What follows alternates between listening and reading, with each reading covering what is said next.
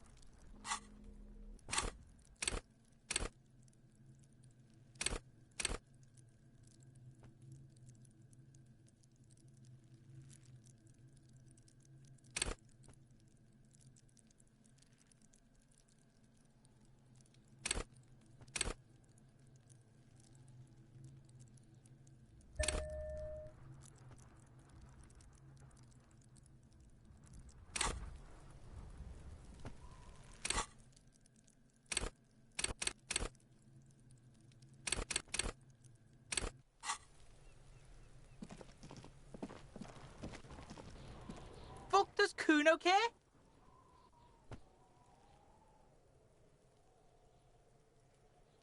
Kuno's Kuno, pig? Kuno. Primal. Violent. The fuck are you calling a third person? Kuno's the fucking first person? Watch out, Kuno! He's trying to fiddle you! He's gonna put his hands on you! Help! Pig's got Kuno! Help! He's got the Kuno, help! Help! He's digging his dick out! Escalate, Kuno! His dick is out! You're afraid! Pig's in hurting Kuno! Somebody, please! Look at his shit-eating grin. He knows there's nothing you can do to him. He's bullying you, and you are helpless. No! Get off Kuno, you sick fat fuck! No one? Kuno's doing this because he likes it, pig. This is where Kuno establishes dominance over you. Help! The pig's gagging him! Kuno can't You put him up to this yourself when you decided to talk to him in the first place. Listen to your friend.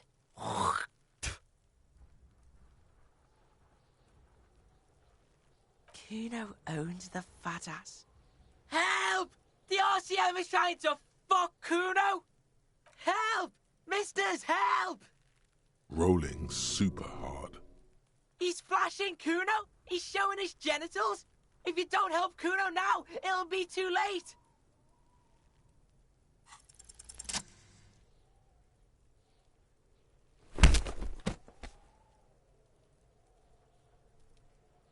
Thump. The blow connects surprisingly well, leaving your knuckles tingling.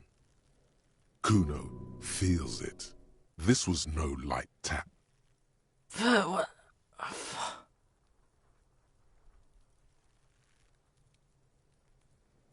Officer, this is very far from normal police conduct. Get yourself together.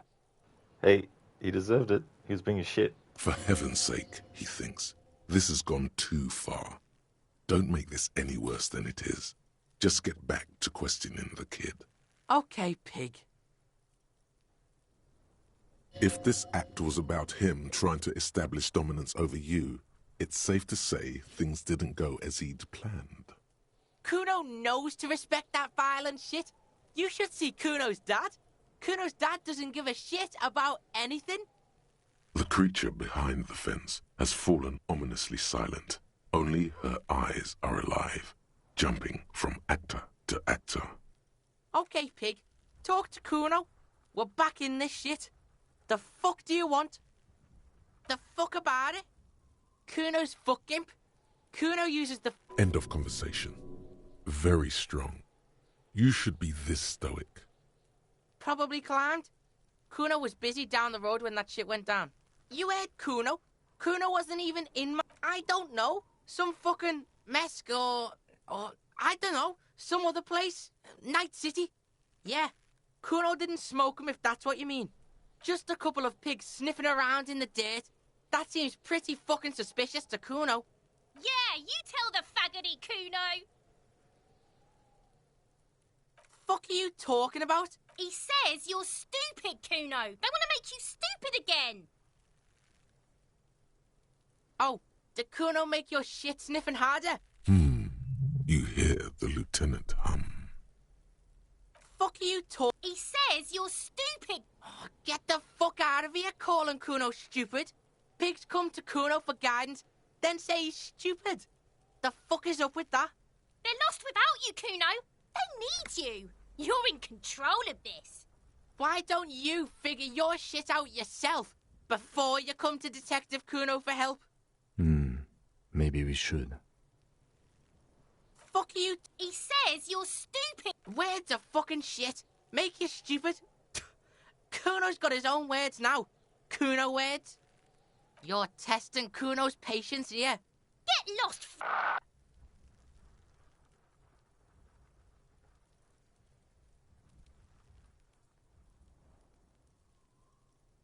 Kuno doesn't fucking care.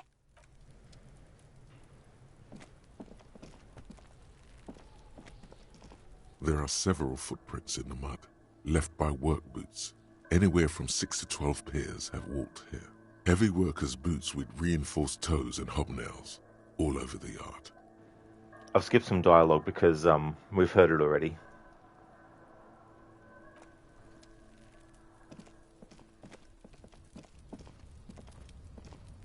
An inconspicuous pile of the roofing material, Eternite. Because it's nice and orderly, well-laid pallets, easy on the eyes. No, there's more to this. You get this strange feeling. Hard to say. It's gone now. Feelings pass, you see. Especially the small ones.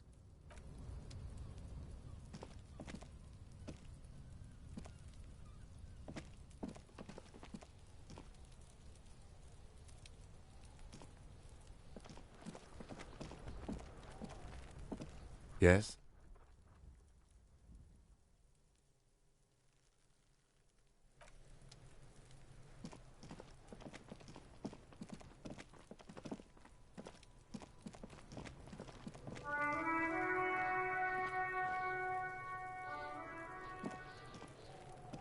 This trash container is locked.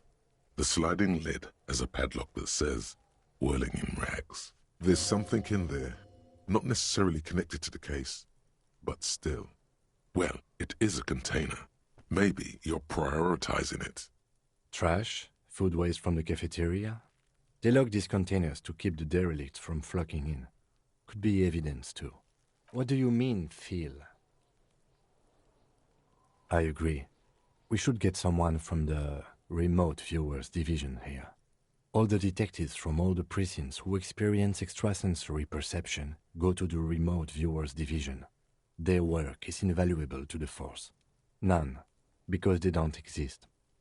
There isn't, but we should still access this container. We could try using a pry bar. There's one in my motor carriage, or... Did someone say pry bar? Really? Your muscles are down with either one. Or we could ask for a key from the manager of the Whirling in Rags. He probably has one. Ask the manager? Bullshit. Go straight for the pry bar and pry this baby wide open.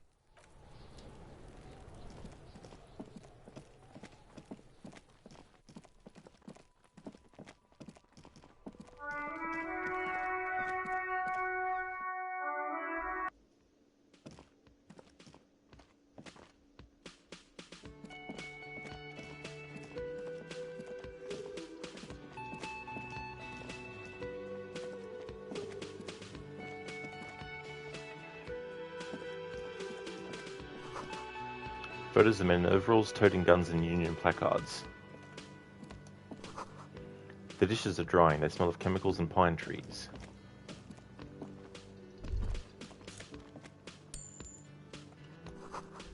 An aroma of spices, alcohol and tomato hangs in the air.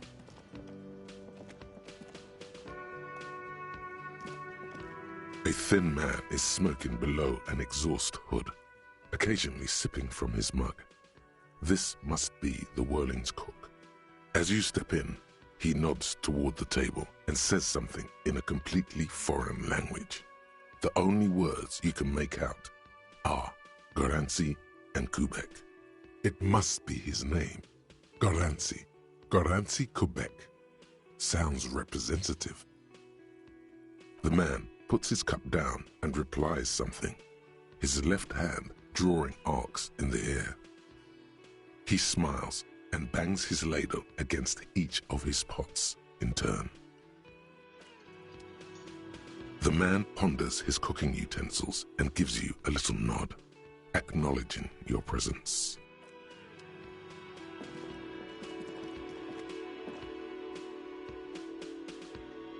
You see a heavy steel door with a prominent dimpled lock. It's painted blue. You immediately feel drawn to the color. Blue is for mystery. The cobalt blue surface feels rough to touch. The stainless steel door is flush with its frame on every side. You do? It's a door in the back of the kitchen. Why do you care where it leads? Eccentric. But okay, I suppose we could look into it. As a side investigation. Gart is the person to ask about this. The cafeteria manager. The cafeteria manager. I'm going to make a tradition to always ask him the same question that I've asked him countless times. Can I help you? Oh, we can't ask him anymore. Never mind. Mine? No, it belongs to the Whirling in Rags. Thank you for clearing that up. Why do you keep the container locked? Why? To keep the hobos and drunks out. That's why. And the neighbors too. They put their trash there and they don't pay for the garbage company. I thought as much. And are you the only party with access to the trash container? Well, yes. Us and the garbage disposal company. It seems a little callous, doesn't it? Something stirs in you. Prod at him and find out. What do you need them for? It concerns the case. Please cooperate. Just bring them back once you're done, please. Another thing. Great. I love those. Oh, yes, that door, sure. There's nothing mysterious about it. It's just a door. No, I don't have a key. I don't know how to get there. And I don't care either. It's not like I've been wondering about it for 10 years. It's just a frit warehouse, probably. Or some boring storage space with a bunch of old junk and dust. Junk and dust. He's attempting to maintain an air of indifference. It's absolutely not convincing. Fine, okay, a little. But my job doesn't leave me time for wondering about one locked door in one of the cafeterias I manage. So I haven't opened it. I have cleaned the whole place 100 times over, though, after the animals. And I haven't found a key, so good luck with that. Yes, not the whole damn union, thank God. Just the nastiest and loudest faction. They come here in the evenings. Dumb, unruly types. Think they're big shit. But they're good customers. They place big orders and always pay on time. He hates the Union, but grudgingly recognizes its power over him. So he's directing his frustration at you instead. Retaliate. I don't. I'm simply providing a service, or really facilitating the offering of services to paying customers, and it doesn't matter. I don't have to explain myself to you. We should find out who this Lord faction is, occupying the booth. Loudness means talkative, and we need info. We don't. We have to wait. They'll show up sooner or later. Men get hungry, even striking men. If not today, then they'll be here tomorrow. Yes?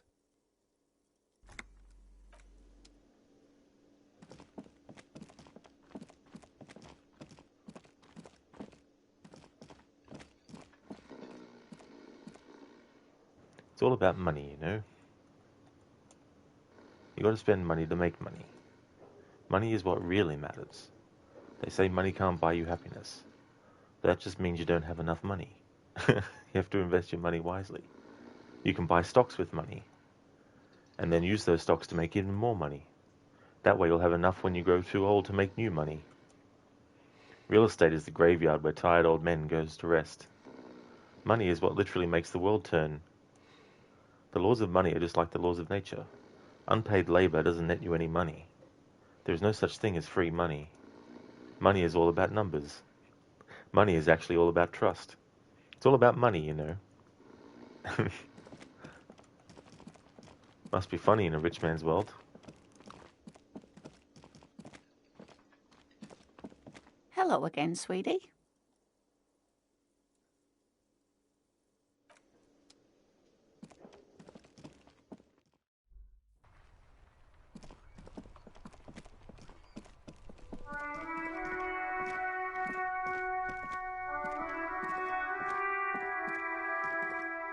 Hello, sir. Step right in. The store is open. Are you interested in a new and exciting book? It's a bookstore, sir. We sell books, postcards, and some board games. It's called Crime, Romance, and Biographies of Famous People. Whoa, whoa, whoa, whoa. Hold your horses, little girl. That is a book. They have stories inside them. It's like someone told you a story in a really long letter. A postcard is a small cardboard picture. You can write a few words on the other side and send it to your friend or beloved. Board games are like little games on a table, made to pass the time. There are several different ones, but sailors here mostly buy cards. What I love about these questions is that there's a lot of RPGs where you can actually ask questions that some might not be obvious to the player, but others should be obvious. So when you're playing a game and someone says, yeah, there's a door over there and there's a dog in front of it, one of the options for dialogue might be, what's a dog? You know? And then, or it might just be dog with a question mark. And then that opens up the character to say, yeah, the dog has been there for a long time, right? But the question isn't asked, what is a dog? The question asked is just about the dog. So it's one of those things where the dialogue that actually gets said doesn't match the literal wording of the choice. And so what I like about this game here is that they've got these questions which, you know, players generally would know what a book is, what a postcard is, and what a board game is. Maybe not a board game. Some people might not know what a board game is. But most certainly people know what a book is and what a postcard is. And so in this game, instead of asking the question of, you know, book, and then the character saying book, and then the person saying, yeah, it's a book about this. In this, we literally have the question, what is a book? Being literally asked and literally answered. Hey there, Stan. What is a book? Is a book what? A book what is? Book is a what? How's it going, Stan? My pleasure. Anything else you'd like to know? Okay, sir. I'll try to answer any questions you have. I hope they're about books. My name is Annette, sir. My mum, her name is Plaisance. She owns the store. She's inside minding the register or organising the stock. Feel free to step in and browse our wares. I'm signalling that the store is open. Otherwise people might not know. They'd miss out on the crime, romance and biographies of famous people.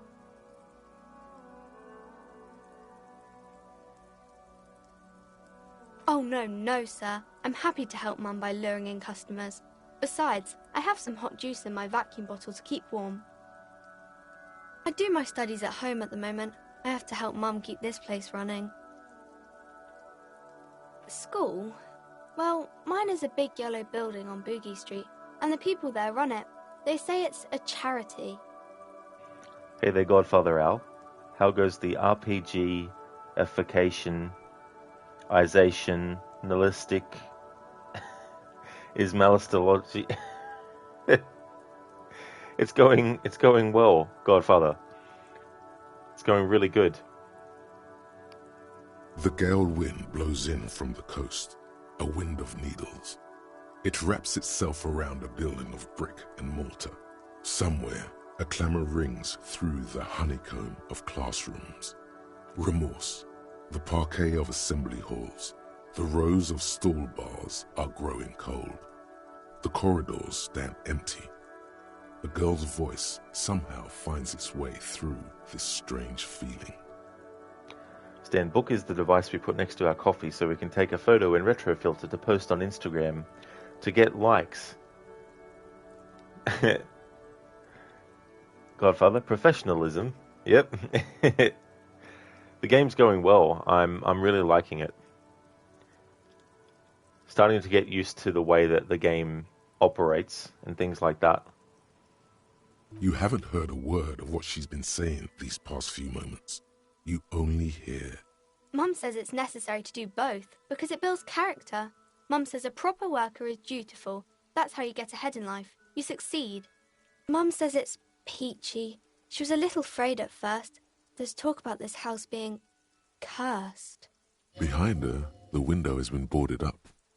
You sense the boards creaking, twisting for a second, and some kind of doubt in her tense shoulders.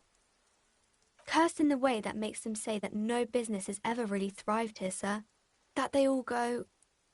Exactly, but we've been doing fine so far.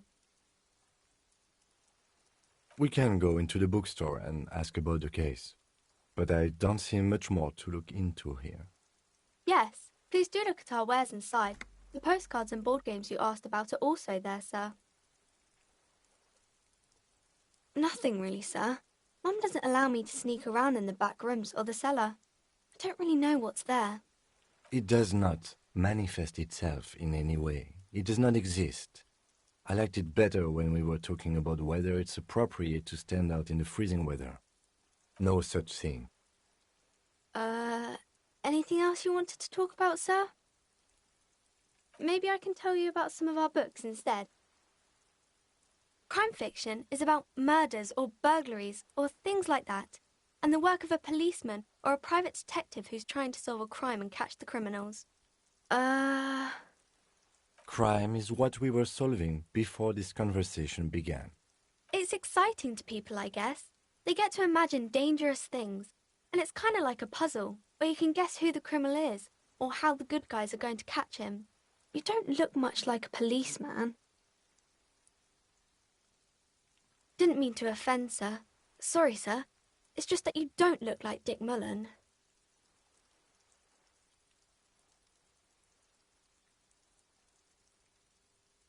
Head, yes. No, it's your soul. Your blue soul. No, your resilience.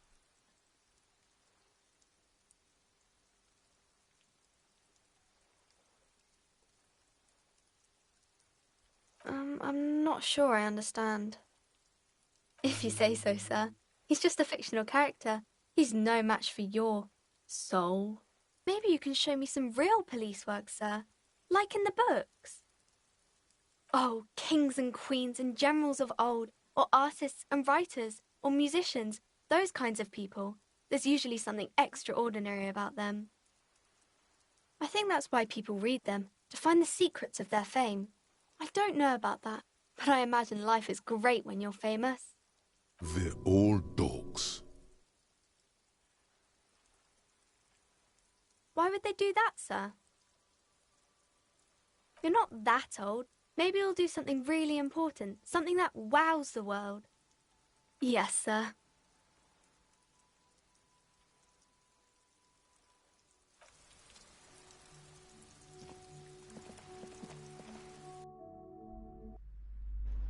I'm sort of getting sidetracked a lot, but I'm really, really getting sucked into the world of this game and going around and looking at things.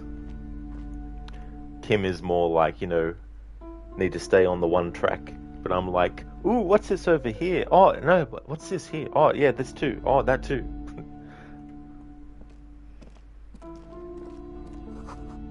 old sports magazines tucked away in a dark corner.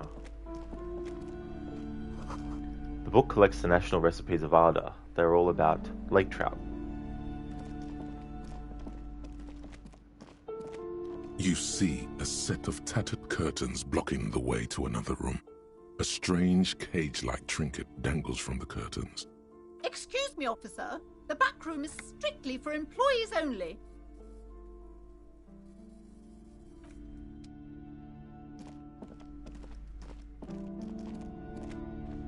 These shelves are overburdened with books from the same series. You see the name Dick Mullen over and over. Oh, crime, robberies, murders, even sexual crimes. We're fortunate to have Dick Mullen and his stories to sort all that out. You're a police officer, apparently. You should buy all of these. They really do teach a person how to be a proper detective. Sex crimes did pique your interest, but still, this Dick Mullen person only gets your pleasure centers down. Crime fiction is a disgrace. An asinine misrepresentation of the physical attributes of the arduous everyday work of actual police officers. These books greatly overstate the excitement of police work, glossing over how long it takes to actually follow up on leads and eliminate dead ends. It's interesting looking at it from that point of view. Crime novels and all that kind of stuff, obviously there's a certain structure that they follow. And you can go as much as you want away from the structure, but you always have to come back to it eventually. And the part of narratives is, and novels are able to do this, movies and shows can do this too, and I guess video games as well. The elongation of time or the shortening of time. So, for example, in Red Dead Redemption 2, if it's nighttime and the stores are closed, if you go near the store entrance, there's actually a prompt that appears to let you wait until morning. Now, obviously, the reason why you would want to do that is to quickly make it go from day to night, from night to day, so that the store is open, so you can get in there and do it. Now, obviously, that doesn't happen in real life. So, what the game is doing there is it's drastically reducing the amount of time that you need to wait for the store to open. If you wanted to, you could wait the time it takes for the store to open instead of actually using the speeding up way. And so if you look at stories and you look at the progression of the story and characters and stuff, a lot of the characters might take a really long time to do certain things, but take a short time to do certain things, unless there's relevance to it. Like if you're introducing a character and you want to show something about the character without having the character actually say anything, you could have the character wake up in a room that is messy. You can have them go into the kitchen with washing up or still in the sink and all that kind of stuff. And that tells the audience that this person obviously is experiencing some kind of like something that is causing them to not clean their room and not do the dishes and all that kind of stuff, without the character having to wake up and go, oh man, I didn't clean this up yesterday, or go into the kitchen and go, oh man, I've got all this washing up. They're things that you don't need to actually have an explanation for, you know. So when you're actually reading a book or you're playing a video game or you're watching a movie, the best way to put things forward to the audience is to not necessarily spell everything out. And so in the context of this, where we're looking at these crime novels, and it says, these books greatly overstate the excitement of police work, glossing over how long it takes to actually follow up on leads and eliminate dead ends. In movies and other fictions, they mainly show the passage of time in a certain way. So they might do a montage to show that time is passing, and these are the things that are being done. So you might have a scene where a detective is going around to all these different locations, talking to all these different people and all that kind of stuff. But you don't have to slow down time and have the character literally ask everyone and explore. You can do that in a montage, showing the passage of time to get to something else. And when it comes to doing real things in real life, obviously it takes more time to get it done. And fiction can try and emulate that by making it as realistic as possible. Like a video game, for example, could do a thing where you have 7 days to get a task done, and every day that passes, the amount of time that you get given would allow you to do things that normally in real life would be what people would have to do. And so, in this context, about talking about how these crime books greatly overstate the excitement of police work, obviously there's going to be boring moments where it's just reading stuff over and over again, researching. It's not going to be, and obviously there is this too, but it's not going to be run around, chase people, shoot people, get into gunfights and all that kind of stuff.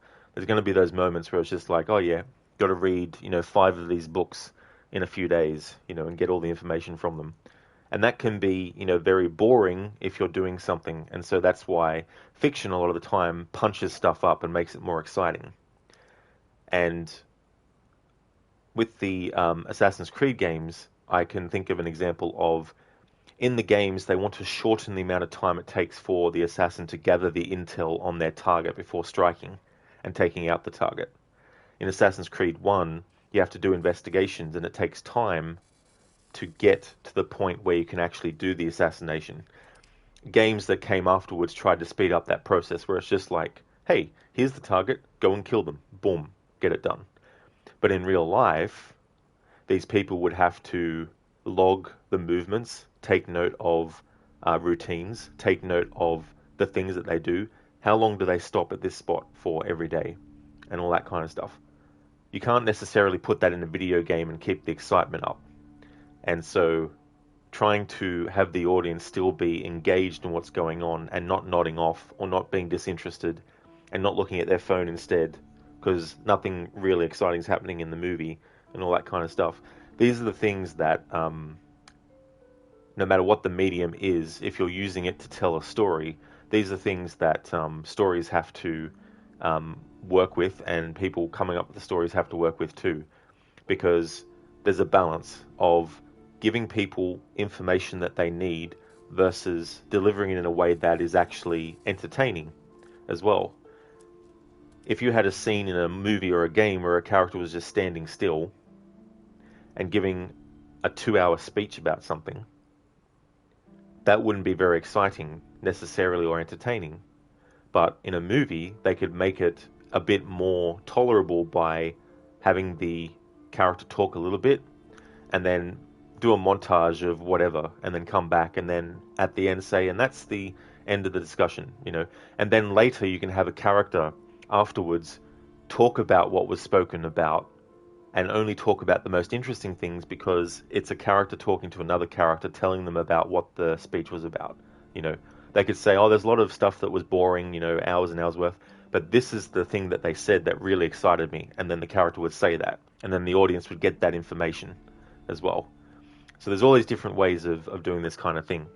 And I know I've gone off on so many tangents, but the point of this is that when you're doing something in a medium like movies, novels, or video games, you can choose to do things in a more realistic way, which could make things go on for longer, or you could do things in a more entertaining fictional way and make things go a bit quicker. But to look at the quicker aspect as realistic isn't 100% true, because it's speeding up time, and as we know, we can't speed up time like can happen in a movie or a video game. Hey there, Zomb. Weird fact, you looked up that annoying mission with the hypnotist on YouTube and found one where it took 10 minutes for the entire mission. You eventually tried out doing the mission that way. Anyhow, it worked, and the mission was done far more quickly. But you guess you were still peeved about the first attempt taking hours upon hours. So as soon as the mission was done, you released him from his captors, took down, and yeeted that NPC out of the window again. Yeah, that mission in Assassin's Creed Syndicate, where you're dealing with that hypnotist, his range is insane. Like, if he knows that you are actually in the vicinity, you don't even have to be on the same level of the building as him. It'll automatically teleport you back to the point where he actually hypnotizes you again. I thought that was really, really unfair. Like, I can understand if it happens and you're directly near him and he detects you, but the range is just insane on how early he can detect you, and then you have to redo the thing over and over again. I actually had a situation where I got him to the police station, but there was a glitch that happened, and he wouldn't get out of the carriage, and I couldn't get him out of the carriage, and I couldn't get the carriage out of the spot. So he literally ended up getting killed, which meant that I had to restart the thing again. It was just so fucking annoying. Furthermore, they have no idea how hard it is to simply remove a body from a tree. What's more, they completely ignore the psychological hardships of year after year coming into contact with people during the worst days of their lives. Not a single mention of all the stress this work creates upon the officer's family. Detective fiction just doesn't tell the truth at all. Now, would you like a list of all the books found on the shelf? You see Dick Mullen on the job. Get Me Mullen. The Stalwart Adventures of Richard P. Mullen. Dick Mullen and the Murder in the Orchard. The Sordid Affair of Dick Mullen. Yes, but you're forgetting one.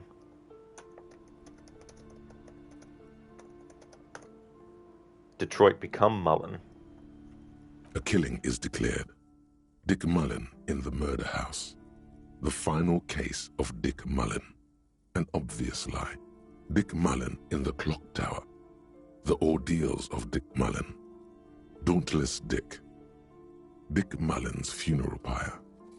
The murder of Dick Mullen. You gotta love it when they do like a final, and there's been so many things that have used the final in their title, and it just doesn't end up being the final thing. Like you've got in the Friday the 13th series, there was a movie called Jason Goes to Hell, The Final Friday. Earlier than that in the series, there was a movie called Friday the 13th Part 4, The Final Chapter. They didn't end up stopping the series there.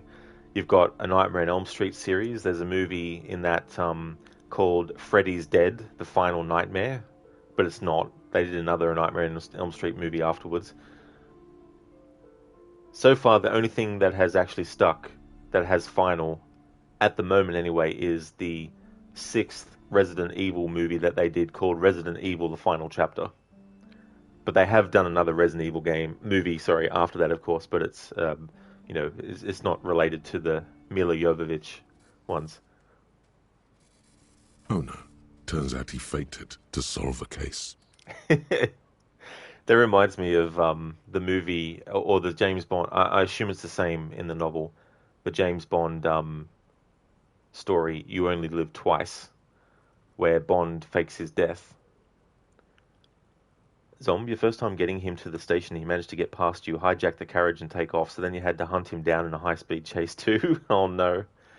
It'd be so cool if you could just like use a sleep dart or something, if you could do something like that. Godfather, have you played Heavy Rain and Detroit Become Human? I haven't played too much of Heavy Rain. I gave it a try years and years ago, but it didn't really grab me. And when Detroit Become Human came out, it was one of those games where at the time I didn't know it was by the same people, but I saw that game and that really, really interested me a lot. And then by the time I actually played it myself, it was chef's kiss. So I don't know how I'd feel about their earlier games, given the fact that Detroit Become Human obviously was the most recent out of Heavy Rain and Beyond Two Souls and all that kind of stuff. But I'll never say never. I might in the future try to play Heavy Rain again. But yeah, I love Detroit Become Human. I actually am tempted to do another playthrough of that before the year ends, actually, because it's just so good. I just really like it.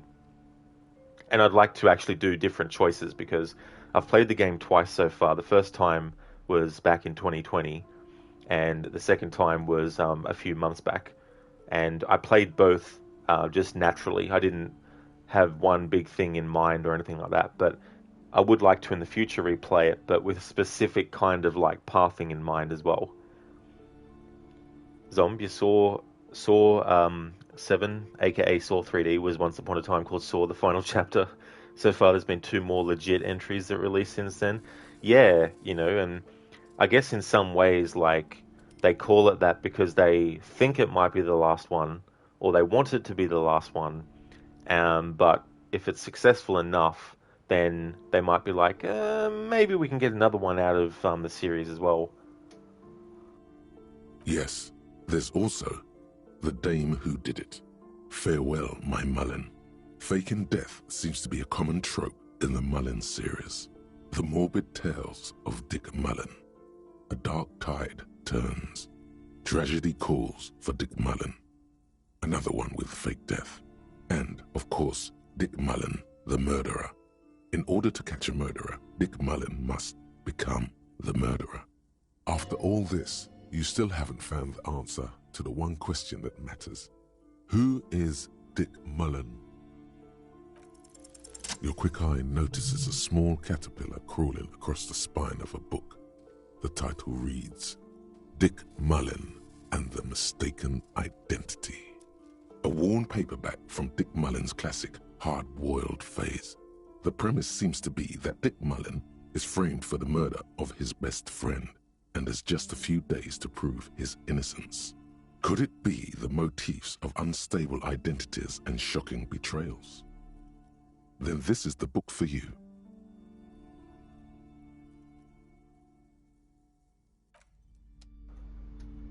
I still haven't decided to buy anything in this game yet.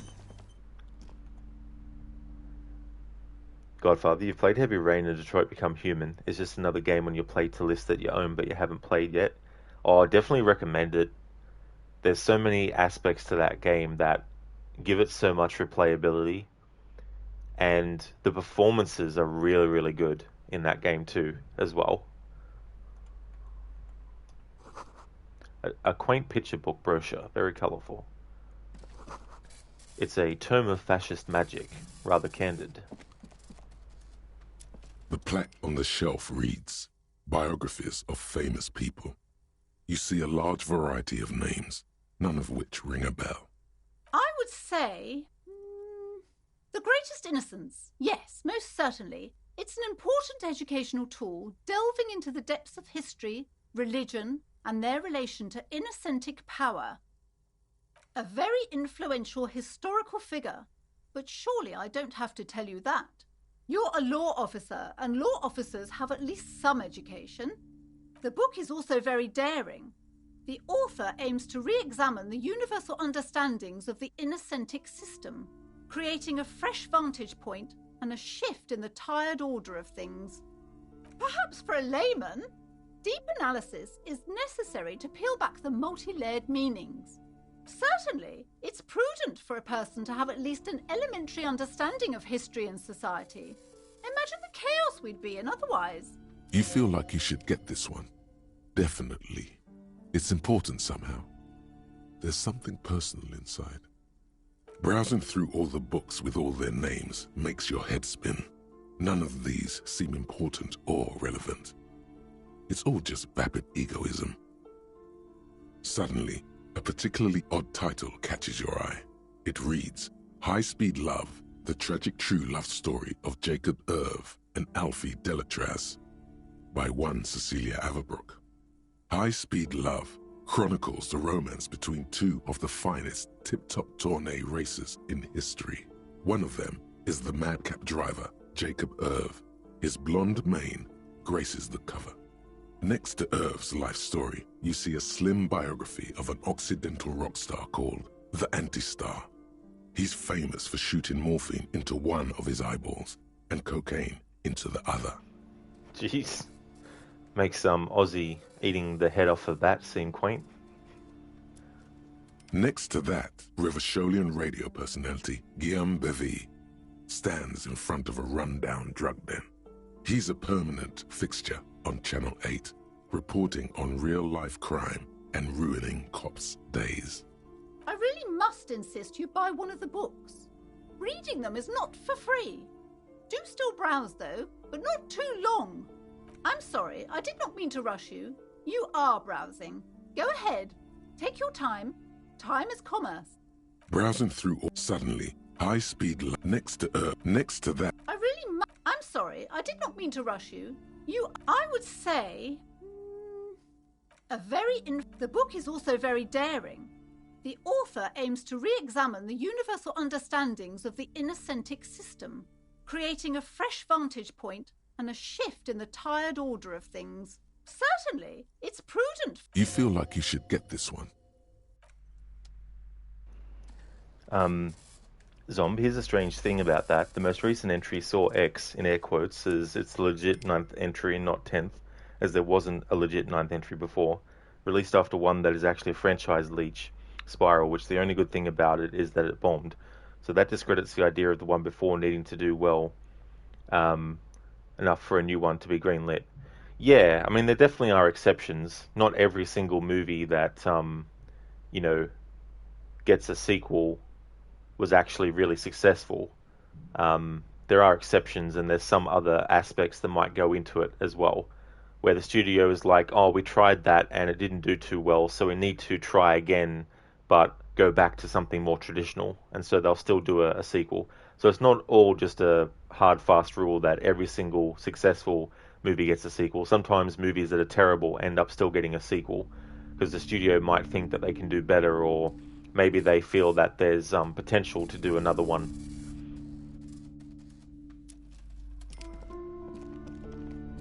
There's definitely nothing absolute in life. There are always exceptions to even the most, stringent rules.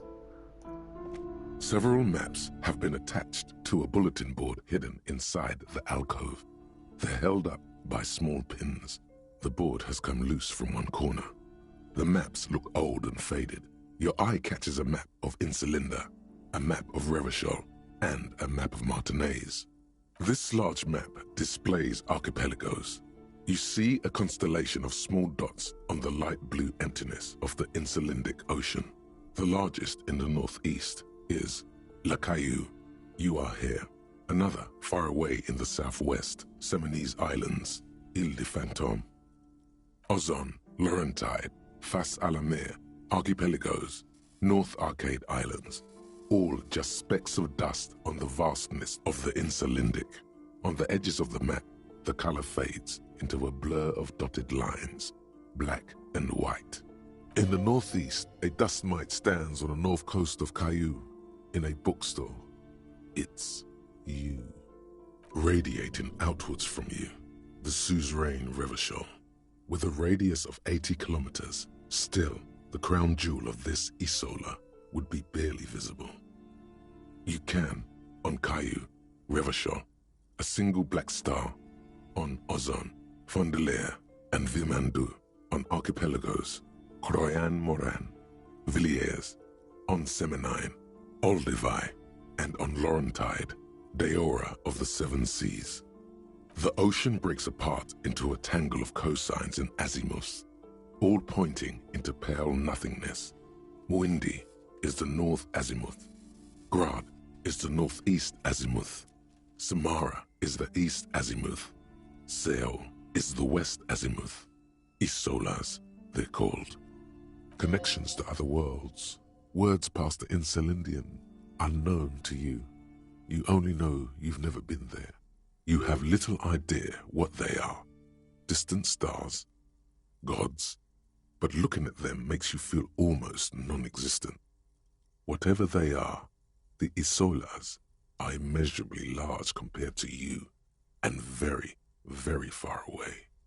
Perhaps they are gods, gods of distance and outer dust. The north coast of a verdant island is shattered by the delta of a river. It is the River Esperance. Countless bridges put the shards back together, connecting city blocks to river islands. La Delta says a great artificial heart in the center, teeming with life forms and construction. To the east, rolling hillsides, Le Jardin, Stella Marie, the suburbs of Saint-Baptiste, swallowed up into the megacity. They sound rich to you. This is Revachol East. Oh, things are going well, Zomb. Things are going really good. Hope things are for you as well. And I am enjoying this game, yeah. I saw it being played a few years back, and it's a style of game that I haven't really played myself before. At least something that is this kind of like centric around, like I've played a lot of games, obviously, with dialogue choices and other choices that change the course of how things go, and different endings and all that kind of stuff. But in terms of like isometric RPGs like this, I don't think I've ever really played any.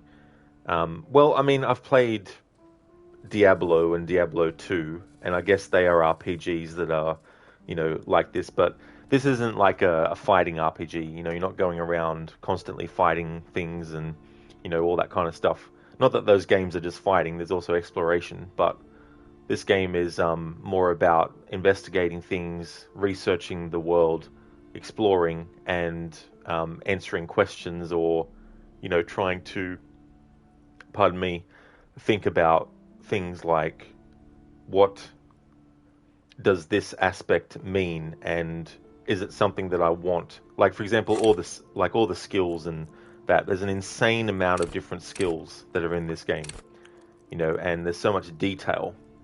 So this is probably the most in-depth RPG that I've probably played so far, in terms of like the amount of detail that there is to read and all that kind of stuff. So I'm not entirely sure what you mean by isometric. So it's just the angle at which the game world is presented. So instead of being like top-down, traditional top-down, which is, you just see like there's a big camera looking down at things, you've got like a different variation where it's like it's still up above the action, but it's actually on an angle looking down at it. Hudon. It's somewhere to live. Not bad. Then there's Jamrock. It's bad. People shouldn't live there, but they do. Then Forberg. It's almost as bad, and much larger. Then Coal City. It's the worst. It's so small you can't even see it on the map. No, wait. There it is. North of Jamrock, the strip of coast next to the Greater Rivershell Industrial Harbour. It looks downright despondent. It's almost Coal City, to be honest. No, Coal City is worse. A charred limb. Rain falls on its slick black streets. And then there's the burnt-out quarter in the heart of Jamrock. Is it cold in this bookstore? Or is it just you? It's not really a map. It's a tourist thing. A picture postcard with buildings on it, drawn from an isometric perspective. A date in the upper right corner says 48. Still, it's detailed. Could be pretty useful for scouting ahead. You see the jagged boxes of an industrial harbour, even the whirling in rags there. I'm sorry, officer. The map of Martinez is the only one available. The other two are not for sale anymore. And besides, you could scarcely afford them. They're quite valuable, though they might not look it. The map of Martinez is 90 cents, though. That old thing. It's an out-of-date map of a tourist location that never was nor came to be. From when some design studio people tried to spruce the place up 4 or 5 years ago. They also renovated the horse statue, set up those coin-operated viewers, and designed the new street lamps. They didn't get that far, for some reason. A shame the project never got going. Would be nice if someone fixed Martinez up. All these ruins are bad for business.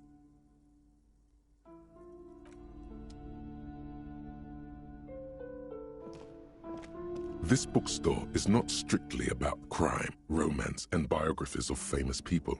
There's also a wide range of paranatural literature. Sir, please, no browsing in that shelf.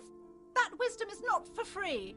I can't have you end up, like, opening a police store next door and stealing my customers. Oh, no. Amidst the various books, you find one written by someone named Matthias W. Dundas. It's about wholeness, unity, balance. The point of the book, and many others on this shelf, is to give people medicinal advice in situations where they don't have access to paid health services. It serves platitudes, while also telling everyone that traditional medicine, the kind people don't have access to and which costs more than this book, is garbage and would only give you cancer anyway, without even curing your cold or anything. Wholeness, unity, balance, on the other hand, can basically take care of anything. Though it is important to note, when it's up to your mind to heal yourself, then it's because of your mind that you're ill in the first place. It's your own fault if you're ill. Got it? The book features chapters on topics such as how to find magnesium. It even lists plants you can harvest magnesium from. How to continue drinking if you're an alcoholic who has destroyed his liver. And there's even a chapter on the ancient Seraïs tradition of using duck gallbladder preservatives to treat and prevent sexually transmitted diseases. Pre and post factum apply. Nothing worth buying. This is just mundane garbage. What's even paranatural about this? You sense something ominous emanating from the shelf, but it lacks form and substance. And soon enough, you lose track of it. Damn, man, that really sucks. I was hoping that with the percentage that high, that it would at least be, a positive check. But unfortunately, no.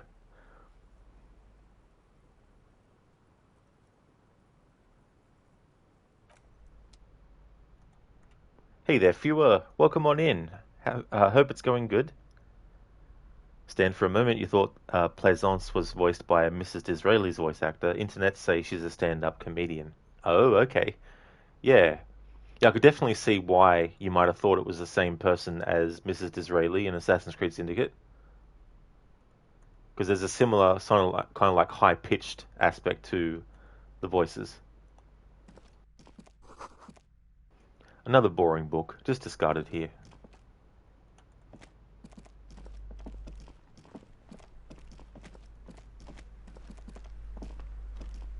A small mountain of colorful board game boxes. There are numerous types of games for all ages. A lot of shelf space seems to be taken up by Wirral-related merchandise.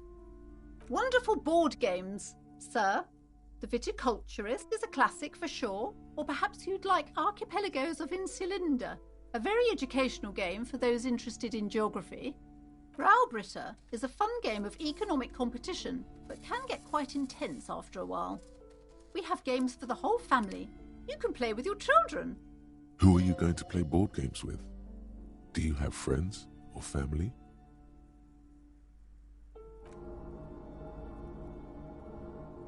Oh, okay.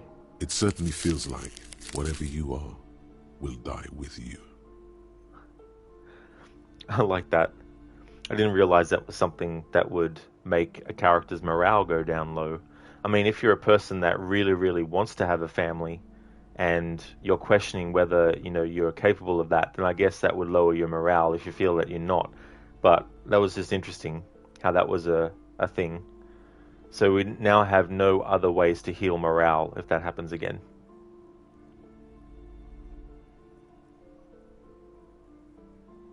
Friends are technically like family.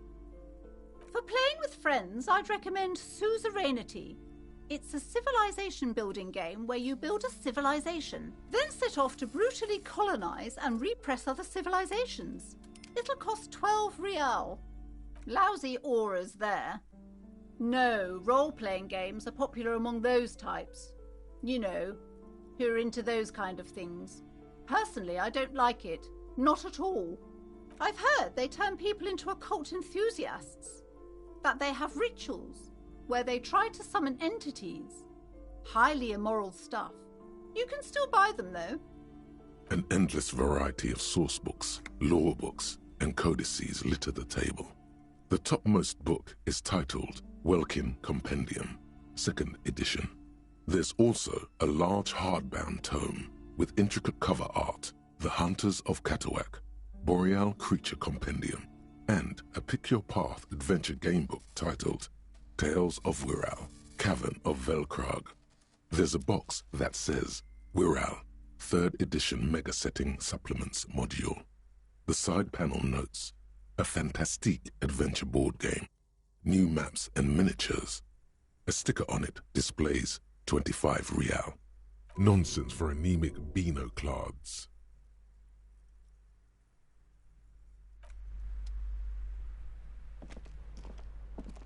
The display rack is brimming with worn paperbacks featuring an extremely muscular, sword-wielding barbarian on the cover.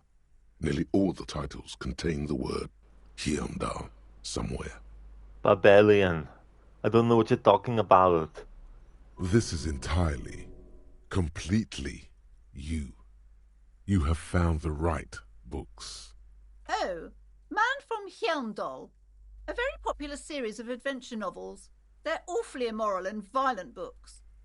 Blood and violence, scantily clad women, epic narratives, all those mystical things he encounters. They're bound to grab those with little imagination and nothing to do. What does it matter? They're all the same. However, the customer is always right, they say.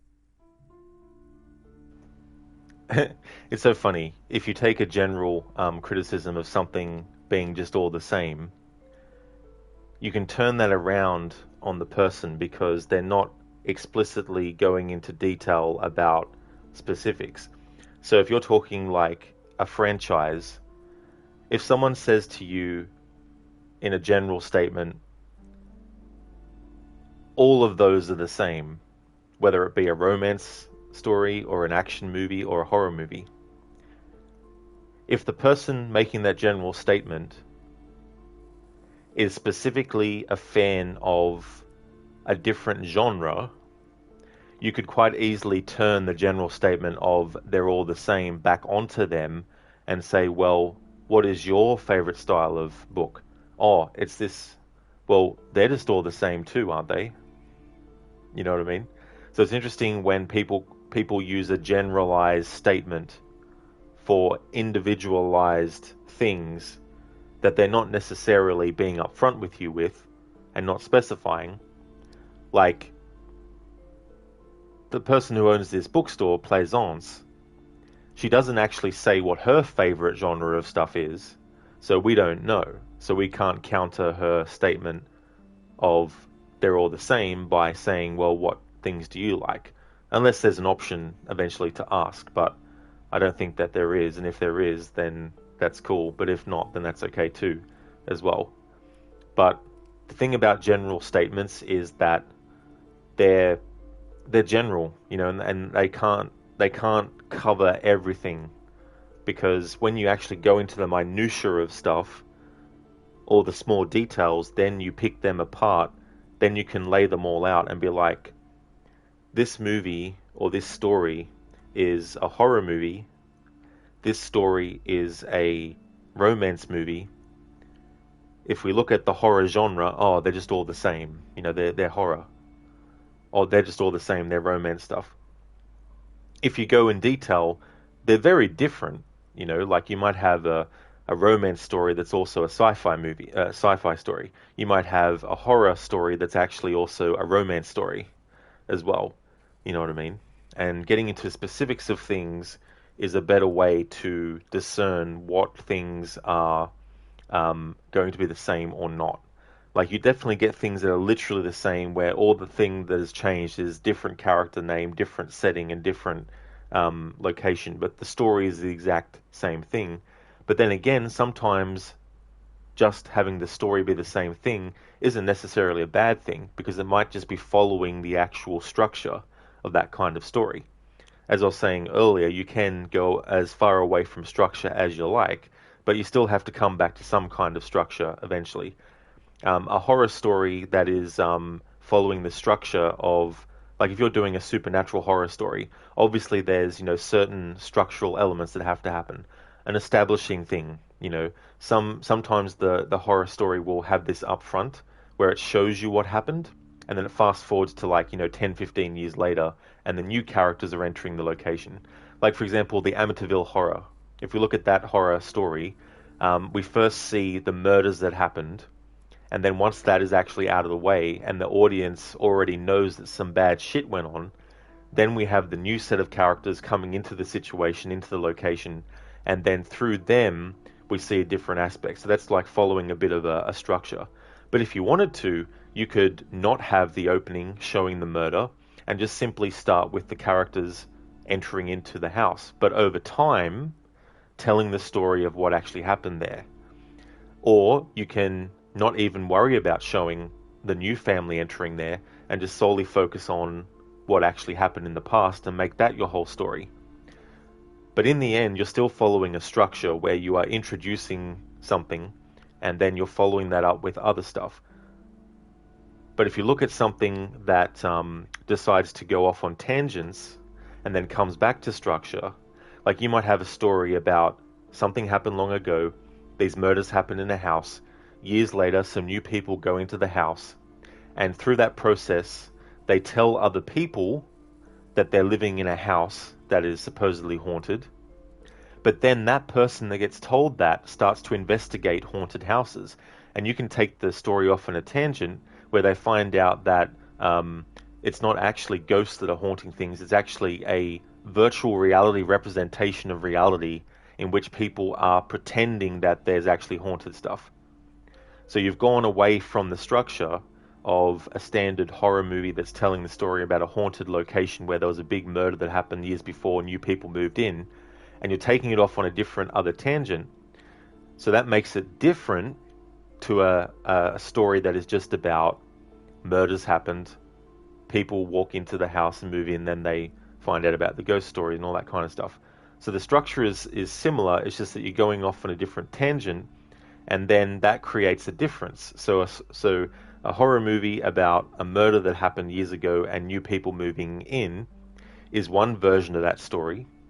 And then the story about murders happening there years ago, a new family moves in, they tell one of their friends about it, then their friend is the focus, and then we see them do stuff. That creates something that's different. So that would mean those two stories, though they follow a similar structure, are not exactly 100% the same. And so getting back to this in the context of what does it matter, they're all the same, Plaisance is making a general statement, but the way that she actually kind of says it, or if you look at the description, she rolls her eyes, then fiddles with her pendant, right?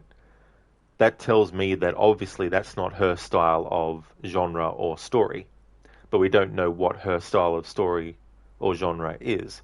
But in her opinion, those books are just all the same. There's nothing new. But if we were to look in those books, there's probably some things that are very different from the other books in that series, and that creates a difference. And I think it's important to remember that. And at the end of the day, no matter whether or not you actually look at something bit by bit by bit and you deconstruct it, at the end of the day, if you don't like something, you don't like something. If you like something, you like something. There's just so many different variations that can happen.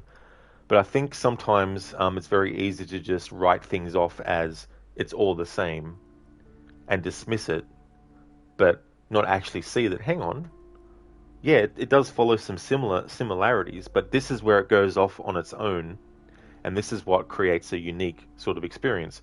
And you have that with a lot of video games as well. Like, for example, you could look at Tomb Raider and Uncharted, and you could say, well, they're all the same. You know, character goes to a location, they're looking for an artifact.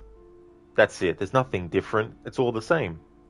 But if you actually look, Lara Croft is a very different style of character to Nathan Drake. And therefore, you already have straight away a difference between the two. And Nathan Drake is going to approach things differently to how Lara Croft might approach things. And then you take a third sort of like action-adventure character, and then you go, okay, well, this is probably all just the same old stuff. But if you look at individually the elements of that, you might decide, oh, hang on, there's actually some really cool stuff about this that makes it different to all the others. But at the end of the day, as I said, even knowing the differences between all the different things, it doesn't mean that the person who doesn't like it is automatically going to change their mind, nor should they, because it's just how things go, how people perceive things is how they're going to perceive things. And I'm sort of like a believer of people, if they're going to change their mind about something, it's going to come from them actually realizing that maybe the other perspective is what they really feel more about, but other times they might not, you know. And so when it comes to like fiction and all that kind of stuff, it's very easy to write some stuff off. Like I'm probably sure that there's some great, you know, romance movies that have some really good characters and really good, like, you know, stories and all that kind of stuff. But it's not necessarily my style of genre. So I would very, very rarely, you know, sort of like watch that style of movie. Certainly not on my own choice, as in randomly just deciding I'll watch this movie. Like if I was watching it with a friend, or if I was watching it with someone that I was in a relationship with, or something like that, then I probably would watch it with them. But it's not something that I'd go out of my way to actually watch. but I can sort of like, definitely understand that there's an appeal to that style of movie. Just like there's an appeal to the style of stuff that I like, action, horror, adventure, supernatural stuff. I mean, you could put that under horror, but not all supernatural stuff has to be like scary stuff or anything like that. You could have a supernatural story be about someone who loses a loved one and that loved one visits them as a ghost, and the two can still have a good time with one another, and it's, still a story that falls under supernatural kind of stuff and all that kind of thing. But sci-fi is another sort of genre that I really like. But having said that, though, there's definitely elements of other genres that can get put into those that I like that still makes me enjoy it. I'm not really a fan of romance in movies, but when it comes to certain movies that have it included, I definitely don't mind. Does it mean it's my favorite aspect of it? No, of course not. I might still not really go for that aspect, but it's not an element that, if it exists inside this other thing, that makes me write it off completely. For example, in the first Terminator movie, you have a bit of a love story happening between Kyle Reese and Sarah Connor.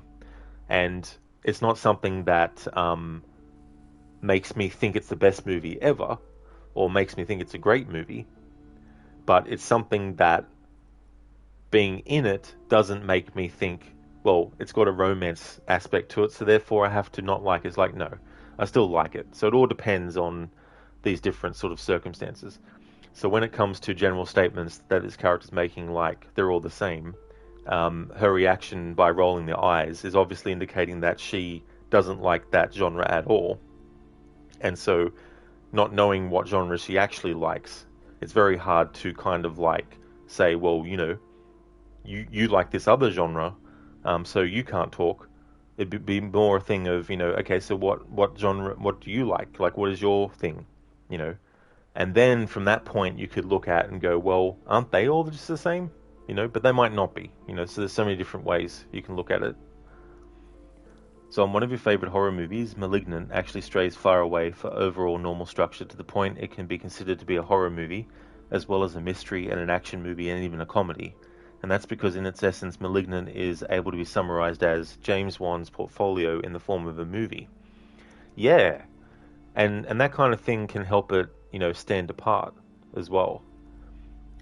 If I look at his movies like *Insidious* and I look at *The Conjuring*, you can definitely tell that they're by the same person. They're from the same aesthetic and style, but there's just something very different about *Insidious* versus *Conjuring*.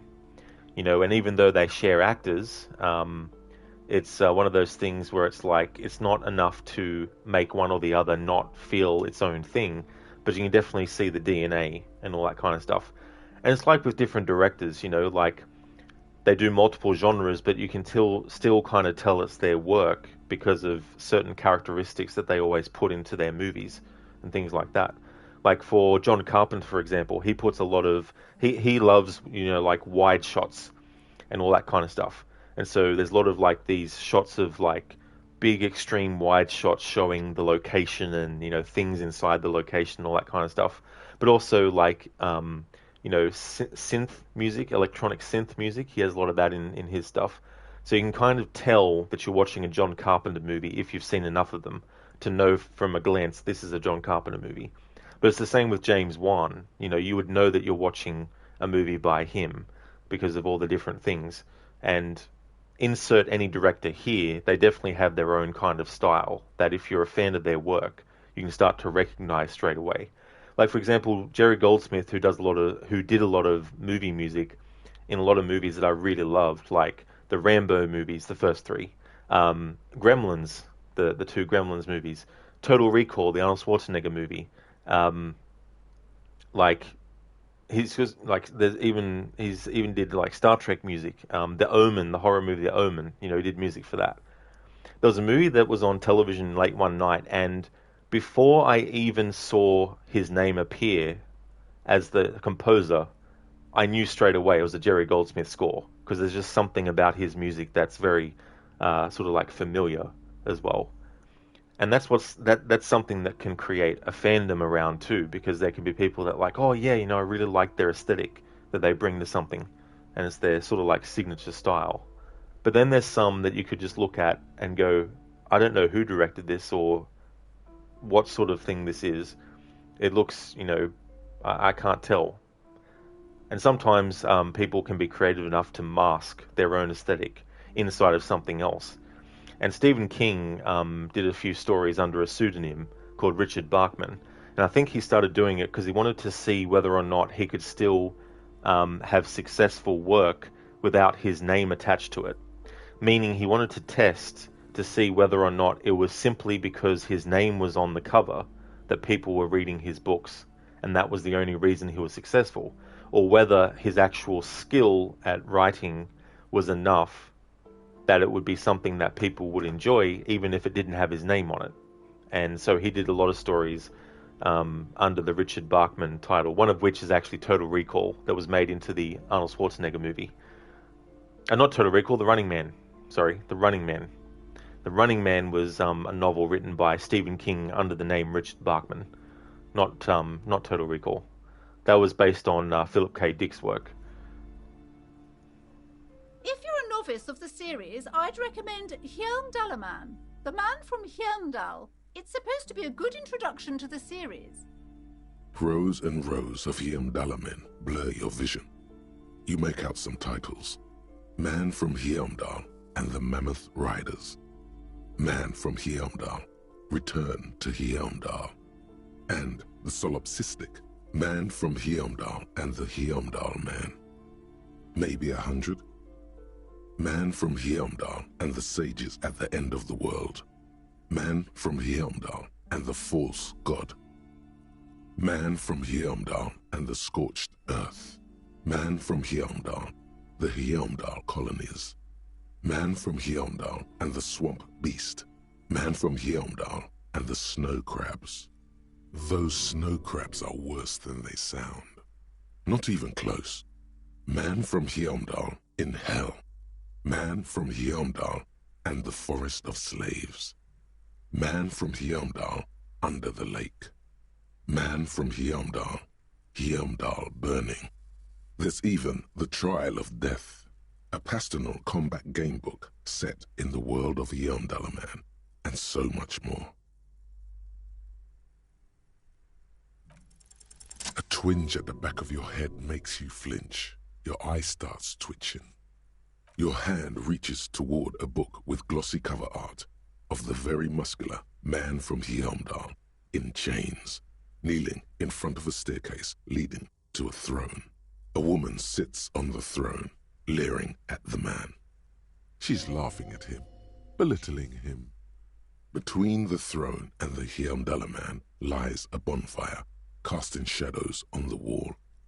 The shadow of the woman's headdress looks like a pair of devil horns. The title reads, Man from Hjelmdal and the Devil Woman. The display rack before you is burdened under piles of Man from Hjelmdal novels.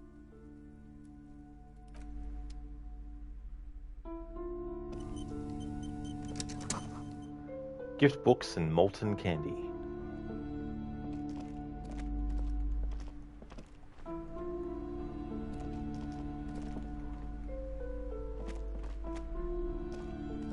Welcome to Crime, Romance, and Biographies of Famous People. My name is Plaisance. Be welcome, and please take responsibility for the energy you bring into this space. I am the proudest owner of our little shop of culture. Goodness, you were already doing good, browsing the shelves. Why'd you stop? Don't you feel compelled? Go, go, get back there. The books await you. Everything is on the shelves. Take a look yourself. The shelves compel you, don't they? She smiles and nods, seemingly relieved. Cursed? Who said that? Annette? I will have a word with her. This place is not cursed. It has a robustly magnetic energy. Good for commercial activity. My business is thriving, sir. Annette, yes, my daughter. I hope she wasn't slacking off again with her nose in science fiction. Tell me, was she at her post doing her job like a proper girl? Wonderful. Did you talk to her? Great. On a scale of 1 to 10, how compelled were you to buy books after talking with her? My precious, Her dedication brings joy to my heart. If you have children, I hope they turn out as great as Mayonette. As a young girl should be, with the proper attitude, she'll have a bright financial future. The woman before you scans the store, her shoulders rigid and tense. Every now and then, she nudges her glasses.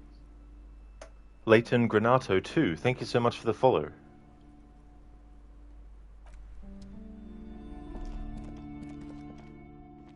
You see a tattered set of curtains and a polyhedron-shaped cage-like trinket. You see some kind of charm, an irregular polyhedron assembled from bones, sticks, and straw. Inside, a disturbing fish head with empty eye sockets stares at you. Aside from poking at it suspiciously, there is nothing else to do with the fish head charm at this time. The curtains remain shut before you. Just as you're about to pull apart the curtains, the petrified voice of the shop owner cries out once more. Sir, don't touch that. I told you it's off limits for the customers. Parapsychologically speaking, we're done if you decide to open them. I won't be held responsible for the consequences. It's too dangerous. She looks away, mumbling. Why is everyone always messing with the curtains? Why can't they just buy books like normal people? No, it's just a storeroom for the employees, I told you. Now please step away from the curtains. Why? It's not like anyone was killed there. I am sorry, I don't mean to be so impolite. Just please don't go there. I can't allow that. You'll only make things worse and unleash the powers. You do? My God, even more reasons not to mess with the curtains. Just step away, dear sir. Thank you. Let's just talk about this first, all right? There's no reason for you to venture into the unknown. Lies. Rip them open, we say. There is something mysterious about the curtains. Be careful. The curtains, tattered with age and covered in dust, hang before you, as if taunting you. Nothing. Now please go back to browsing the books. Don't you feel compelled to look at the books? The books are all you care about. Oddly enough, the more she tries to draw you away from the curtains, the more alluring they become.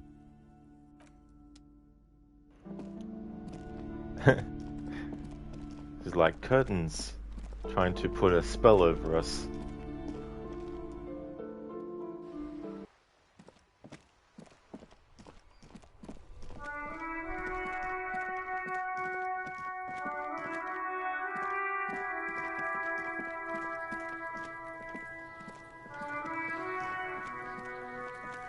This trash container is locked. The sliding lid has a padlock that says, "Whirling in rags." With a well-oiled crack, the lock pops open. It should now be possible to simply raise the lid. Don't. Maybe you shouldn't. There is, but you won't like it. Sweat forms on your brow. Your hand is still on the lid. The smell of rotten food rises to greet you. You see soggy cartons, dirty rags, and organic waste. We're just in time. This hasn't been emptied for over a week. You see milk and egg rest with one broken egg in it. Some pasta wrapper. Picking up the soggy packages somehow feels familiar. A box falls into pieces in your hands. Batiste Soleil cereal. There are plastic pasta packages below. And turbo noodles. Nothing of note, however. Among the threadbare kitchen towels, something catches your eye. A pair of denim trousers. As the legs of the slime-covered jeans begin to unspool from the garbage, a rank corpse smell fills the air. The victim's clothes? Cadaverine odor is faint. If these belong to the deceased, they were removed when he was still in the early stages of decay. Drop them in here, officer. Guitar marked blue jeans. Pockets empty or emptied. He wore them with a belt, too, a white belt. The loops appear stretched, but the belt is missing. That's it. Do you see anything else in there? Something slimy catches your eye. A drab, long-sleeved shirt, olive-colored, appears from the food waste, dripping with pus. This is a military-type overgarment. No label or serial number. This is the kind of rib-knit shirt that's worn over light armor to conceal it in an urban scenario. Anything more? The rest of the rags are just kitchen variety waste. A yellow old mug that catches your eye. But other than that... All right. We should go to Gart again and ask if he knows who put the clothes in the trash. It could be as simple as someone from the hostel cleaning the yard. Or that one. I'd advise against confronting that force. Not really. All we know is the victim's clothes are in the trash, the lid was locked, and his establishment had the key. It's just a small loose thread. The fuck's he on about, kids? You hear that, Kuno? He thinks you're an infant or something. See? The lieutenant nods, then looks back into the trash container. It's just organic waste, cold and slimy on your hands. Apple and potato peels, mostly. Unidentified sludge, and the occasional chicken bone thrown in for good measure. But hey, nothing. It's nothing. Nothing more to see here. What's this? A blue piece of plastic sticks out from the apple peels. It's shiny. Looks like the corner of something. Something larger. A clipboard. A blue plastic clipboard with moist papers hanging from it. They look badly damaged, but you can still make out forms and notes, written in a man's handwriting. Officer, is that your paperwork? Yes, it is. Look. This plastic has the RCM street grid on it. You've even got an autopsy form. If you don't mind me asking, how did this get in the trash?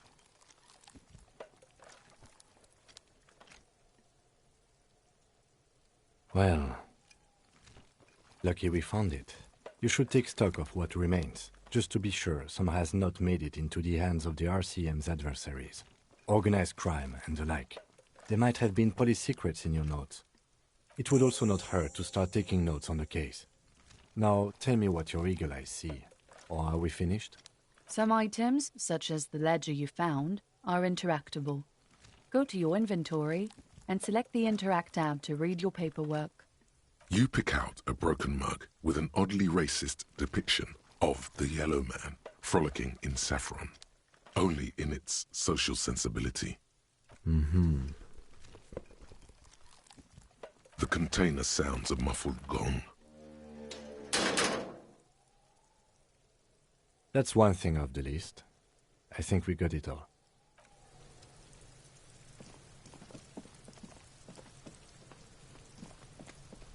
Fuck does Kuno care? You're dreaming, pig. That's not how this shit works. A little. But don't expect anything to change. Don't let him dominate you, Kuno. Fuck his fat ass. Kuno doesn't fucking care. They seriously have some problems, to say the least.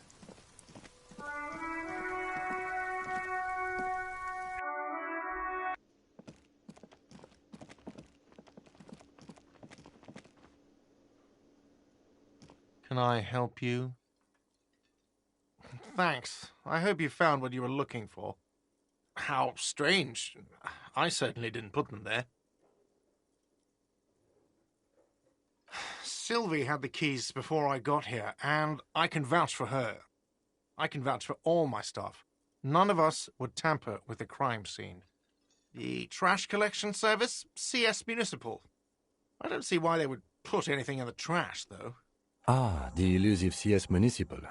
I doubt we'll be able to track down who was sent here last and when. This will have to be one of those little threats that solves itself down the road.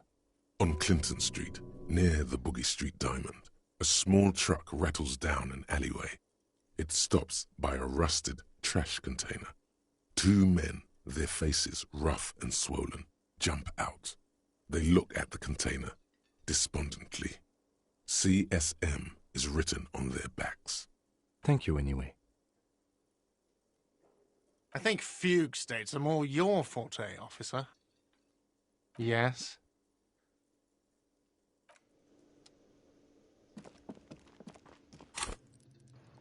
Alright, let's have a look-see at some stuff.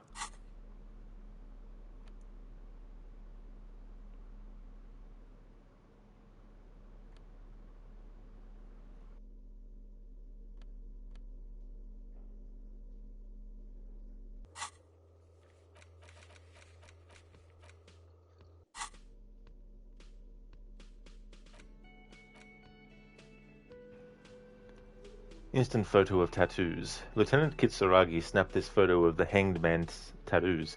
It displays the intricate web of blue line stretching across his torso. You have to admit, it looks quite cool. Damaged ledger. This is the ledger you found in the trash. It's full of notes written in a man's dense cursive. Have a closer look. Maybe it can be salvaged to start keeping notes on the case. Yellow man mug. This broken-eared mug somehow made its way into the whirling in rags dumpster. It depicts a person of Samaran descent frolicking in a field of saffron flowers, buck-toothed and grinning feeble-mindedly. Seems to be a cheap knockoff of some colonial-era antique. It's the ledger you found in the trash. A pitiful cabbage of white and yellow papers hanging from plastic board, barely held together by a metal clip.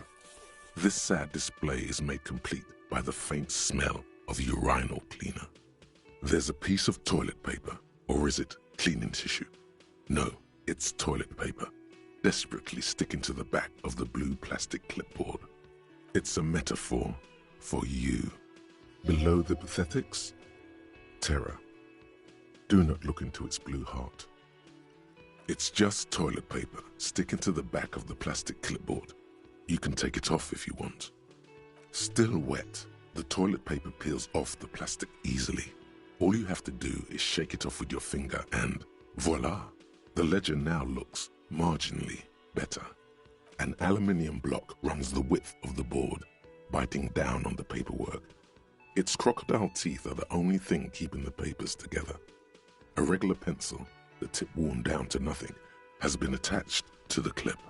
The surface is interrupted by a silvery sticker. It's rectangular, sparkling with iridescence. You don't know how you didn't notice it before. What? That thing. It's a halogen watermark. We use it for adding information to RCM property. It depends. Aside from an anti-counterfeiting stamp, mine has my station number and address. The information varies by date of issue. How many years you've been on the force, he's thinking. It'll have that. Your kill count. Yours will surely have your kill count. Any capable light with the right wavelength will do. All RCM vehicles have headlights designed to reveal halogen watermarks. Mine too. This means you can read the watermarks if you just turn the lights on. Okay. While a bunch of sodden papers sag from the clipboard in your hand, it's a sorry sight. They're not exactly white. They're yellowed in patches by sunlight and alcohol and covered in dense blue handwriting. Ink escapes into watercolor patterns, reaching its tendrils across entire pages. The paper itself is checkered with faint red lines, forming short paragraphs. Once in a while, there's a red stamp that exclaims, "Case files commit to paper." The case files themselves are plenty. You count more than 100 sodden, crumpled up, earmarked pages falling apart in your hands. They appear to be sufficiently organized and extremely dense, if mostly illegible. Work, strife, poverty, the Jamrock Quarter. These are handwritten logs of investigations dating back to January 51, this year. The exact number is hard to estimate due to missing pages and an odd naming convention. But there are at least 20, maybe 30 cases undertaken, not completed, mind you. Yes, it appears you employ a, shall we say, robust yet literary system. Each investigation has its case number written on the margins. Yet, still more tellingly, most are accompanied by a name. Yes, all caps. One is called the Next World Mural. Another, the Square Bullet Hole Murders. Another yet, the Unsolvable Case. Others appear more light-hearted. The guys on a couch in an unexpected location, and the murder at the hookah parlor. Even the rare article-free collapsing tenement. Murder features prominently throughout. You like this grimy murdering, don't you? Wish there was one in there about a drug den. You love those. Gets the blood pumping. It's going to take an effort to piece these case files together, but it can be done. Once you're done inspecting them up close.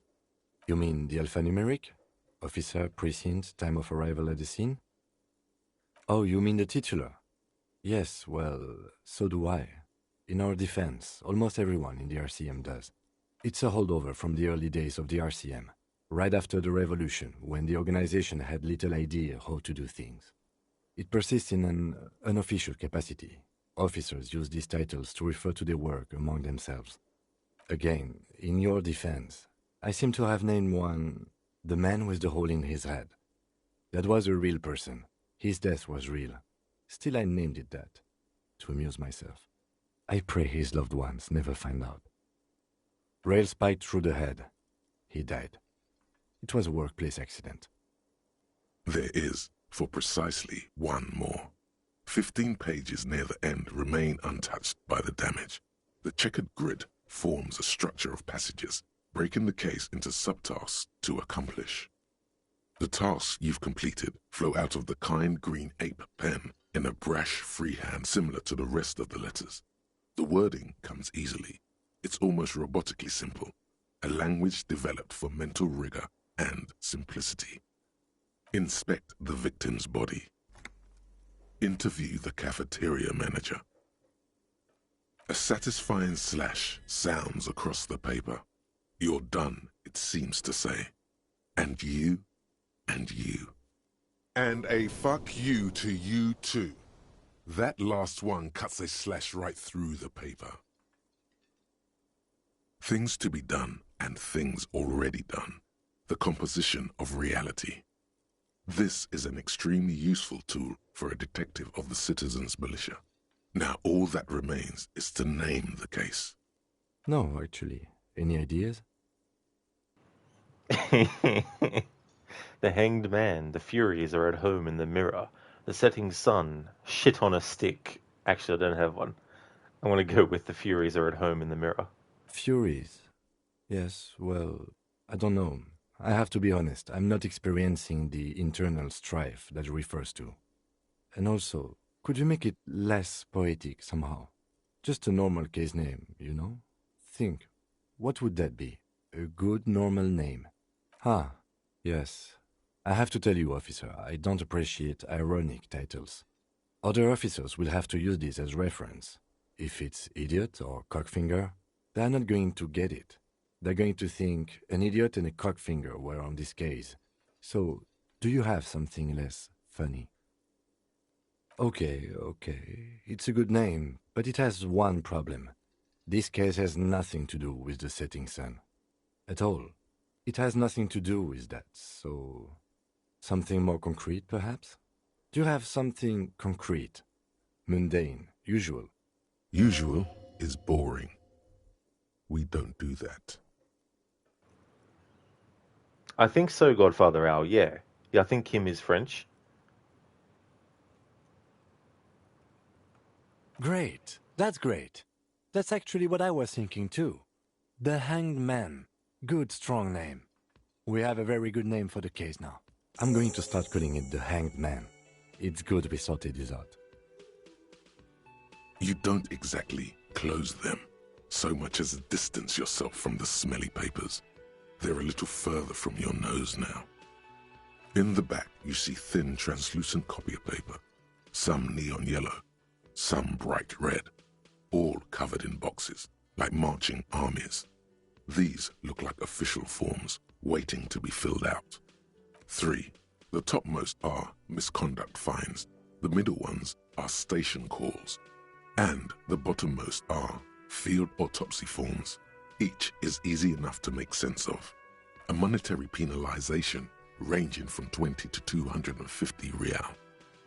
Severe cases allow for 1,000 real, but that requires special paperwork. The details of issuing these fines are spread out over the rest of the fields. These are quite sinister in tone. They give a date and time for the person to appear at the specified precinct police station. Below the call are the criminal charges you risk by not appearing. A dozen pages of thin copy paper, bright red in color. You see the parameters of a deceased human form waiting to be filled in. Age, sex, condition of internal organs, color of the irises, predation marks, condition of sexual organs. Yes, all that remains now is to fill those forms and hand them to people. Fines for wrongdoers, interview requests for bad guys, and field autopsies to dead guys.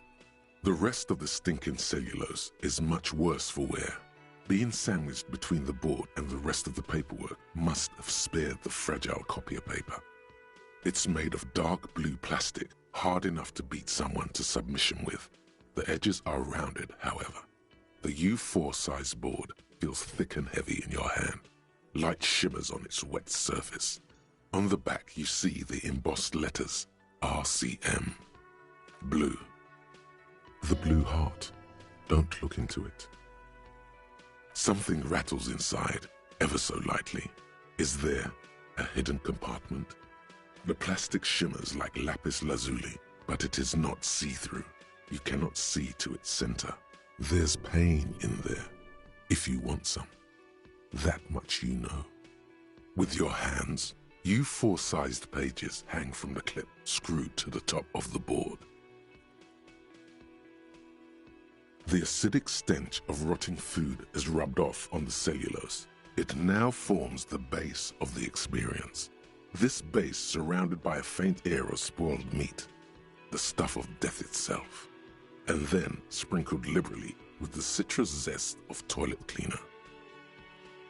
Wonderful. Zom, this game, let's call this case the Hanged Man, me. So the case of the man hanging out. That's true. Hanging out all around. Hey Harbinger, can't imagine a game like this without voice acting. Yeah. It's interesting because, like, I don't mind reading stuff out as a streamer, but sometimes it is nice to have games where a lot of the reading of things is actually done by voiceover work, because that way I don't have to worry about my voice tiring and all that kind of stuff.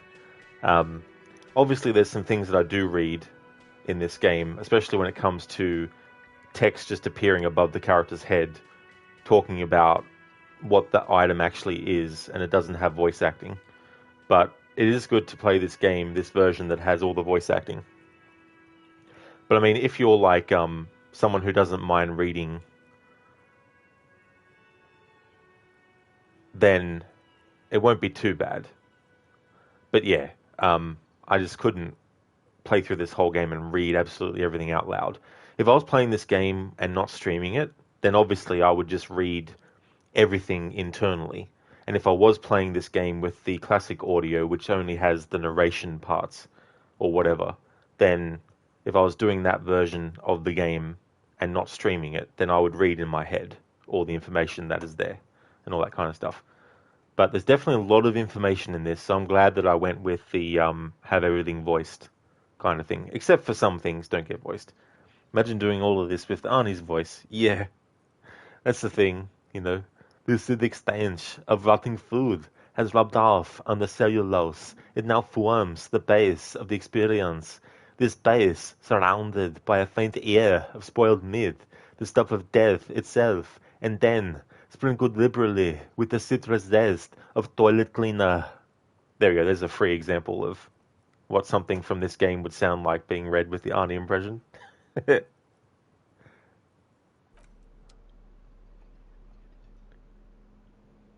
An intricate web of blue lines stretches across the torso of the hanged man, from the right shoulder to the solar plexus. Each time the lines intersect, a small white star is formed in their crossing. Hundreds of fading asterisks riddle his skin. Their concentration is highest around his heart. It still kind of looks like a map of the stars in the night sky, but something's not right. Gone. For you to discover. You've gotten as far as you will without assistance. It's just a racist mug. What's there to read here? Not much. Oh boy, here we go. What are you going to say about a broken, tossed-away mug that you dug out of the garbage?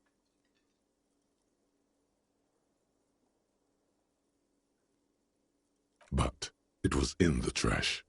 Why not just call it out when you see it? Or do some volunteering work?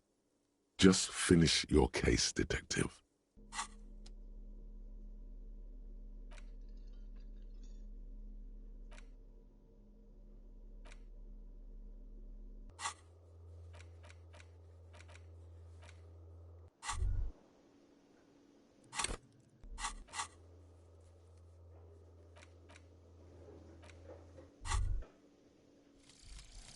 Lonesome, long way home. Here we go. Home awaits. Walk past Station 41 and through the market, past the Boogie Street spearhead to the other side of the lake, the frozen eye at the center of the district. Then past the video rental store on the corner. There, at the end of a street lined with pine trees, a small house no larger than a matchbox. 11 Voyager Road. You no longer live there. Those times are gone. And so are those people. Why did you come here? Why are you still here? And where's the dealer? You have to get back to work. That's all you have now. This is so interesting because this was a thought that we activated in yesterday's stream. I can't even remember now what made me actually do that or what was the thing we looked at. But it's interesting looking at this and seeing that we've completed it and solving a little bit more of the mystery of, you know, to both us and us as the player and the character themselves, because the character has amnesia, finding out this information about where they actually used to live. So now we know that there was a place that he lived in, but he doesn't live there anymore. So the bonuses are learning cap for perception raised to 5. Speed gives 1 psychology.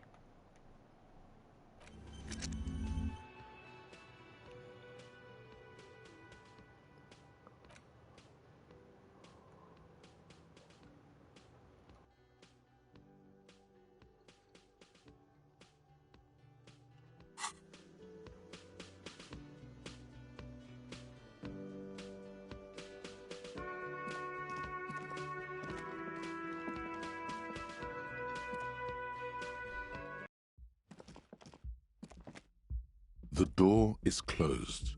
Still no answer. Still nothing.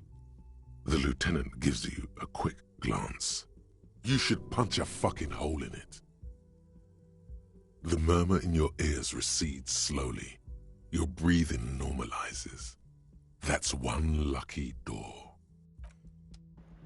Interesting to see what happens when we have a look inside his own apartment. Whoop. Now. See if there's anything different that gets noted.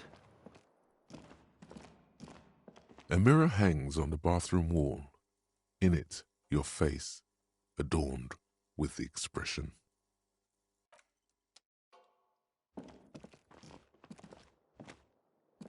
The bed is cold and not particularly inviting, but it's yours. The sheets look awful. The window stands broken in its frame. Cold wind blows in.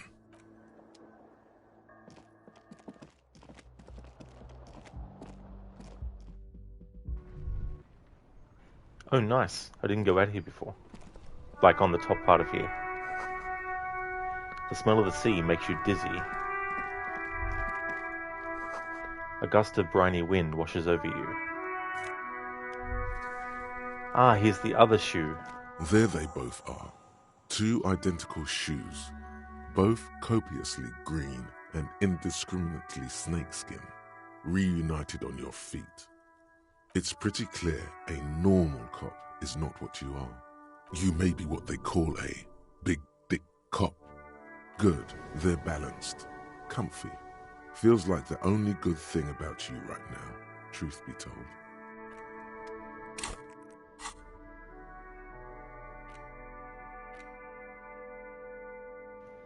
Green snakeskin shoes, +1 composure, awesome watchtower heels, and -1 savoir-faire. Heels ridiculously high.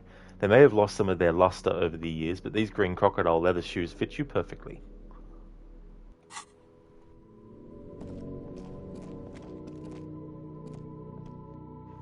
I'm going to wait a little bit. Actually, no, let's have a look now. Alright, so let's see. I'd like to actually add to Encyclopedia, I think.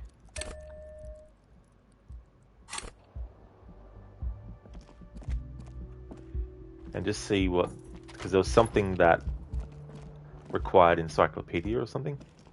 The window stands broken in its frame. Cold. Okay, so it wasn't that.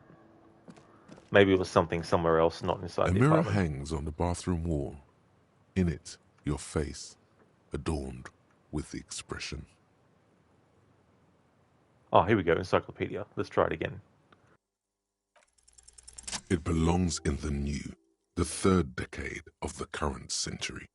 Enough time had passed from the failure of the revolution that, for a fleeting moment, free market economy seemed like the ultimate, uncontested way of life for our species. Things were good. It was smooth sailing. People made gold and champagne-tinted interiors and facades to suit the times, calling this the new style. But more importantly, disco happened. For Revachol, your city, that meant only one thing. Guillaume Lamillion. Out of the dazzling swirl of disco music, in an open-air boîte de nuit somewhere in Revachol West, Guillaume's blonde mane appeared on the screen. He sang some bullshit. Then he made the expression. Everyone loved it. Maybe you thought some of the stardust would rub off on you. Maybe it did. Either way, it's all gone now. Only the grimace remains. The click is used to spur on a horse. It also features heavily in Guillaume Lamillion's regional mega hit, Don't Worry, Your Pretty Little Head. Sometimes you like to add finger pistols to the mix, because, unlike Guillaume Lamillion, you are a police officer. It's your nifty little way to say, I'm armed and dangerous. There is a vast ocean of time between right now and the expression, looking good on you, or anyone. 2 decades, if the calendar is to be trusted. Humanity has run aground in that time. It's a different world now. The expression is a relic. You have some understanding of the near history of disco, plus the trivia you've picked up along the way. Episodic memory, however, remains in the dark. It may never return. You should prepare yourself for that. It doesn't have to be. You can swoon over Guillaume and his champagne-corked smile whenever you want to. Maybe some of the stardust will return. Cool. So we were able to analyze more about the mirror and our character's face. Oh. Nothing on the front page rings a bell. Strange.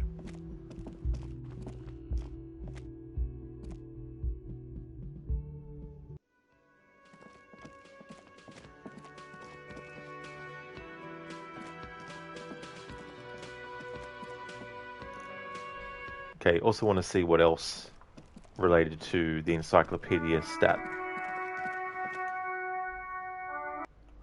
that I can now try to examine now.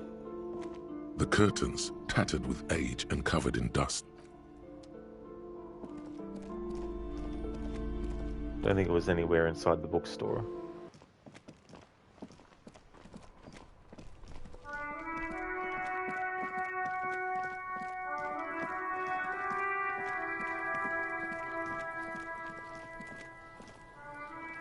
The man before you is naked, but for a pair of underpants and white boots. His skin is marbled with decaying veins and blotched by lividity. On his chest, a fading web of tattoos. The cargo belt used to hang him from the tree looks reinforced. Alright, so there's nothing about encyclopedia that was on that. An inconspicuous pile of the... Same with that.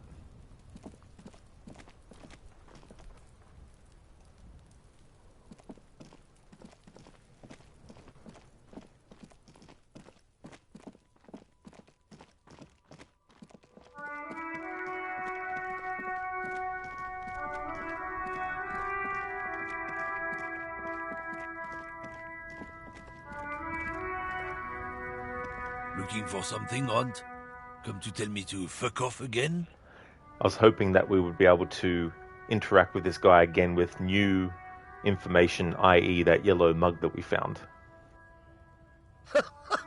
Oh man, that's great. Look at that guy go. Haven't seen anything that funny in a while. God damn. Thanks for that, but no, it's not mine. Damn it, I thought we could smash him over the head with it.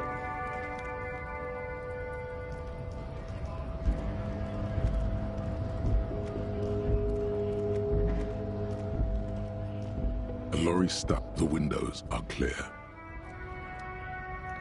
Okay, a lot of this stuff I've already looked at in the previous stream, so I'll be skipping dialogue stuff.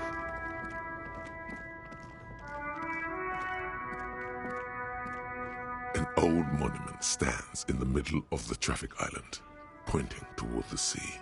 It looks as if it's been reassembled piece by piece, secured and mounted in the air with the aid of numerous ropes and rods. Alright, so now that I have encyclopedia skill, let's try this again. Even by the standards of the Philippian kings, old sumptuous Philip was known for his profligacy. Well, he blew through the whole national treasury, starting the decline of one of the penultimate century's greatest superpowers, the suzerain of Revachol. His own maladministration foreshadowed the fall of the monarchy. During the anti-centennial revolution, an end to his family line and the monarchy on the Insulindian Isola. Stories have it that he had his bedroom converted into a treasure chamber, where he stored unfathomable wealth. Krugerrands, bars of gold, ornate weaponry, armor, and various chalices. He called it the Sol Auron. It was obscene.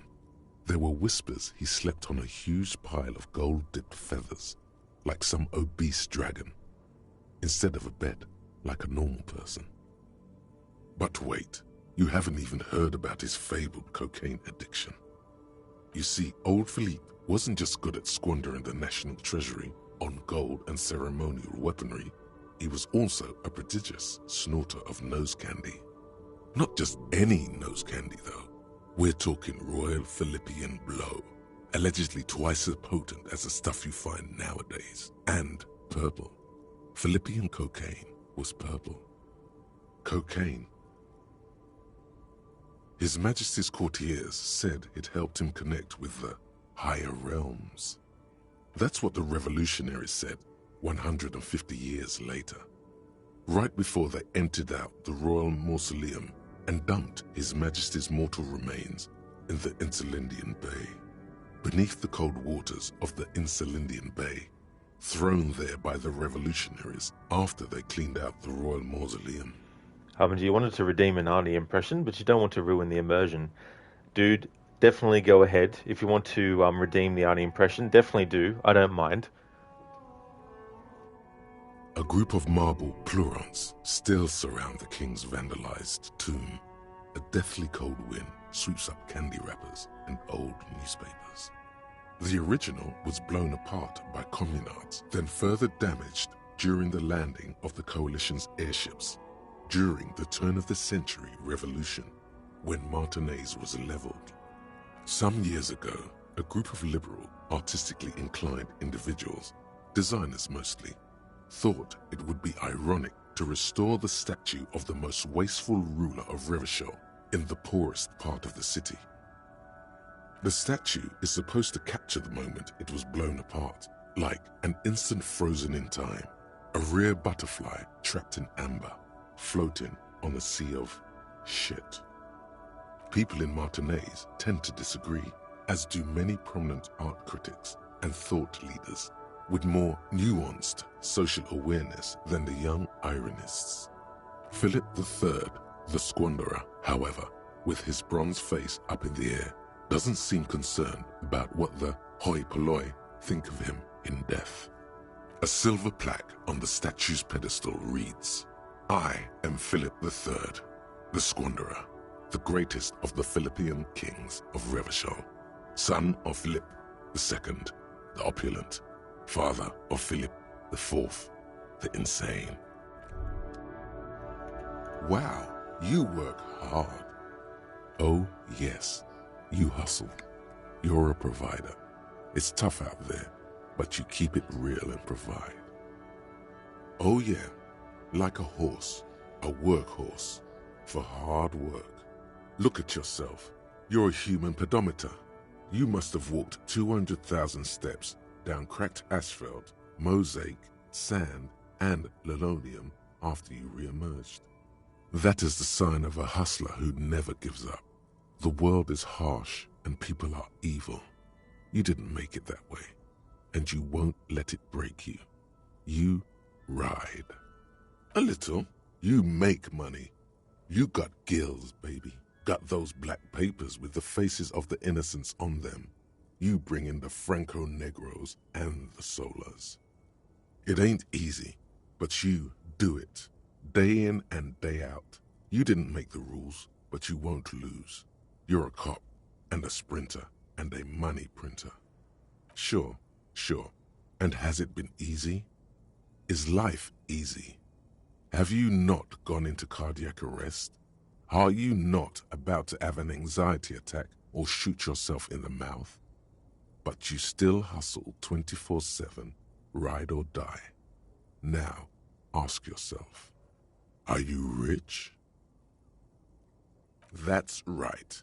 You work harder than anyone. You almost rode yourself to the grave, and you're still practically a hobo. Why is that? Because of the taxes. G-Man's got his jam-covered sticky fingers in your pocket, stealing from you every time you buy, sell, walk, talk, fart, so much as sneeze. Every time you wipe your ass. They got their direct and their indirect modes of taxation. Sales tax, excise duty, extraction tax, alimony. One tax that doesn't even have a name. Plus there's the stuff people in other countries pay for. That makes them ask for more money from you. Here. Total tax duties add up to 98% of all your money. Here you go, hustler. Fight the righteous fight. Free the people. Keep it real. Keep it street. Keep foaming at the mouth furiously on the tax issue. Harbinger, thanks for redeeming that Arnie impression. Timon. Yeah. Ever wonder what those sparkly dots are up there? Pumbaa. I don't wonder. I know. Oh, what are they? They're fireflies. Fireflies that got stuck up on that big bluish black thing. Oh gee, I always thought they were balls of gas burning billions of miles away. Pumbaa, with you, everything's gas. Nice one, dude. Thanks for redeeming that.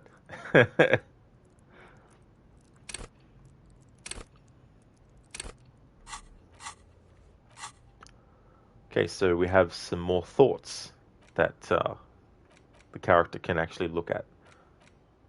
Okay, so Guillaume de la Million.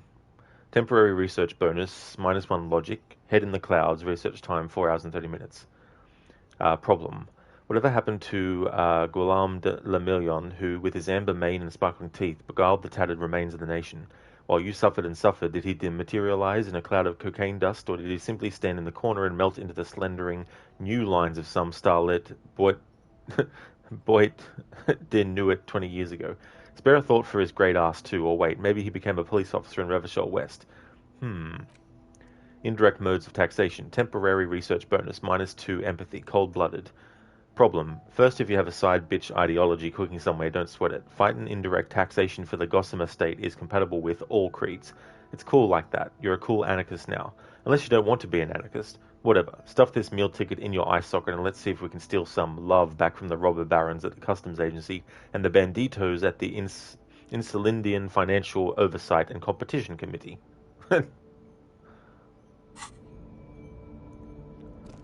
So that's from The Lion King, the first movie. You watched in the cinemas back in the 90s. You don't count Jurassic Park. Had to leave because it was too scary for a 5-year-old. Oh, yeah. Yeah. There's definitely a lot of moments in that movie that would be quite scary for someone that age. In Jurassic Park.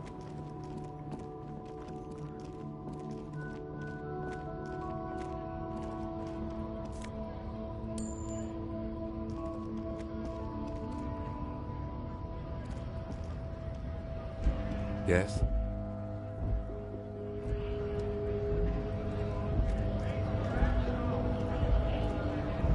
Right to work! Right to work!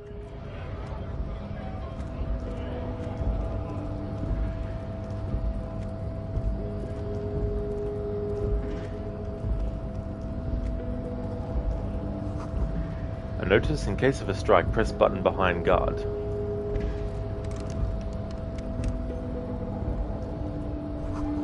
A hermetically sealed door locked by electronic means. There's no lockpicking or door kicking this one. Okay, so we haven't interacted with anyone up on this level yet.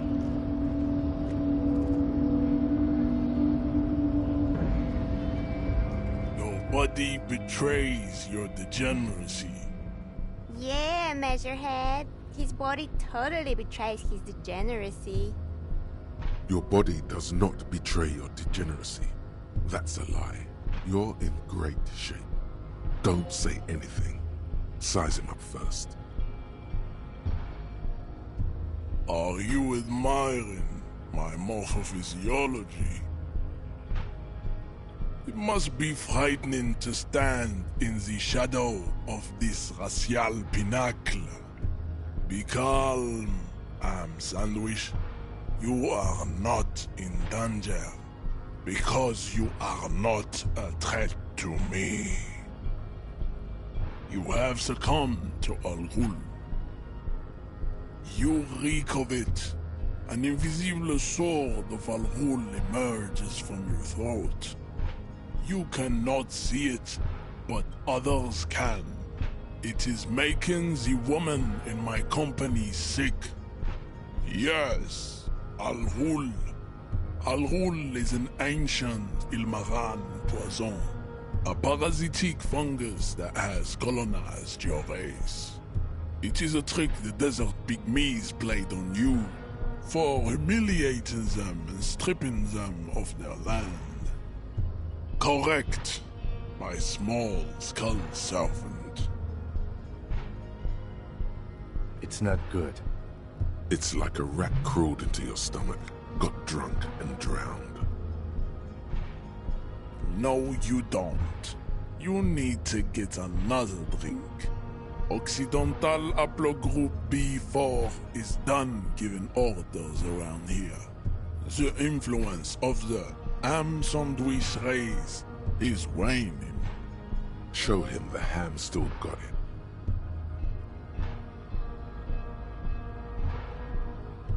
Begging for help. Attempting to pass fear for cooperation. How far the Occidental Haplogroup has fallen. You were once a noble and powerful race. You gave the world eugenics, electricity, and powerful weapons of war like missiles and aerostatic aircraft. You made great gains in metallurgy, race theory, and statecraft. You dominated lesser cultures, like the deformed Hemians and the inexplicably potato-obsessed Khoikos. But now your ascent to the genetic summit has halted. You are obsessed with sadness and with frivolous pop culture. You will be superseded. Isn't that right, babe? It is, baby, yeah. You know it. There is a button right behind him, just out of reach. It must be the one that opens the door to the harbor.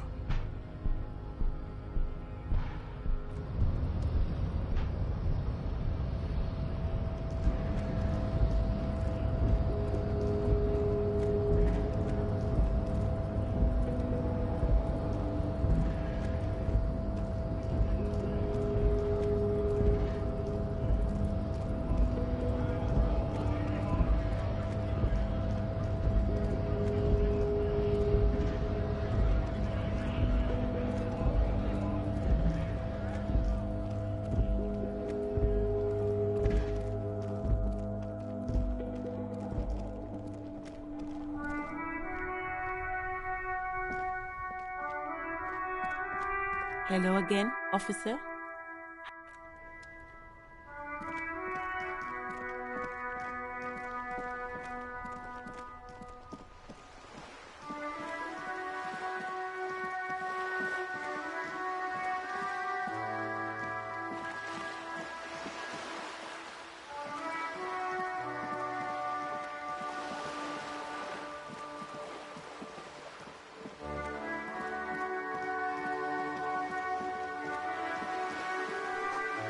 A lonely cormorant surveys the sea, indifferent to your approach.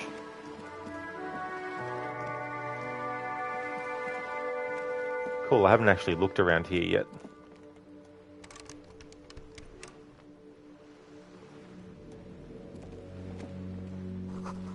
There's a girl up there. Did she spill the paint? Rue de Saint-Ghislain, roundabout north. Cape Side Apartments. Go up there in a moment.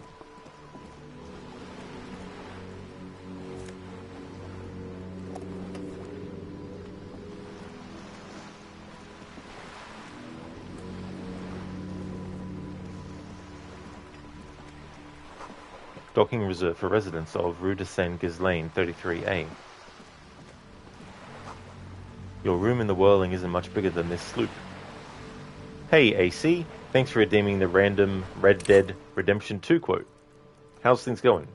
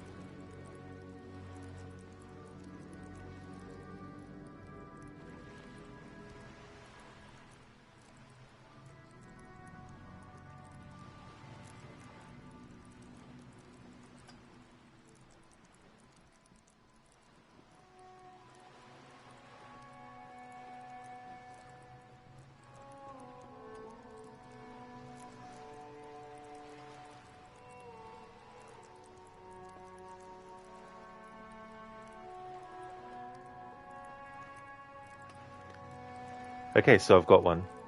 When I go, I hope they cover my grave with roses. When I die, I just want to be buried with friends. Me too, with friends or with family. I don't think it matters more than that. What about you, Arthur? Me? I don't care about that nonsense. Come on. Face me to the west, so I can watch the setting sun and remember all the fine times we had that way. See, Tilly? I told you Arthur had a soul. So that's Hosea, Lenny, and Tilly, and Arthur around a table. it goes, AC. It goes and it goes. I understand. A striking woman leans against the cabin top of her sailing boat, smiling as you approach. Her green raincoat glistens with droplets. A silk scarf is tied around her throat. Good afternoon, officers. I'm Joyce. Joyce L. Messier.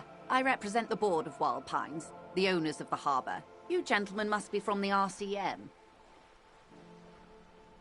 Leighton, my maiden name. I meant you, the Revachol Citizens Militia, the police. Nothing, honestly. I've said it to every drunk in town, and you're the first one who's responded. What is implied here? That you're a drunk? I'm glad to see you here. I was dispatched to handle a strike, not a lynching. Anything I can do to assist the RCM in this matter, I will, gladly. That is good to hear, madame. My colleague will take the lead on this interview. I should let you know that he is recovering from an unusual medical episode. Very unusual. But I can assure you of his ultimate competency. How interesting. I wish you a swift recovery. In the meanwhile, you have my full cooperation, and the full cooperation of the Wild Pines Group. Why, yes I am. The boat? No. It is called Cor de Leyte 19, because that's the type of sloop it is. It's a pleasure craft, a 19 pacer. It also happens to be rated for Category 1 racing. Though these days I mainly use it for business. My sloop? I like it a lot. It's the eel's hips, baby. I'm enjoying this part of the interview. It has so little to do with the murder we're investigating. I really do, the lieutenant thinks. Is she thrown off yet? He's looking at the woman, assessing her. Of course there are. We're on an archipelago. How else are you supposed to get around? Yes, we are. We are on Le Caillou. We are. And the city of Revachol is on the island of Le Caillou. I haven't seen anyone else drive a souped-up Capri Kenema motor carriage either. Actually, that motor carriage has been specially issued to serve as a patrol and pursuit vehicle. It's for crossing long distances in the greater Revachol industrial harbor. It's not a toy. Neither is this. A toy, I mean. It's a machine for crossing long distances in the Bay of Revachol, between the city and the islands. She's having a good time arguing against the law. Too good, perhaps. Officer, I assure you I'm a highly qualified pleasure craft operator. The crowns of her teeth are porcelain, white as the boat's hull as she smiles. Qualified pleasure craft operator. So charming. Where's the damn license? I just renewed its safety inspection last month, officers. It is completely seaworthy. In fact, it's taken part in not one, but two insulindic regattas. Even finished once. The other time, I would have finished the race were it not for an urgent work matter, much like the one I'm on now. Actually, you don't. It is a little-known fact among those who police that the Wayfarer Act specifically denies the RCM the authority to demand anyone's operator license. I was just being polite. Even school children know the Wayfarer Act. No need to politicize this. You may still ask for the lady's passport. You need to save face if you want her respect. Demand that passport. Of course. The woman is silent, smiling while the waves lap against the hull. In your hand, under the plastic, a light blue passport saying, Republic of Vespa. The coat of arms has a lion and an ostrich. Seigent. The woman, born in the year 3 in the commune of Revachol, smiles at you. Face adorned with frown lines and crow's feet. The photo is recent. The name reads, Rejoice Leighton Messier. Yes, but please don't call me that. Joyce is much more efficient. My husband is. I have dual citizenship. A Vespertine is handier when traveling. She nods and returns the plastic bag to her coat. Good. what we do. I'm afraid I don't speak for Wild Pines as a whole. It's a giant undertaking. The Pines' core competency is logistics. Container shipping, freight, that sort of thing. See those airships there, blinking? Those are the shipping side of things. And that is the terminal. Another subdivision deals with energy, oil and gas exploration, offshore platforms. I'm not at liberty to discuss the company balance sheet, but I can tell you that last year, the company booked more than 20 billion real in revenue. A billion? It's a number, officer. A big one. It's made of 1,000 millions. A million is made of 1,000 thousands. 20 billion is a large number, but the conglomerate employs 72,000 people. They all need to be paid. Then there are capital improvements, interest payments. A conglomerate the size of the Wild Pines is like a shark. If it stops moving, it will die. Then what becomes of those 72,000 families? It's a tremendous responsibility. They started as an exploration and cargo fleet conducting trade between the Samaran and Insulindian Isolas 250 years ago, when Pine ships explored the South Seminese and charted Lomantang on behalf of the suzerain. Centuries of care, deliberation, and madness have gone into this endeavor. Vessels pass through the great unrest to re-emerge with apricots in tow. The logic of the system is totalizing. It's taken everything from its employees to build it. You mean aside from being the terminal's legal owners, who are responsible for moving 8% of the world's cargo? There are no minor cogs in the system. Each terminal must be accounted for, lest the entire system break. Every hiccup in such a system means thousands lose their jobs, the world over. I'm here to assure that doesn't happen. With your help, hopefully, says her warm tone. Everything. Right up to, but not including, trade secrets. First, you'd have to repeal the Emergencies Act of Trade in Aliments that gives me the right to silence. It's quite the octopus. Good luck is only kept in place by the vested interests of half the civilized world, including your own. What the ma'am means is that the Emergencies Act and the RCM both get their authority from the coalition government. But I am derailing us. You wanted to know about the strike. First, you'd have to repeal the Why? By throwing off half a century of foreign domination under the coalition. Unfortunately for you, the coalition also leases you the right to police West Revachol. But I am derailing us. You wanted to know about the strike. First, you'd have to repeal the Emergencies Act. I am glad you see it that way. To repeal the act would mean repealing the coalition government, the one that leases you the right to police West Revachol. But I am derailing us. I believe the official title is Senior Labour Negotiator. In practice, I'm a grocery clerk. I relay the union's demands to Wild Pines and return with Wild Pines' counteroffer. And how are the talks going? They're not. That's the problem. The union stopped all negotiations a week ago, after that awful lynching took place. Now they won't even let me into the harbour. There's a 2-meter-20 racist behemoth blocking the gates. Yes, Jean-Luc Measurehead. Let's say I was not making the kind of progress I'd hoped for when I first arrived. And when did you first arrive? I arrived 3 weeks ago. Yes, in the middle of February. The bay was still partially frozen then. I prefer to do these things on site, like the RCM. But the strike began in December. I wasn't the original negotiator here.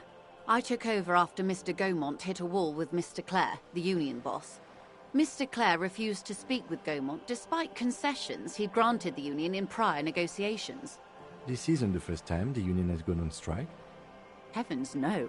There have been 2 prior strikes. Both times the union won significant concessions, including overtime pay and a medical plan.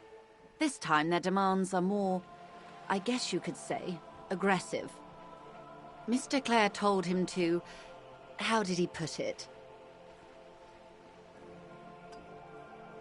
Fuck off, midget. Gaumont is short of stature, you see. Keep in mind, this is a negotiator Mr. Clare has worked with before, and who was more than fair with him and the Union. Sounds like usual aggressive posturing.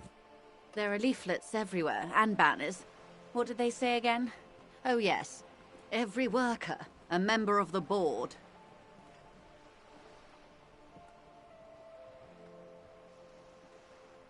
In its defense, another said, demand democracy. Pretty tame stuff compared to every worker, a member of the board. It's quite simple, you see. Every time the Wild Pines group makes a decision, about what? About anything really, it needs the signature of each of the 2,200 workers in its Martinez terminal. Just so you understand, this is but one of 22 terminals owned by Wild Pines. Essentially, not only are they kings of the company, they are also kings of the 72,000 employees of Wild Pines Group. That may well be. It's not up to me to decide who is king, but as negotiations go, it's not a swell start. I'm not sure. Naturally, I assume that was just their opening position, a hard-nosed tactic with a side of mockery. But there's been no follow-up, just the same nonsensical slogan repeated over and over again.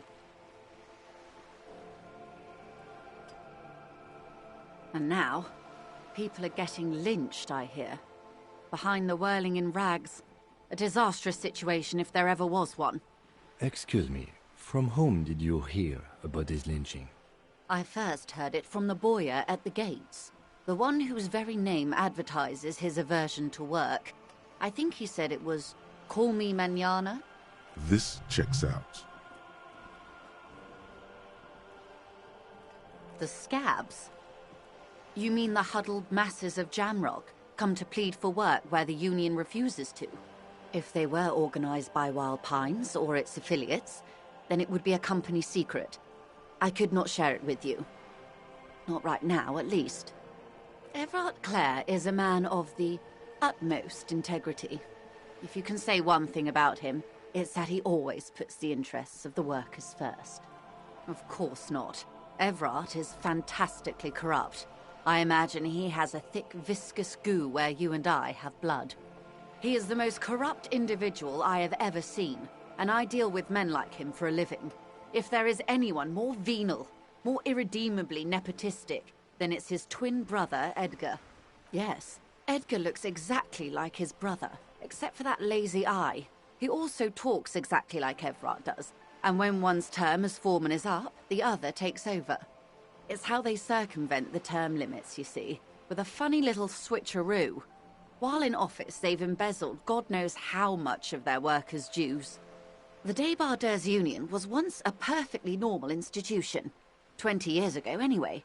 It must not have been easy to establish under the Emergency Act, but they did it. I can respect that. Organized labor at its best, as they say. Then something happened in the local chapter elections. The brothers Clare came and transformed it into a... how do you say? A mob. The Débardeurs are a crime syndicate. Sad as it may be, I suspect we'll be forced to cooperate with them.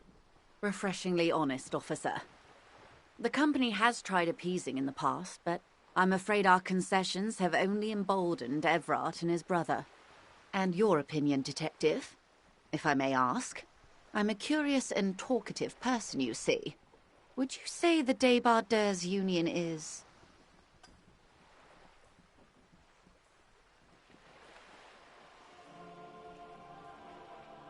Of course, officer. I'm glad you asked. There was a woman, the previous forewoman of the Union. She disappeared. Disappeared? Yes. On the last day of the local chapter elections, her daughter phoned in and said she wasn't running anymore. Or coming to work. Ever. End of story. Indeed. The company suspects foul play, but there's nothing they could do. It was a Union matter.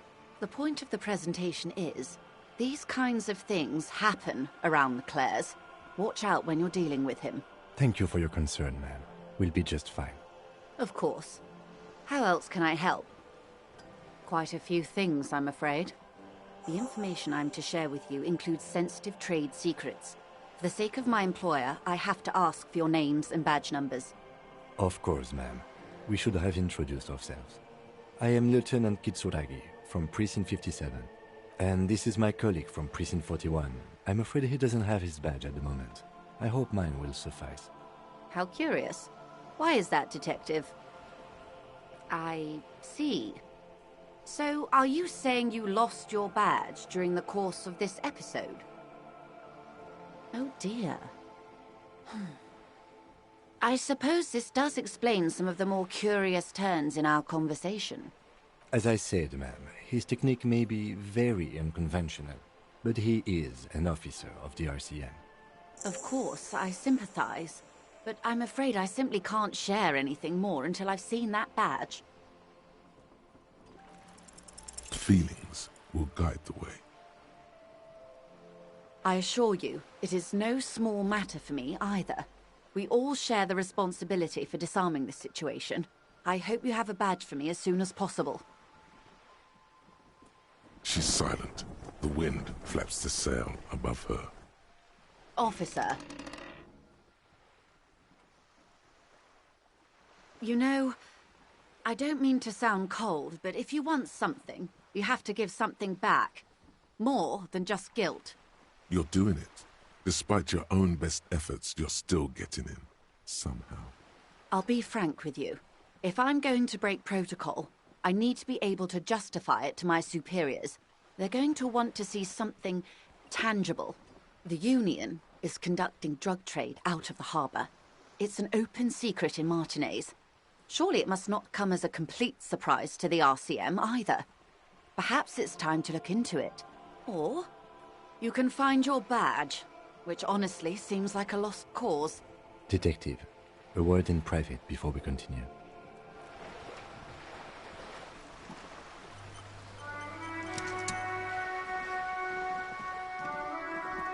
This is not going quite as I hoped it would, Detective. Honestly, I was expecting you to use your unorthodox technique to keep her off balance and, not volunteer us to be her henchman. This woman is running circles around us. She might have known about your misplaced badge all along, or she's simply an adept improviser. Either way, we've played straight into her hands.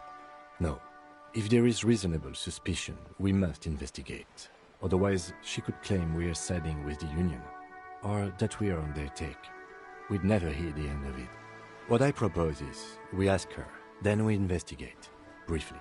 But do not share the outcome of this investigation with her. We tell her it's done and demand for her information on the lynching.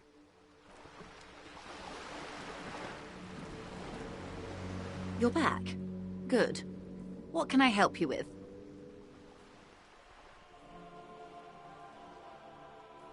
It's quite straightforward. Someone is using Terminal B to smuggle raw ingredients from the Samar and Isola into Revachol with the Union's blessing. Wild Pines has suspected it for years. Ingredients for what, ma'am? Meth and dextroamphetamine, GBL, and various synthetic psychedelics. Honestly, it might be quicker to say what you can't make from the stuff. Shit, yeah, baby. It's the party pipeline. Why would you want to shut that down?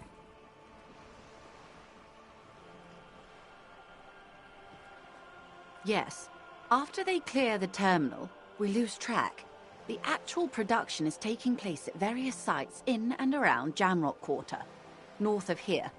Wild Pine seems to be well apprised of the local drug trade, ma'am. Do you mean to say the Union also produces the product? Sells drugs, I mean? We're in logistics. It's our business to know. And no. As far as the company knows, the Union does not produce it. They transport the ingredients for a cut. I assure you, officer, these are not the sort of parties you'd want to attend. She has no idea what kind of parties you've been to. Yes, but you won't get anything out of Evrat and the Dockworkers Union. Still, every chain has its weak link. The lorries. Someone needs to move the ingredients from the harbour into the city. Once they reach Jamrock, they're distributed to a network of local manufacturers well beyond our grasp. But in transit, they are vulnerable. Perhaps you've noticed that a number of lorries are tangled in a traffic jam at the roundabout just now.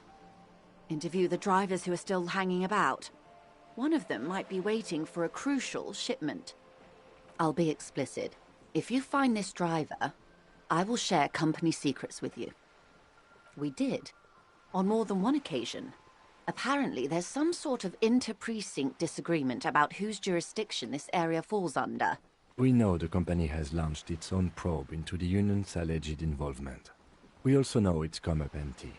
It's not just the RCM. No one's been able to find any hard evidence. Well, here's your chance, officers. No.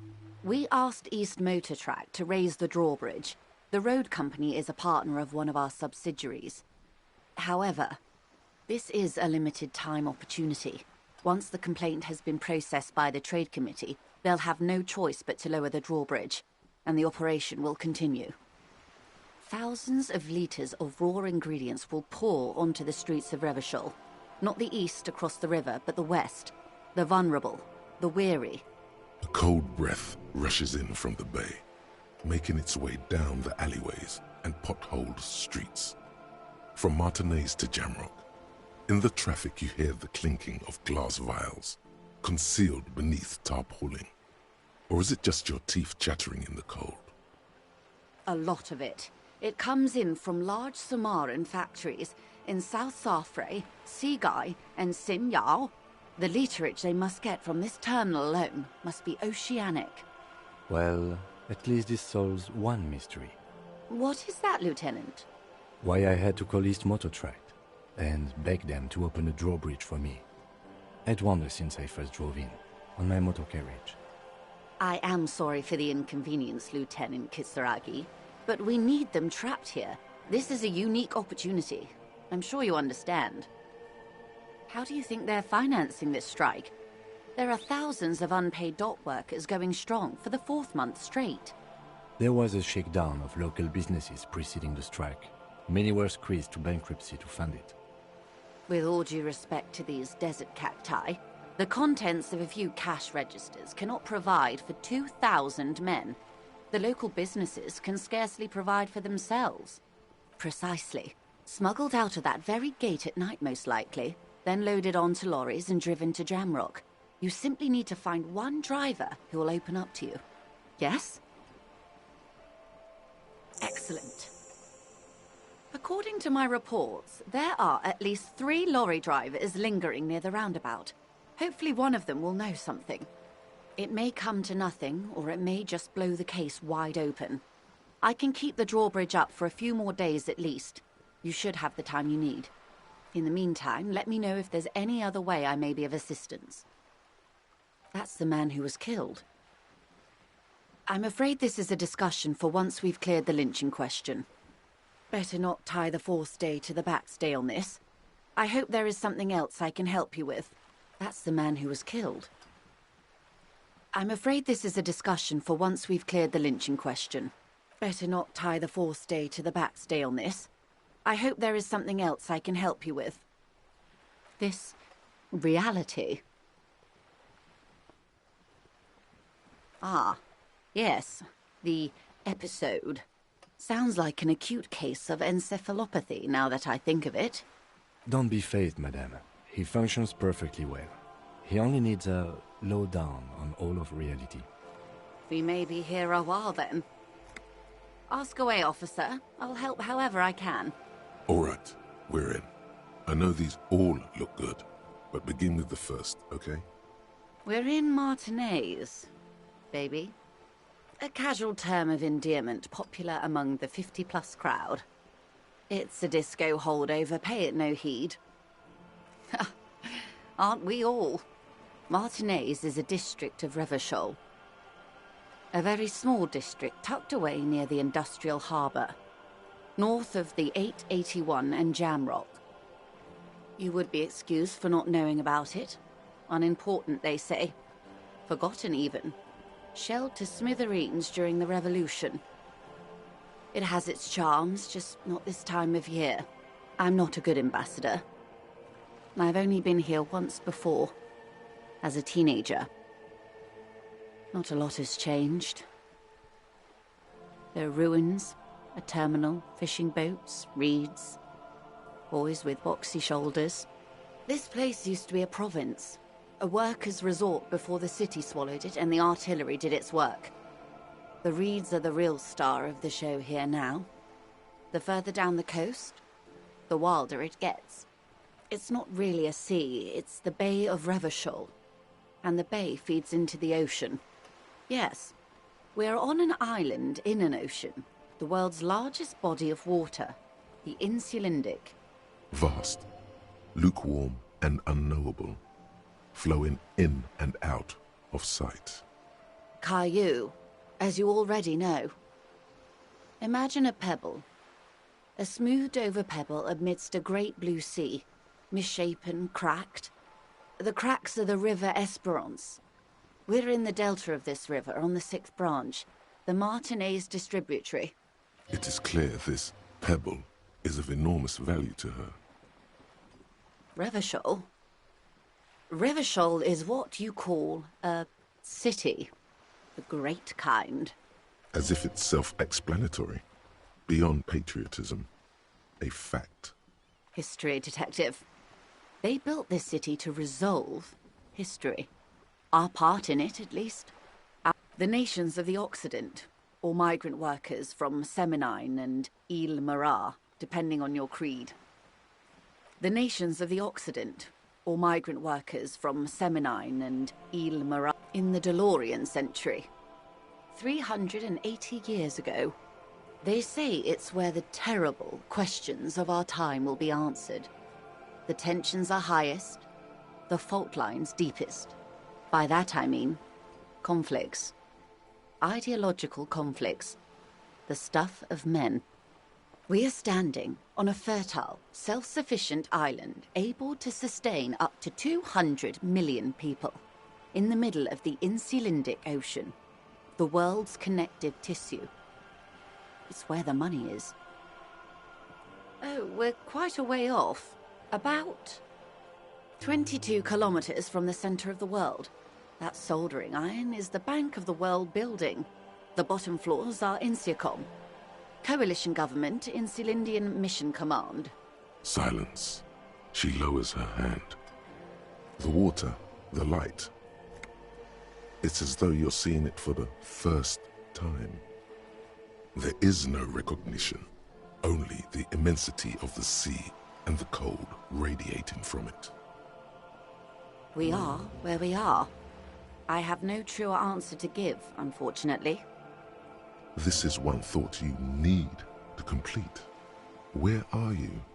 Was there something else you wanted to know? I remember something about a lowdown. This has been informative. Thank you, ma'am.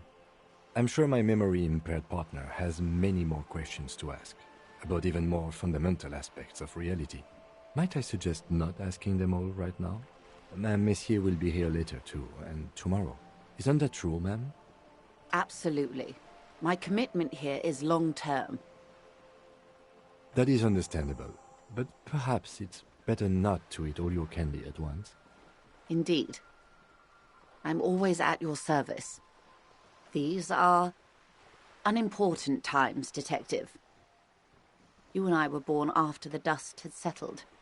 1,000th of a second too late. For the big time. The smile of a predator.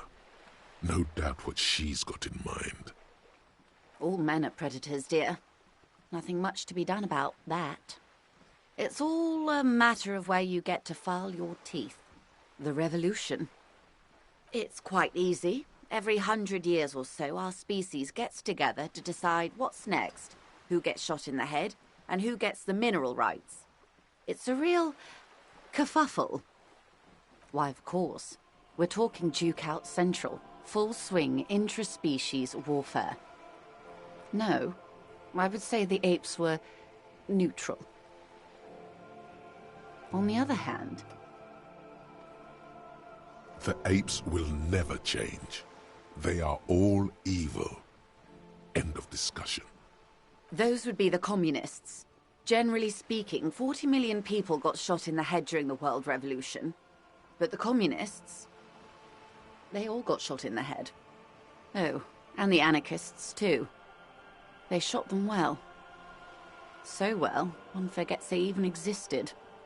Did they ever? Before they got shot themselves, they shot 2 million people. Yeah, it was a kerfuffle, all right. Yes, the Insulindian deluge, they call it. Oh, lots of people. Even the king got shot in the head, or thrown beneath a horse, or drowned. Accounts differ. It was unceremonious. Just as well, he wasn't actually the king. Just the king's nephew. The real king abdicated and lived out a long and productive life as a venture capitalist in Grad. I prefer the term risk-averse. King Guillaume was nobody's fool. He could smell a PR disaster brewing, so he got out alive, and his nephew Fricelle got shot in his place. Him and tens of thousands of his wonderfully fascist kingsmen. It was a wild time. The liberals got the mineral rights. And by mineral rights, I mean everything. They didn't win so much as survive. We were the last ones standing when the war ended. Everyone else got shot in the head, remember? To foreign intervention. The coalition. Those people really took the mineral rights. The coalition of nations. Grad, Mesk, Vesper, Messina, Oranje, and Sur-la-Clay, the armed center of the world. They landed here and ended the revolution. It was the moralist thing to do. The moralists believe in keeping everything exactly the way it is. They believe in mineral rights, and not shooting people in the head.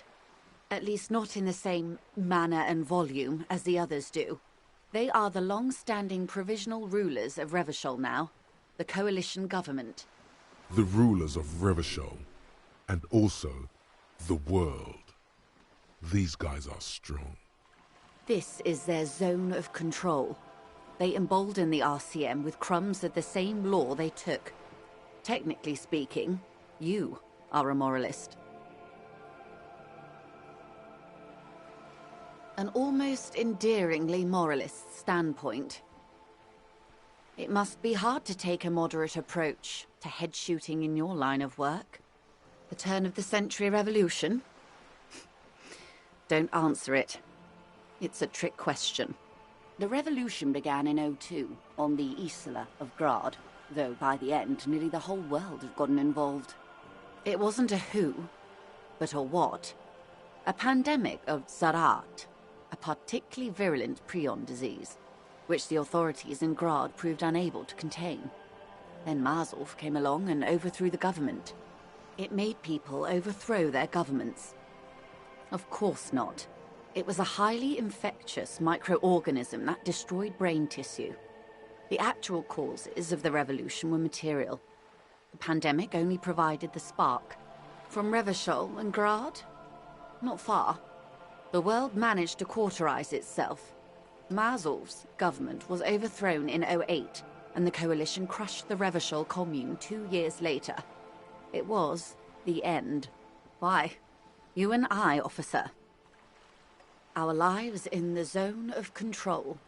Something tells you her life and yours are not that similar. Maybe it's because she has a boat and you have that necktie? A pair of pants? No doubt. But we share the same time and position on the planet's crust.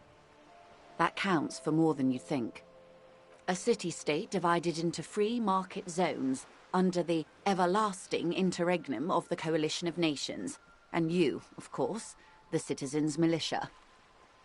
The clatter of typewriter keys fills the main hall of the reappropriated silk mill. Precinct 41. Chad Tilbrook presses enter. Outside, Officer Elfboy Williams slams the door of an armored motor carriage. The zone of control is the third incarnation of Revachol, after the failure of the suzerain and the commune. Modernity. They developed the marvels of the inter-eastlery communication. Telematic milieus, radiation, colored plastics. Meanwhile, in Revachol West, the aftermath continues for the 5th decade. 43 years. Hard to fathom, I know. The 20s saw a decade of urban war, west of the river leveled, offshore platforms in flames. Still, it's regarded as an improvement on what came before. 08 to 19 was simply hell. The 30s? Things settled down in the 30s. Revachol East transformed itself into the world's largest tax haven, with the international community's blessing. For the first time in a long time, it seemed like things were going somewhere. Yes, and quantitative easing. It was a market mirage, unfortunately. The 40s dispelled it. An Isla-wide hangover, you might say. So, here we are. Welcome to reality, baby.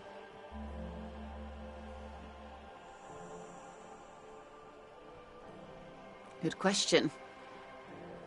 What would you have done differently? Your jaw clenches. Give the lady a taste of your wisdom.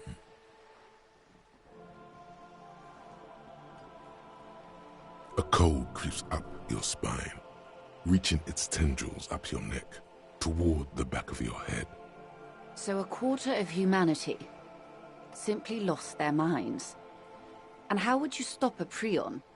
A complex folding protein, unlife, with the technology 50 years ago.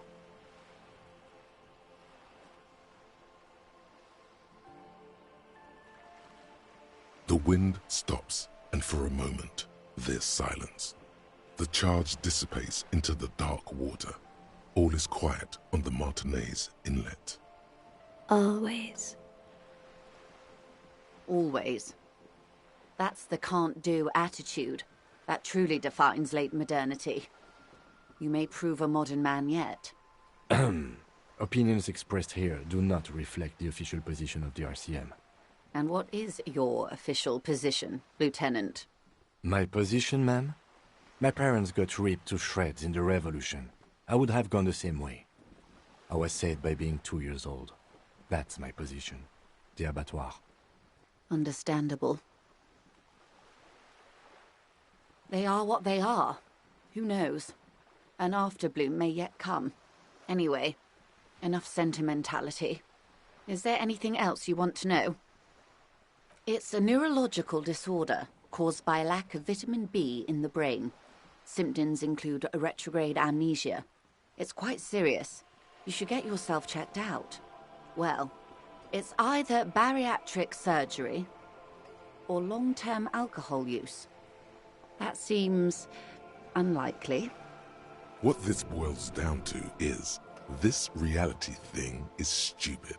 Blow this joint, grab a bottle, and drain that shit right down your throat. She stares at you, head tilted to the side, with a slightly concerned look on her face.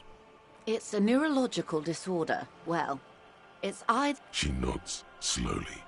What this boils down to is, this... She stares at you, head tilted to the side, with a slightly concerned look. She won't maneuver her way out of this one. I am the vilest of the vile. A traitor, a devourer of nations and infants. I am an ultra. It's sharp. An ultra-liberal. It's a type of liberal. From the revolution. It's, not the moderate kind. Haven't you heard? I am a nether creature of the Forbidden Swamp. One of those who pushed the king under a shit wagon and betrayed the revolution. I can see you thought I'd gone extinct. No sane person identifies as an ultra-liberal anymore. Not in broad daylight. You're a centrist at heart. A real moralist. Tell me, now that I've uncoiled myself, do you find me frightening? In her green eyes you see a mixture of truth and self-satire. Decades of guilt and pride. A fitting punishment. To be forgotten, if not forgiven. Save a prayer for us in our chateaus on Ozon and in Stella Maris. When the dust settled, the Liberals were the only ones left to clean up the mess. By virtue of their survival, They were handed enormous power to shape the future. This was all our last generation managed. With due respect to our overlords, the eternal caretaker government that keeps Martinez a monument to the efficacy of its artillery. While a gentle wind sweeps the streets in the rebuilt east, light drizzle washing it clean, lights go up and motor carriages circulate the tracks. I would not have relinquished sovereignty to the Coalition.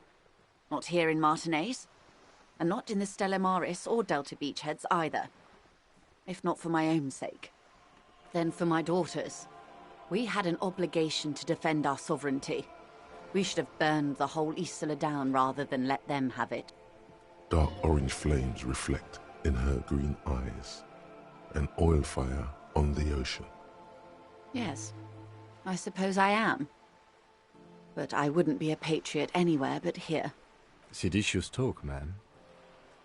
Perhaps. My intellectual vanity will be my undoing. Yes. Whatever else I am, I'm also a mother and a wife. Now, shall we return to reality? A bird? A sphenicid? A flightless bird of the polar regions? Some sort of krill hunter? No, wait. You're an ancient ruin. A symbol of hubris and decay. Half submerged in some salty sea. Of course you're not, my dear. I'm just terrible at guessing games. Ah! This is the pier of Rue de Saint-Ghislaine, 33A, where the tenants have been kind enough to rent me a slot. Or two. A pre-revolutionary tenement. Old buildings are called tenements, you see. And new buildings, bâtiments. After les bâtiments nouveaux. But 33A and 33B are not nouveaux. They're old. This one used to be 8 to 10 stories tall. A real high-rise by the standards of the last century. Built to mirror the skyscrapers across the bay in the Delta. That was before the war, of course. Mostly the urban middle class, I believe. This was once primo real estate, before the cannons lopped 4 or 5 stories off. Splat, splat. Wonderful.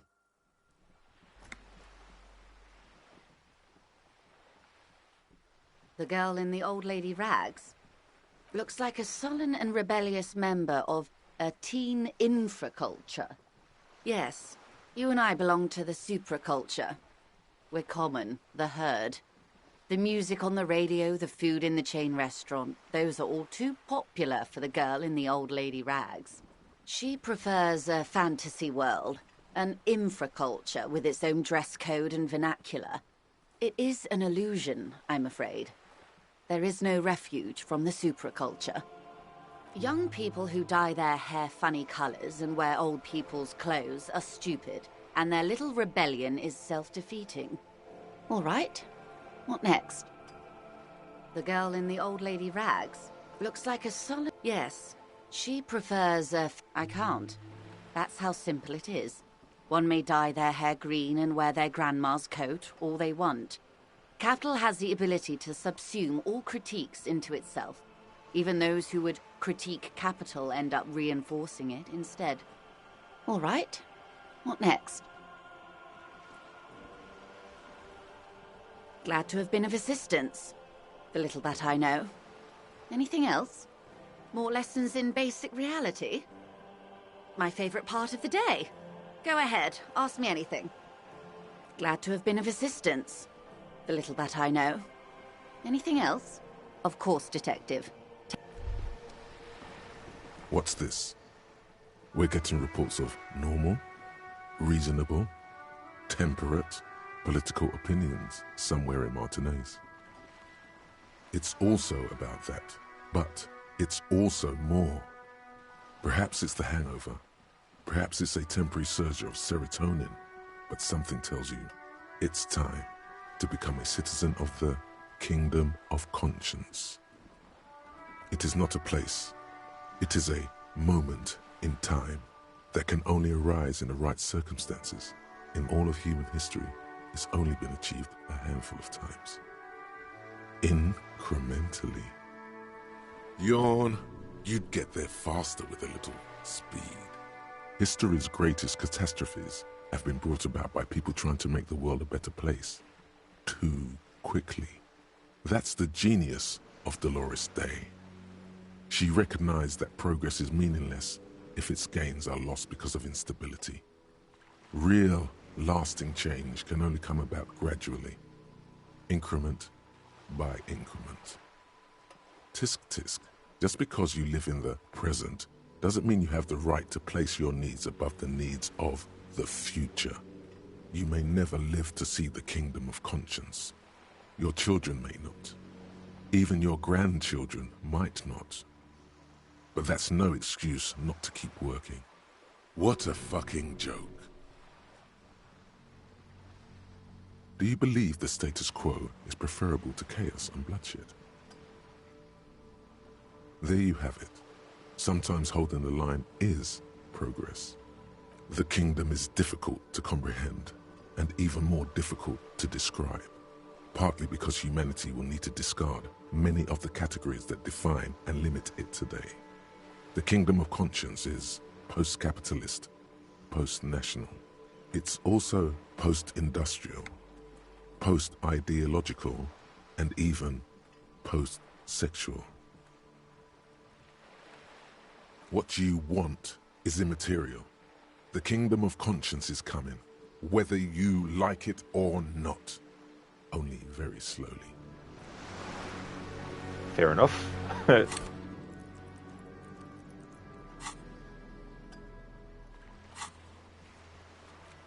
lot to chew on.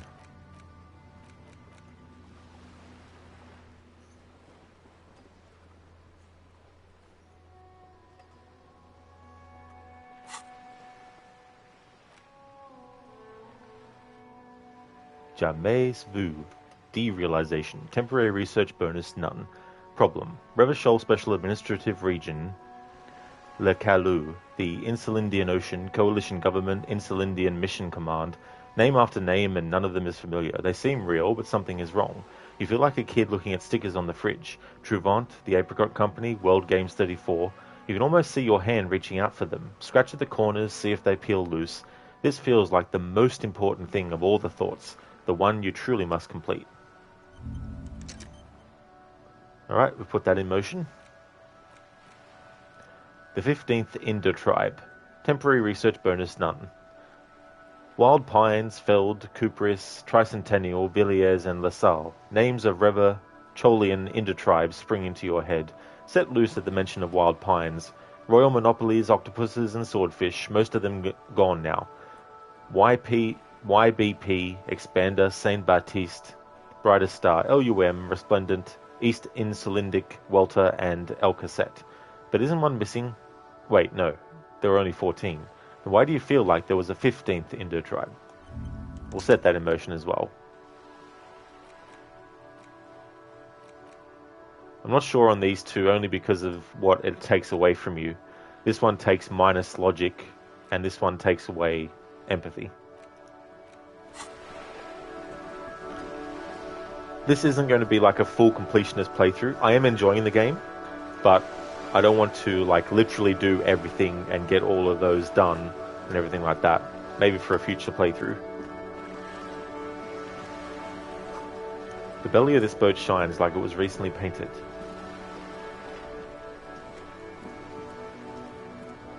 Yes?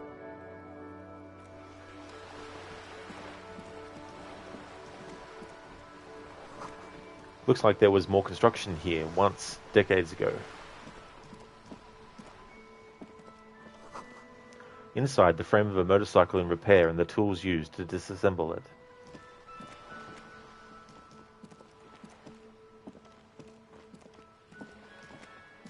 The streets will flow red once more, a great torrent rushing down Rue de Esperance.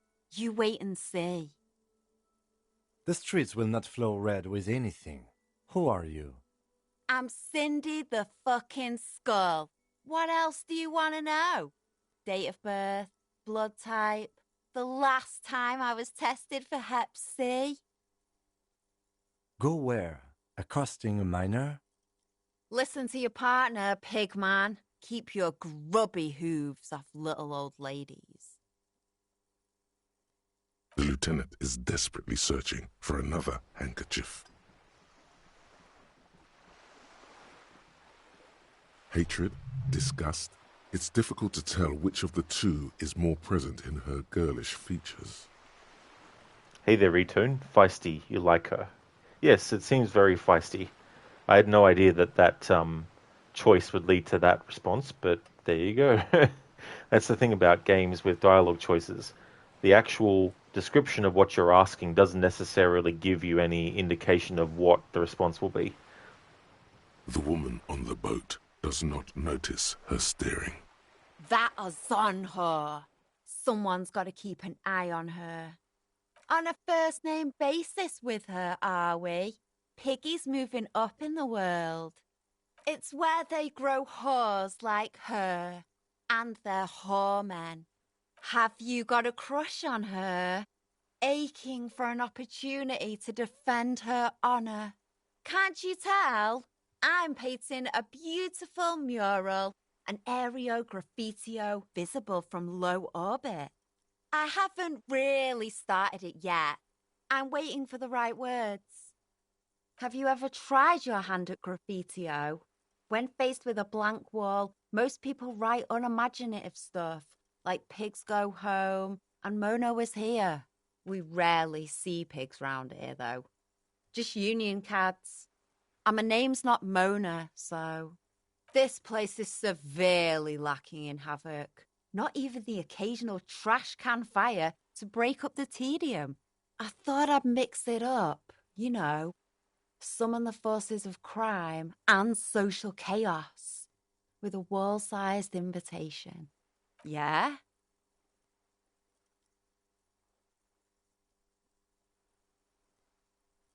Thanks. I'm sure the inspiration will come to me now that I have an official RCM stamp of approval. I ain't no snitch, pigstein. Go forth and forage in someone else's shit. No shortage of squealers in these parts. Actually, there is a shortage of people who talk to us in a normal, calm, informative manner. We weren't put on this earth to make your life pleasant, fucko. Watch your back, ungulate. You've got eyes on you.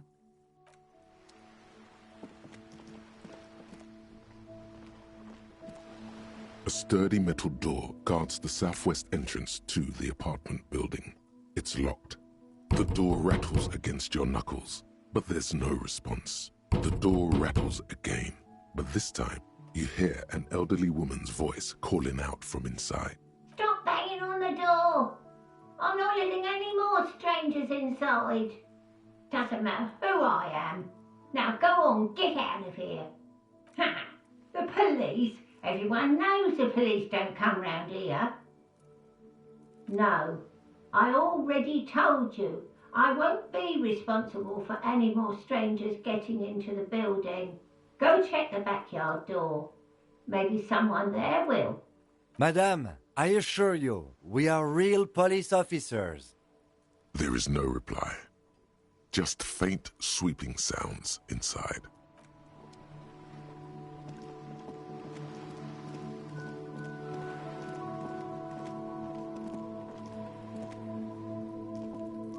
This is a wall on the side of an apartment building.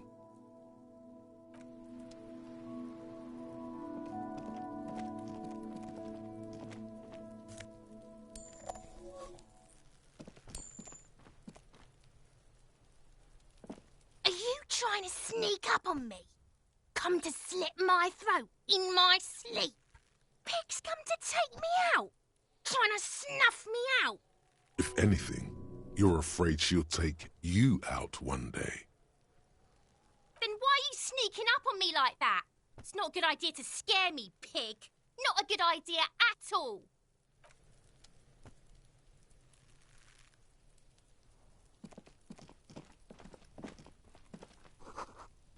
A garden hose, this won't be of use until the snow melts. A balcony with a view to the yard and the hanging. It's been a week and now they show up?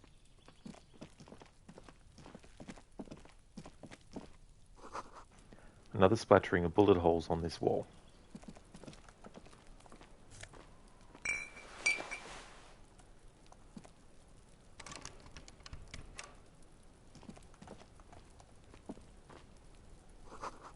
These barrels are half full of rainwater.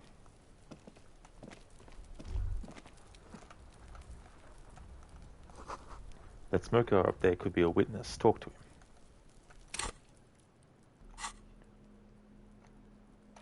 Okay, so we found a orange bum hat, +1 reaction speed, feeling twitchy, -1 rhetoric, bum brain.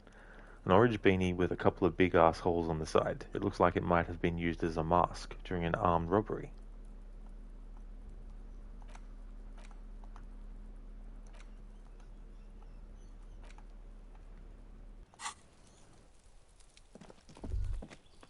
The spread pattern of these bullet holes makes your chest ache. Your breath grows heavier. You peer into the faded marks in the stone. They peer back like an endless row of tiny black holes. Sweat starts trickling down your brow. Your chest feels tight looking at them. It's closing in, caving in, ever tighter. Your breathing grows even heavier. You okay there? Might be the after effects of your past escapades. What are you looking at? Bullet holes generally look the same, so probably. But you're right. More old bullet holes from the revolution. Plenty. The streets ran red with blood. Dust swirled above the ruins. The pressure change from artillery fire ripped people apart in the top floors of the building above you.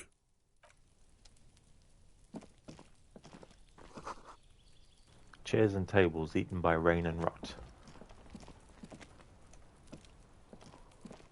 There must be another way into the building. So much for Damn. quiet smoke. That came in through loud. You see a young man on a balcony nursing a cigarette. His eyes have been following you for a while. Not looking for any trouble, officer. I don't want to be seen talking to the gendarmerie if that's okay. I just want to finish my cigarette. It's the god of cigarettes and youth. Ask him if he's got anything to spare. Is it really that important? Like a nervous cat, he keeps stealing looks at the neighboring windows. All right, but make it quick. Once I finish this cigarette, I have to run. By God, this young man has the body of a decathlete. His lithe form was practically made for vaulting over the high bar. I'd even go so far as to say that the view is a little too good, my dear gendarme. Do you have an estimate of when the body will be taken away? We will remove the body as soon as possible. Now tell us, where were you last Sunday? Oh. You already asked me that, didn't you? No, not you. Some more muscular type. And when did you speak to this more muscular gentleman? Last week? I don't know. Look. You didn't answer the question. What were you doing last Sunday? I had a friend over. It was my Sunday friend. A Sunday friend? How intriguing. Makes sense. Friends are nice on Sunday. You don't have to work. You can just spend time with pals, watching rugby and drinking beer. He doesn't reply, gesturing no with his cigarette. Under the dull and darkening sky, the neighboring windows stand silent. Someone hides behind a curtain. Those windows have eyes, and those eyes are watching, spying on you three. Occasionally. Why? No. I just like to look good. He gives you a honeyed smile before shaking off the cigarette ash. My name? My name is Martin Martinez. Martin Martinez? Good local name. Let's go with that. No. We won't. Now, if you'll excuse me, I really need to get going. Time to bring out your secret charm. Tears and begging. Show him your emotional side. Throw yourself before his very feet like a dog. No, for God's sake, I don't want you to cry. Listen, I really have to go. Ah, there it goes. Wasted. You would have gotten at least a few good drags out of it. Good luck with the investigation.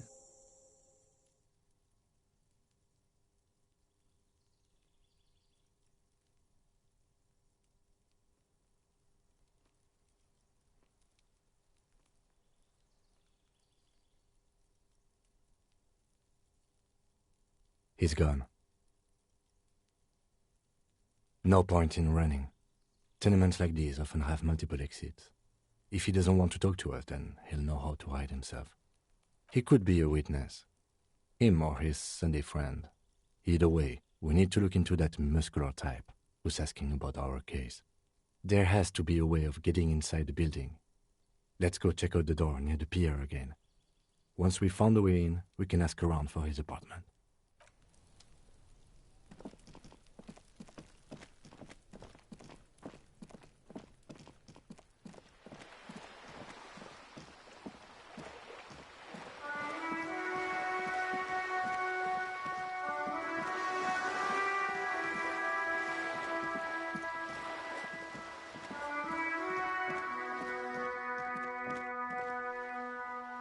The lights are so pretty when it gets dark.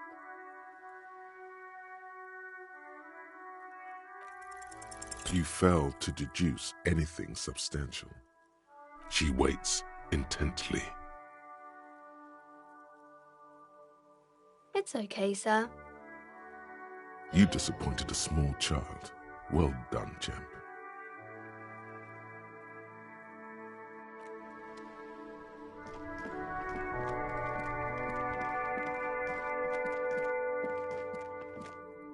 An old call box with a matrix of push buttons lists all the companies in the East Delta Commerce Center. An off-key melody starts playing after you ring the doorbell. Then a woman picks up the receiver. Kuno, please stop calling here. Grown-ups don't have time for your stupid games. Oh, I'm sorry, officer. I thought you were... But the doorbell is broken, and the bookstore shouldn't even be on the list anymore, so I can't help you. Please don't call here again. Thanks. A single beep indicates that the line has gone dead. You ring the doorbell, but no one answers. Just seeing the words Andro Orlando gets your hackles up. Its very existence is a threat to your masculinity, to say nothing of your hair. All you hear is static, but no one answers the call. You ring the doorbell, but nothing happens. You wait for a minute or two, but all you get from the call box is silence. No one answers the call. Looks like someone has melted half the plastic off with a lighter. The doorbell doesn't work anymore. You hear static from the intercom speaker. It sounds as if someone has picked up the receiver, but isn't saying anything. Yes, hello. This is Tricentennial Electric. Have you come to place an order? My God. The lieutenant exchanges a look with you. It's you. My God. I didn't think I would hear your voice. It's a woman, and she knows you. Your heart beats faster. No, something's wrong here. Are you sure she's talking to you? Michelle, just please. Sounds like a ghost. Wind blows through your clothes and you feel detached from your surroundings. Inside the building, a cold memory hangs. Why did you even call? I don't understand. You've been gone for months. I thought you didn't care. Ever since I came to live here, it's been different. As if my mind's been wiped clean. A spot of static overrides her words. When she speaks again, it sounds like she's submerged. It's so nice. It's so nice to be able to finally live again. She sounds like she's about to cry. The cold is deep under your skin, as if you were talking to someone who's 100 years away. Somewhere inside the building, water is flooding the cellar floor. She doesn't answer. Silence. The only thing you can hear now is static and waves washing ashore on the bay. Another seagull passes by. It's getting cold standing here, staring at the silent call box. I don't know what happened either. We should probably stop playing with this thing. You press the number sign on the keypad that terminates the call. 12 name cards on the call box read. Silence. No one's home at Fortress Accident. Silence. No one answers the doorbell. Nothing happens after you ring the doorbell. They don't want to talk to you. You're going to just stand there and take it from a doorbell? The doorbell agrees. The entire call box looks relieved.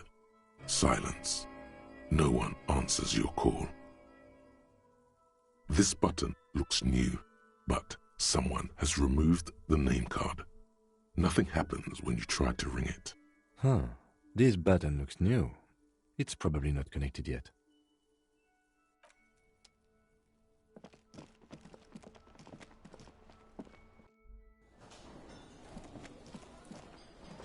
Oh, cool. Much more people have come in now. Awesome.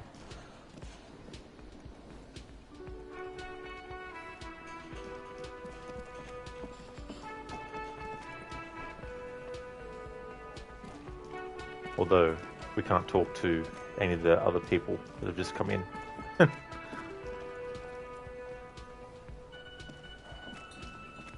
Can I help you? Yes, have you got it? A lot. A lot. For the room, drinks, and broken window, 130 real. Like what? I was rarely enjoying talking about the money you owe me.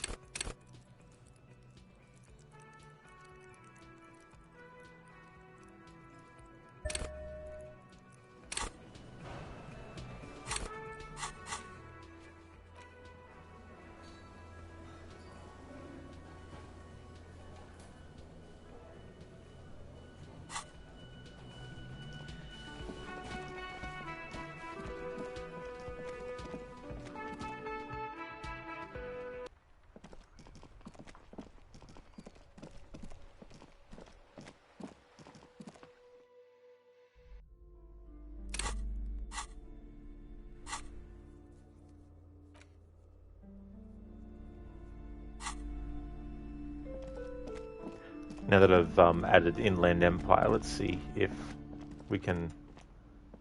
This bookstore is not strictly about crime, romance, and biographies of famous people. There's also a wide range of paranatural literature. Let's see if we can now pass this. The throbbing in your head increases with every passing moment you gaze at this shelf. Suddenly, as if out of nowhere, a small green book becomes apparent. The title of it reads, Medicinal Purposes of the Pearl. The book contains very little explanation on the matter. This knowledge seems to be taken for granted. The book contains descriptions of various pseudoscientific therapies alternative medicines and folk remedies involving the Pale, also known as le territoire.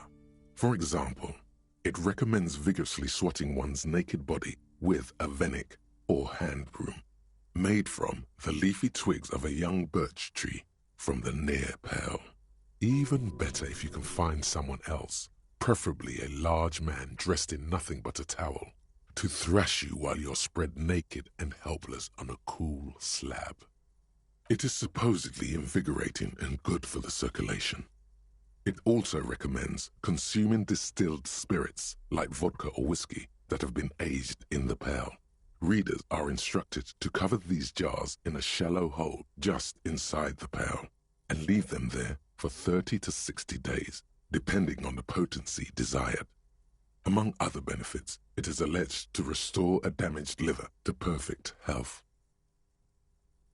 Is it any more improbable than anything else that human beings put their faith in? For general health and well-being, readers are encouraged to take regular strolls through the Pale, though a sidebar cautions readers to limit each stroll to less than an hour. These strolls promise to cleanse the mind of worries and the body of toxins, especially if the perambulator performs this ritual in the nude. Nudity figures prominently in a number of these prescriptions. This is exactly what you need. I don't know. I don't want to be the party pooper, but this Pale territory sounds sort of dangerous. Maybe you shouldn't walk in it naked. There's an entire section devoted to cures for men who are struggling to perform their marital obligations. Excuse me, sir. I believe you've been perusing that particular volume long enough. If you'd like to continue reading, I must insist you buy it.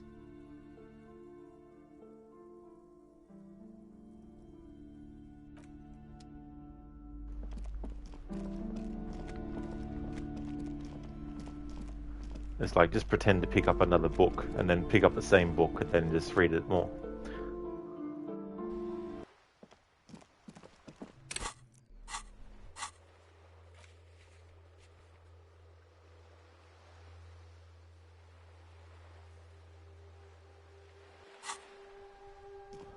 Alright, let's go to the Hanged Man and now use Inland Empire on it.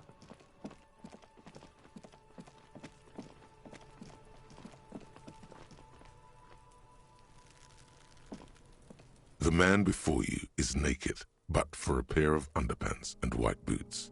His skin is marbled with decaying veins and blotched by lividity. On his chest, a fading web of tattoos. The cargo belt used to hang him from the tree looks reinforced. I'm gone. Into the wild Pale yonder. In the past, way out in the west. Hey, Senny. Good morning. Welcome on in, dude. It's going really, really good, thank you. Things are going well. Having a good stream. How's things going with you? Getting deeper and deeper into this game. It's really, really cool. There's these things that you can put in motion, which are called, I think they're called thoughts. Yeah, so you have a thought cabinet, and they're different categories of things, and it'll tell you what bonus you get for doing it. Some bonuses have not only something that increases a certain aspect, but also can actually decrease one. For example, this one takes away 2 of your empathy, whereas this one takes away 1 of your logic. And you put these in motion, and the research time seems to be something that is real time. And you can get that bonus afterwards. So I've done one already, which was Lonesome Long Way, and it raises your learning cap for perception to 5 and gives my psychology gives 1 to that as well. So you've got these different things too that you can put in motion. So I don't think I'll be putting them all into motion, but it's definitely something to keep in mind for a future playthrough. And I haven't even scrolled down until now, and it looks like there's so much stuff that you could put into this as well. You're going pretty good. You just woke up. Oh, that's cool, dude. I hope you had a really good rest.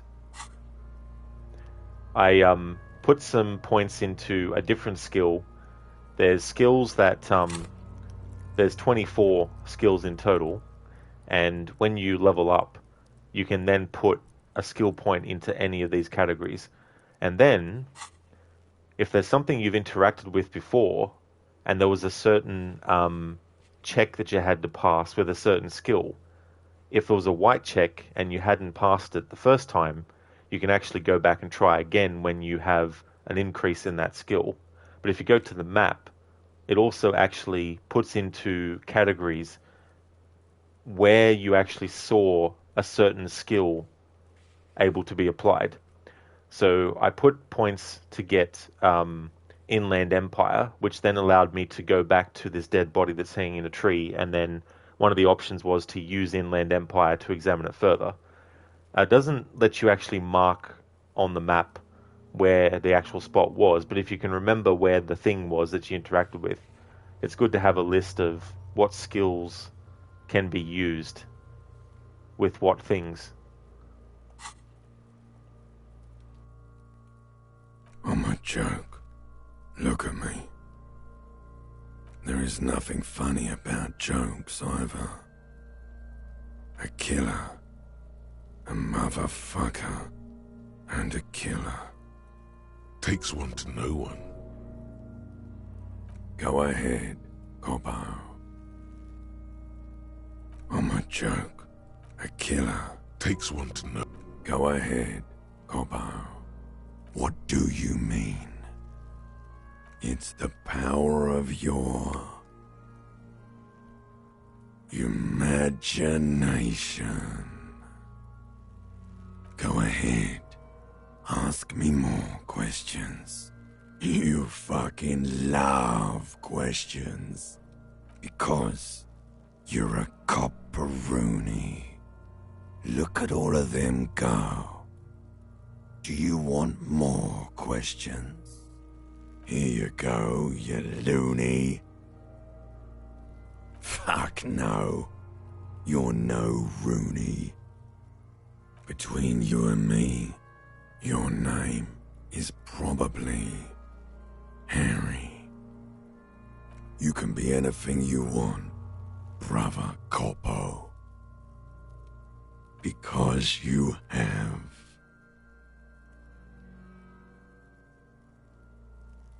Fuck no.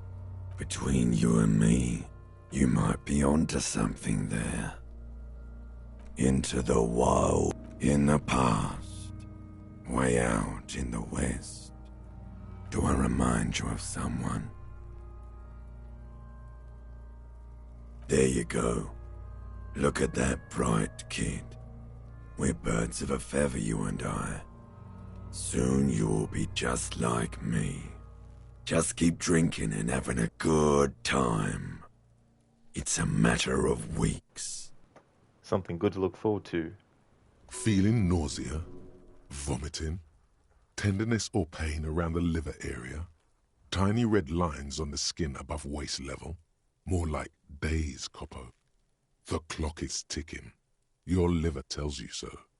Come back later, Coppo. Amuse yourself with my frank manners and my memento mori features. If possible, also, see me in your dreams. Of course, you have questions, don't you? The power of your imagination is at your service. Come back later, Coppo. Alright, let's see where else I can do Inland Empire.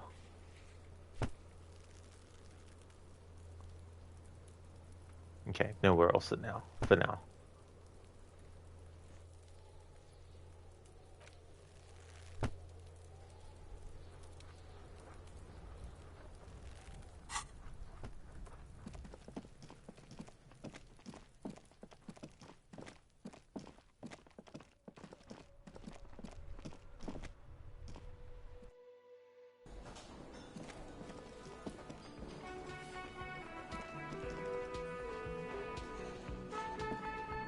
Hello again, sweetie.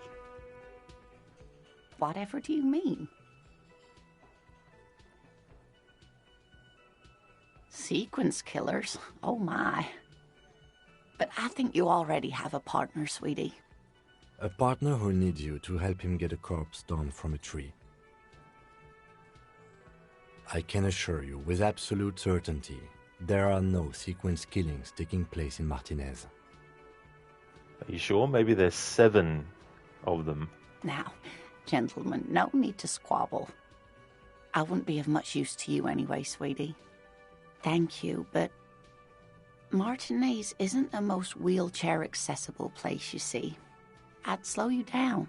Perhaps another time.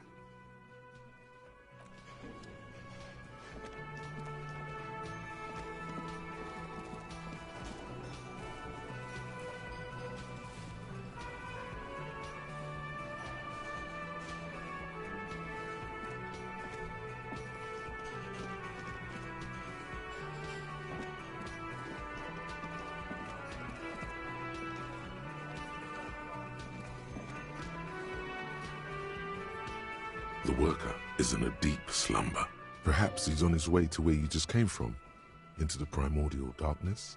On the counter, rolled out of his open hand, you see a blister pack of headache medicine.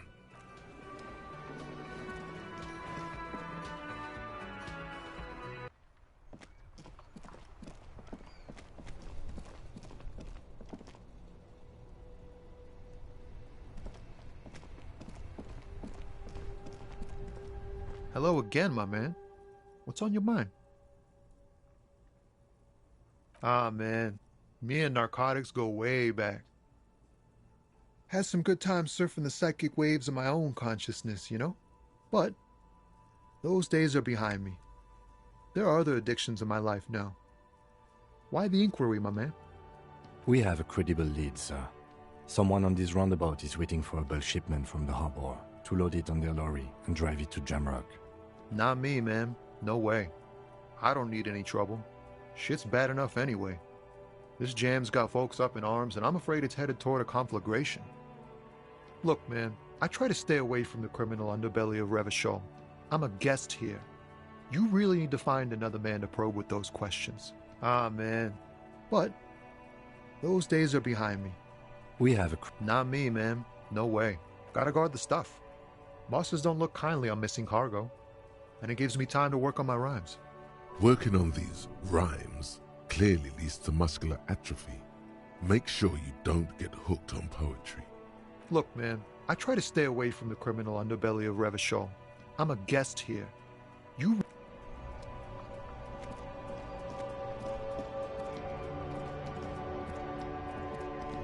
I just had a thought. I haven't spoken to those 2 old men for a while, so let's go to where they are, if they're still there, and if I can remember where they were. You see a Samaran street vendor surrounded by a motley assemblage of goods. When he realizes you're looking at him, his face breaks into a wide, welcoming grin. The name Sileng is embroidered over his breast pocket. Happy shopping, officer! Everything's cool here. This guy, I remember him. Everything's cool. The goods are cool, the customers are cool, the place is cool. And one more thing, officer. From out on the bay, a cool wind gathers. It sweeps into the city, tugging at the textiles hanging around the stand. Some distance away, the sound of a tin can clattering across the street can be heard. You're very cool. Bang, bang, bang, bang! Bang, bang, bang, bang. Harbinger the sunglasses. I know, right?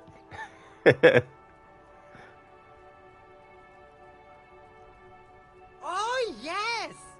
You got style. You got personal style. You know what you like. You like premium menswear. Look around and browse. Everything looks cool on a guy like you. Take your time. Only the coolest goods in Revachol. I've got sneakers, speakers, extremely comfy pants too. Try them on right here. No shame, only freedom. I'm an entrepreneur, officer. I've got sources, buyers, suppliers, distributors, manufacturers, wholesalers, all extremely cool and above board. Good joke, officer! Here we don't have permits, just economic freedom. Take a look around. I love that laugh. You glance around the decrepit buildings, the miserable weather, the sidewalks strewn with sunflower seeds and the dust-choked air. It's beautiful. Beautiful freedom. It is, yes. Anyone can set up their shop whenever they feel like it. That's right. No permits, no bureaucracy. That's why this city and its law officials are so cool. If you wanted to be cynical about it, you could say we are here to protect the interests of property holders. I am not, however. My man, officer, you make all this possible. Without you, this climate would be extremely bad for business. You're part of the Gossamer state. I've spoken to this character before, but we never had all this dialogue that we could choose from relating to this stuff. Yeah, that's the main thing about you. Freedom is great. It's what lets independent entrepreneurs like me sell quality goods at competitive prices. No need for discounts at ceilings, officer. Everything's already on sale. Anything you want, 50% off. Anything for you. Me? It's a boring story, officer. Who cares about the past? I'm all business now. All Revachol. Very sharp, officer. I'm Serais from the Sigai province of the Serais Empire. The apricot suzerainty, you know? The apricot suzerainty is what the Sigai archipelago is commonly known as in Revachol. It's a bit of a fraught term, I'm sure you understand. No, apricots come from Sigai. My grandma used to grow them. But Sigai is a shithole. That's why I came to Revachol. Here's much better for an independent entrepreneur. Less laws. Speaking of, why not support an independent local entrepreneur? I send half my profits back to my grandma in Sigai.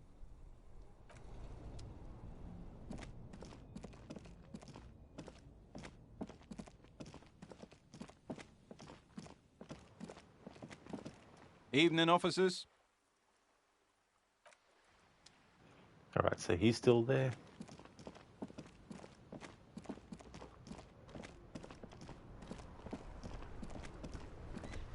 Oh yeah, so that's over where they are. Oh. Maybe a sea monster did this to the plaza. Yeah. It was the Kraken.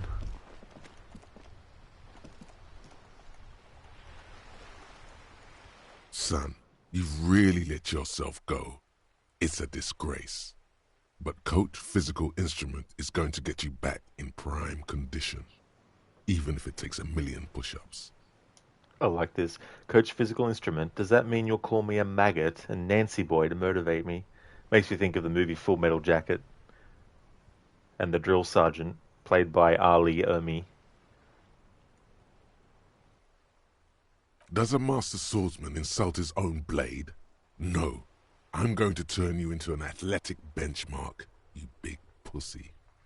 It's going to take blood, sweat, piss, and tears. But when I'm done with you, boy, you will be a master athlete. When a man sets his mind and body on something and gives his 110%, he is sometimes going to piss himself. It just happens. No shame in that. I guess in this case, the saying, shit happens, would have to be changed to piss happens. Harbinger, you woke up with a dry, sore throat, hoping you don't catch a cold. Hopefully not, Harbinger dude. Yeah. There's definitely little tells and stuff. Whenever I know that I'm going to be sick, I have like a sort of like tingling sensation between my two front teeth, like at the tip. And that sometimes indicates to me that like a cold is coming on. Behold, world. Here walks a sportsman, hands choked and hair kept back with a bandana. the Homo athleticus.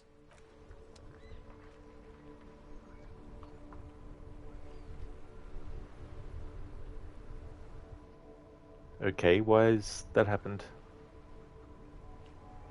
The camera just went over this way.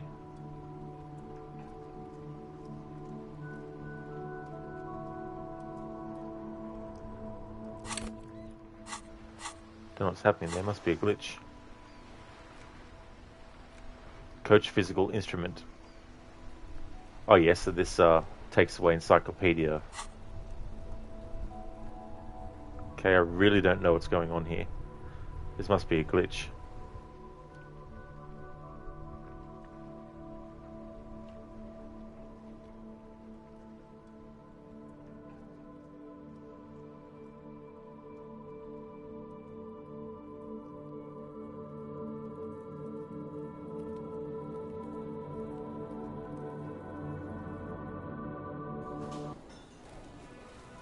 Yeah, this is definitely a glitch.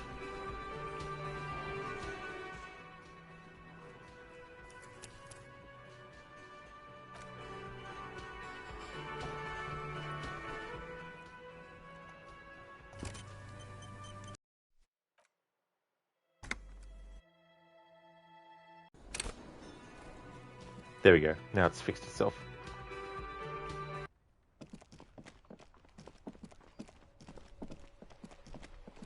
Sometimes the camera will zoom out for specific reasons, but I don't know why it did it there. Hence the glitch.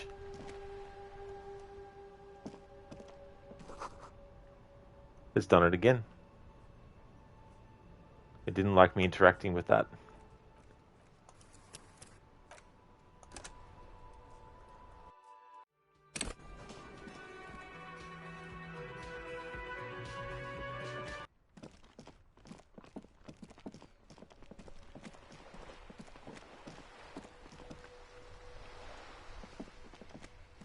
It is such a pleasure to see you again, officer. How may I head the citizens' militia on this fine day? This glitch, man. Like every time I talk to someone over here.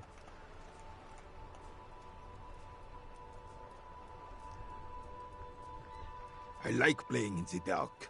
Sharpens your nocturnal instincts. Feels like being on recon again. Ah, yes! King Philip III, on his steed. A reminder of what Revachol once was. Oh, absolutely. At the mercy of a cocaine-snorting tyrant who emptied the treasury so he could sleep on a bed of gold. A superpower, feared and respected. A testament to what this country can be under the leadership of a true king. Someone who knows how to rule. Decisively, without fear of offending the sensibilities of the frail and weak-minded among his subjects. This is something the insurgents never understood.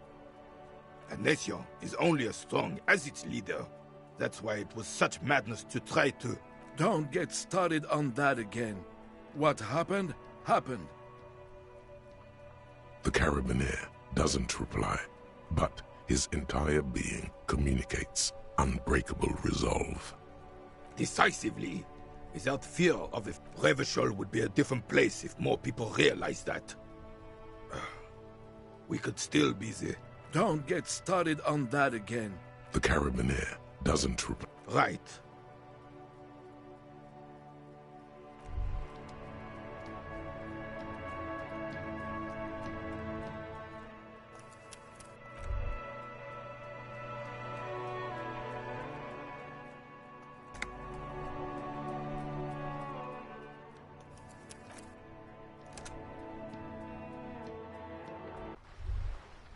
Weird glitches, weird. Hey. Psst. Psst. Hey, you. Yes, you. Word on the street is you're ready to start building communism again. Yes, you're ready to start building communism again. You've built it before. They've built it before. Hasn't really worked out yet. But neither has love. Should we just stop building love? This conversation isn't really about love. Try to keep up, okay? This is about the communism you've promised to build. Word on the street is it's going to be 10,000 times larger than any communism previously attempted. Is that true? You keep saying things like, down with the bourgeoisie, eat the rich, sodomize the landowners, impale all people who have more than 25 real in their pocket, literally murder all human beings regardless of their political beliefs. That kind of stuff. Okay, not in so many words, but don't deny it. You're about to rip off that mask of social democracy and reveal the monstrous seven-eyed lamb of global communism that will devour and masticate mankind. Everyone can see that. So tell me, do you have any questions before we fire up the big communism builder? Or do we get right down to it? Failure. It's about failure. Yes, abject failure. Total, irreversible defeat on all fronts. Absolutely vanquished, beaten, curb-stomped and pissed on. Until you came along. You will reverse the fortune of the workers of the world. You alone, against every living thing, against every human alive. 800 trillion real in the hands of an impossibly well-organized ruling class. Towering city blocks of bankmen who have the ears of prime ministers. Million-headed armies of nations and the love of your own mother. You against the atom, the charm and the spin. Where the whole world failed. Matter failed to bend to human will. Human will failed to get out of bed and tie its laces. You alone, single-handedly, will rebuild the dreams of the working class. You are the last communist. Now get to work, comrade. Very well. I guess no one will build communism then. Tell the working man it's over, unless anyone has objections. Did someone mention cocaine? Are we doing cocaine? No. I'm sure I heard someone say cocainism. Anyone? Anyone else? There's no one? There's no one. Okay then, lie down and let the water carry you downstream.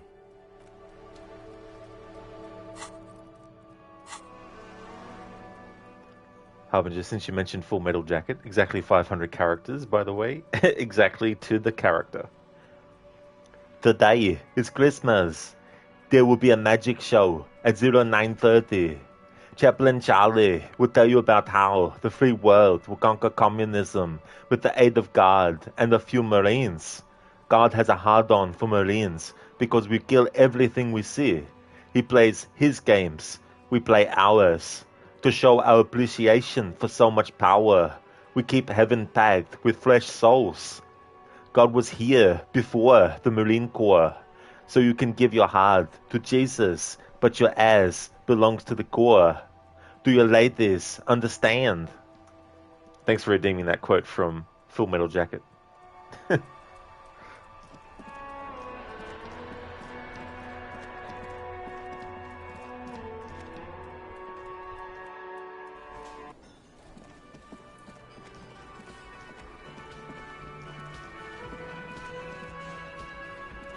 The man ponders his cooking utensils and gives you a little nod, acknowledging your presence. He looks up at you, then looks away quickly, shrugging and muttering something to himself. Shrugging is an international sign for, no, I don't know what's behind that door. I just love the sergeant. Yeah, he was definitely well cast as well, Ali Ermi. And he was actually a pretty good actor too, as well. You see a heavy steel door. The door does not budge.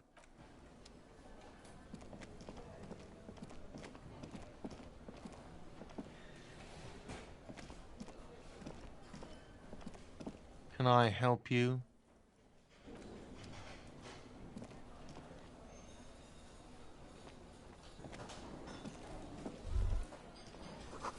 This feels right. You belong here. Singing karaoke.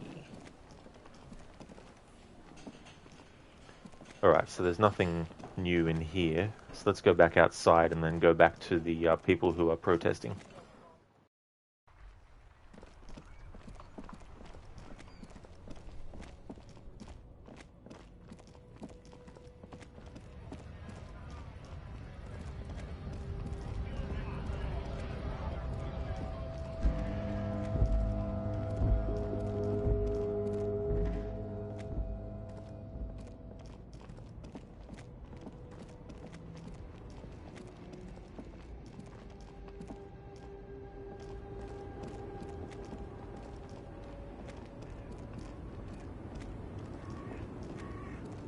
The woman still has her eyes fixed on the photograph in her hands. In the background, the radio plays.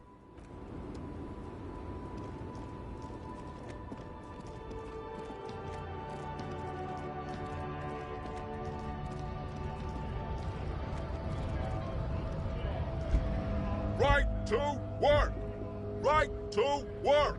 Shame on you!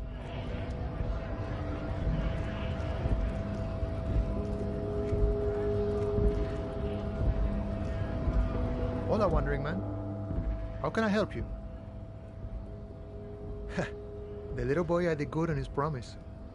To get me into trouble. To sick the pigs on me. Pardon the choice of words. Not mine. What happened? I was asked to look into that armor situation. Official Union probe, you know. Track it down, see who took it. Did you? At first I thought, why not? Maybe the pieces can feed the strike. Buy us a few more days under the sun, you know? So I went to this boy. He said he'll make me his prison bitch. He's got eyes everywhere, the cops in his pocket, and he's the king of Jamrock. Serves me right for doing menial footwork. I dropped that probe right then and there, and it still got me into trouble. One bad move is all it takes. It's a minor nuisance. It's all good. He thinks, not yet. Better to get this business out of the way. Sweeter then. I learned that people don't want to talk to a drunk Union man about some armor. What else? Not much. Technical stuff mostly. That was the interesting part. I did some research into this armadura. Let's say I have friends at the library. I didn't get into the material science, just how it comes off. How does it come off? In parts. 4 in total. The helmet was the first to go. The kid says he tore it off and kicked it into the sea. I believe him. The boots were still on the guy last I saw. Too hard to remove. So, as I count, there are 2 parts missing. The gauntlets and the cuirass. This is where I left off. Too much hassle. More like a job for some militia. Oh, they're just gone. They don't exist anymore, if they ever did at all. Forget about them. I did. All of it? There are junior officers out there, eager to prove themselves. I would leave some for them, and I would leave the boots to processing, but okay. Let's find all of it. A mesquite epic then, all across Martinez. I hope it will be a real bonanza for you. No problem. If you see that kid, thank him from Call Me Mañana. Thank him for showing me the way.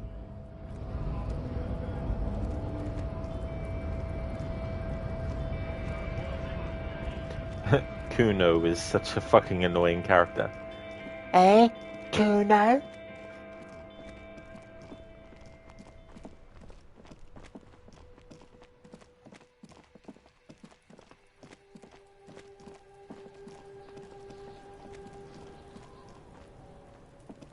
Fuck does Kuno care? So?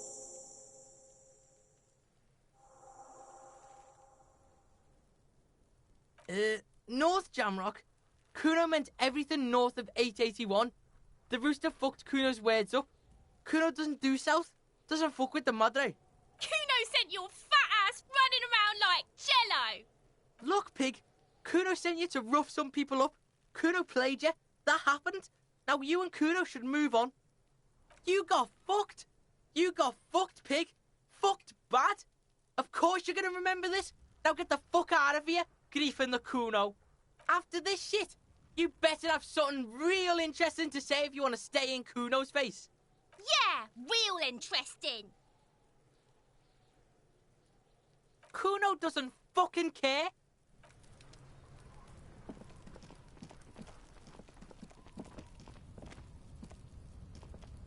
Inconspicuous pile of the roofing material, Eternite.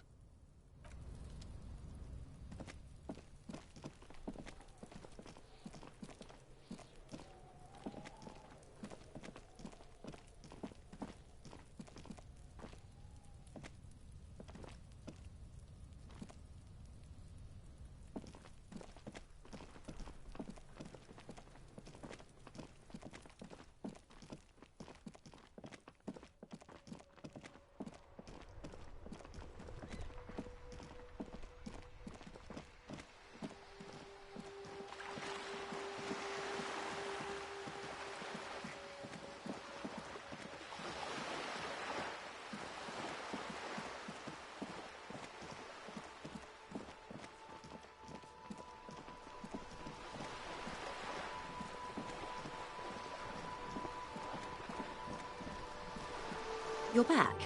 Good. What can I help you with? On the contrary, officer. There are yet camionneurs you have not talked to. And don't look so surprised. In a time like this, it would be strange if Wild Pines didn't have eyes on the harbour. I suggest you go back and canvass for more suspects.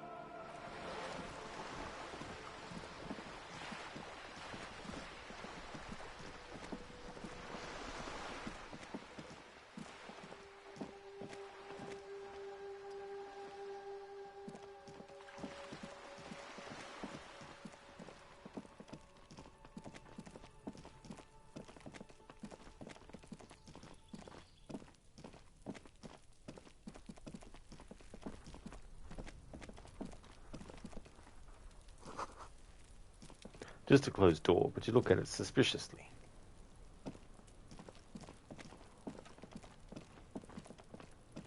There must be another way into the building. Okay, that did that again. For some reason, they make his dialogue very, very loud. And almost with too much bass.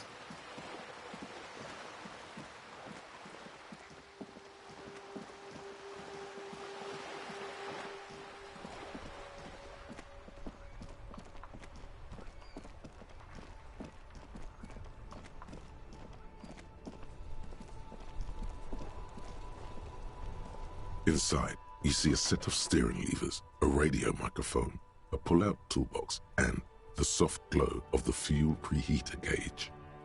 All right. Ready? I turn, you press start. It's next to the preheater. The dashboard lights up with orange glow. The rounds per minute gauge jumps, and the engine of the Caprice Kinema comes to life with a whiny growl. That sound, you feel the wind in your hair as if you're already driving. But where? Down a narrow street, lined with shabby wooden houses, the 881 motor tract, coiling like a serpent high above. Children play under the viaduct, eyes turn to watch you as you pass. The Valley of Dogs, and before it, a familiar dome, like a ladybug without the colors. The building has a designated parking place for your carriage. This is Precinct 41, as close as you have to home now. It's far away. The lights unfold with a little click, casting electrical light onto the ground before the vehicle. There you go. I'll turn them off from the remote once you're done. We just need to stand in front of the machine now.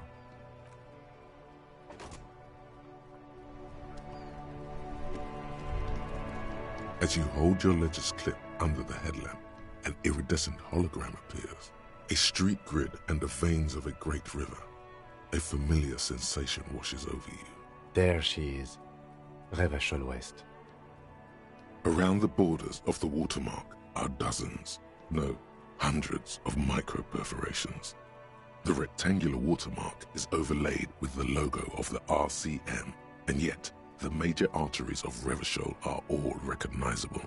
They shimmer in the Kinema's headlights. You catch a faint glimmer from a broken beer bottle in the distance. Sounds. Two men engaged in a drunken argument, followed by the closing of some distant window. In the middle of a broken plaza, illuminated in a cone of light, two men, one slim, the other sturdy. They are on the city stage, but only one of them, knows his lines. Ah, Martinez at night. Let me see. Right here. No, it does not.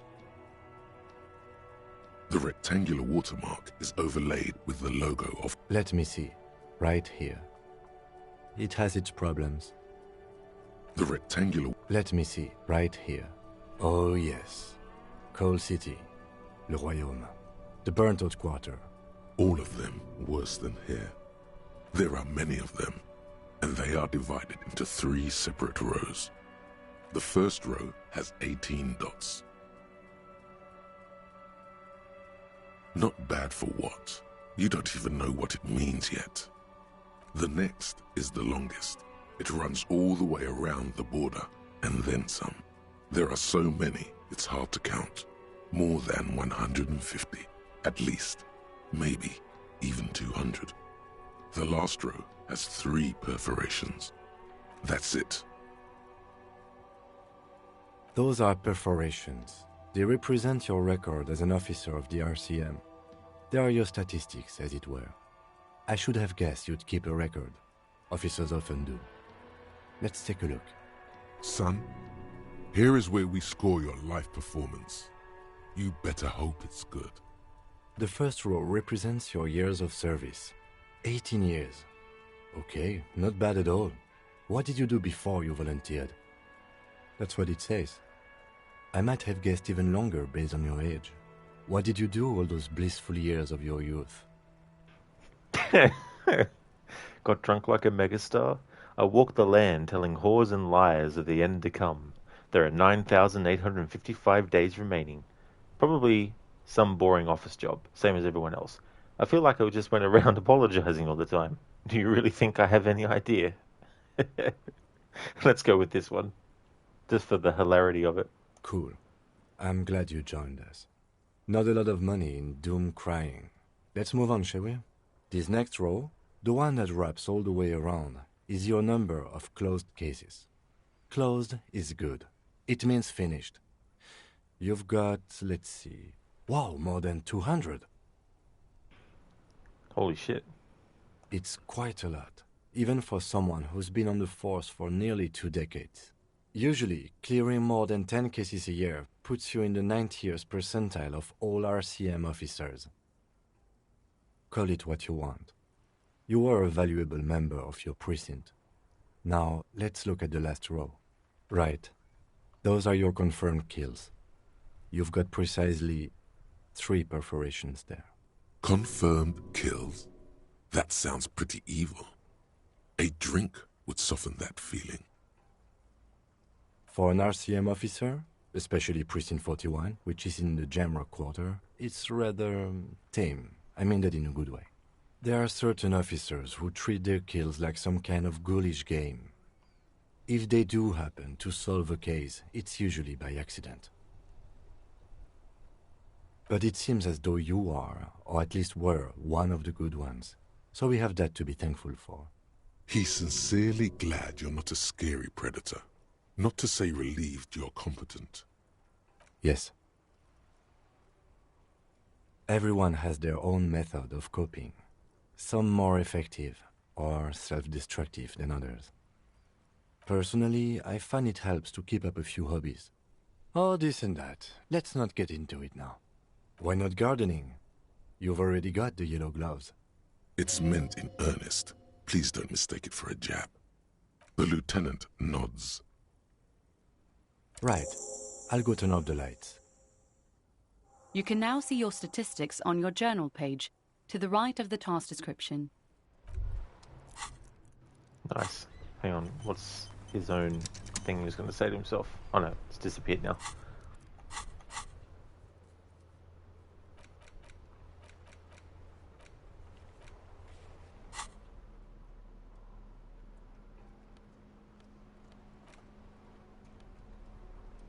It's the ledger you found in the trash. A cabbage of papers hanging from the board, with the permeables drawer inside. It's barely held together by a clip, then made complete by the faint smell of urinal cleaner. Arson, petty theft, Spousal abuse. Handwritten logs on dozens of investigations date back to January. You don't exactly close. Arson. Petty theft. Spousal abuse. Handwritten logs on dozens of investigations date back to January 51.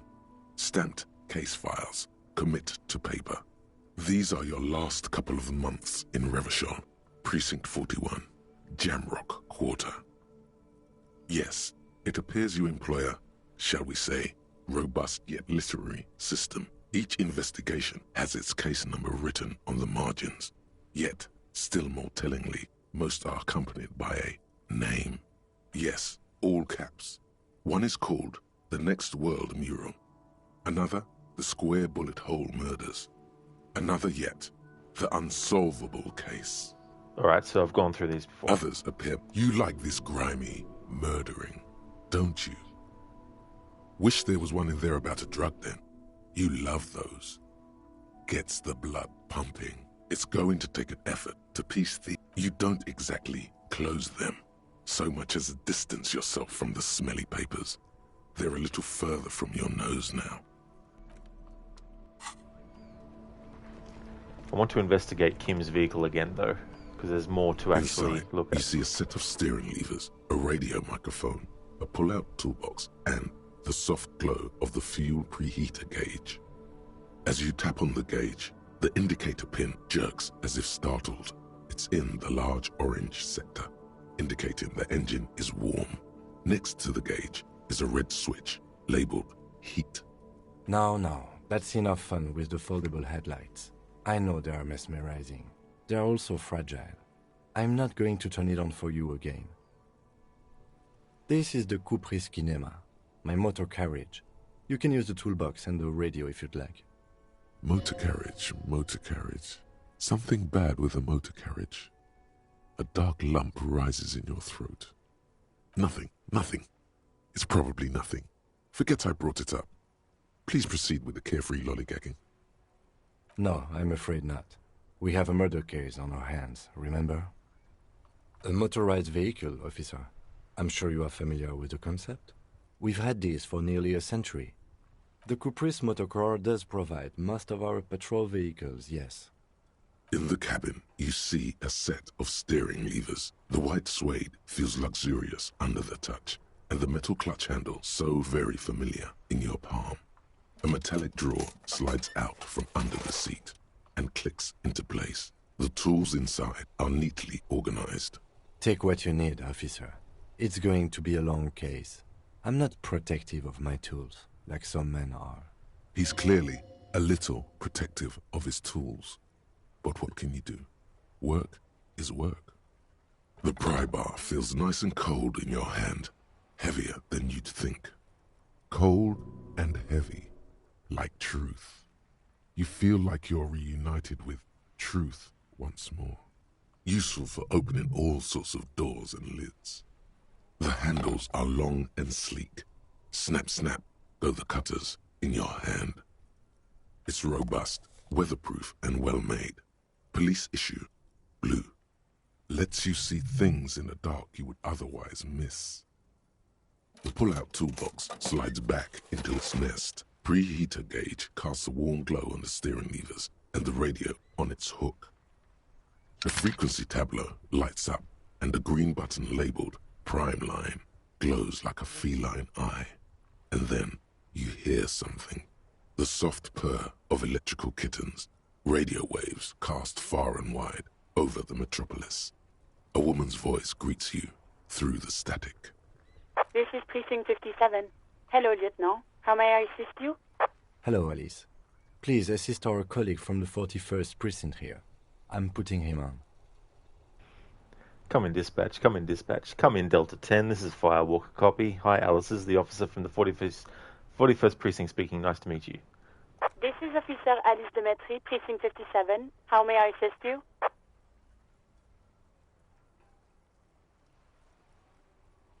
Of course. What is her number, officer? Change of plans. Her number.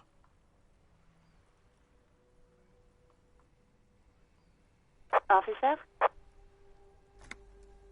Just a second, officer.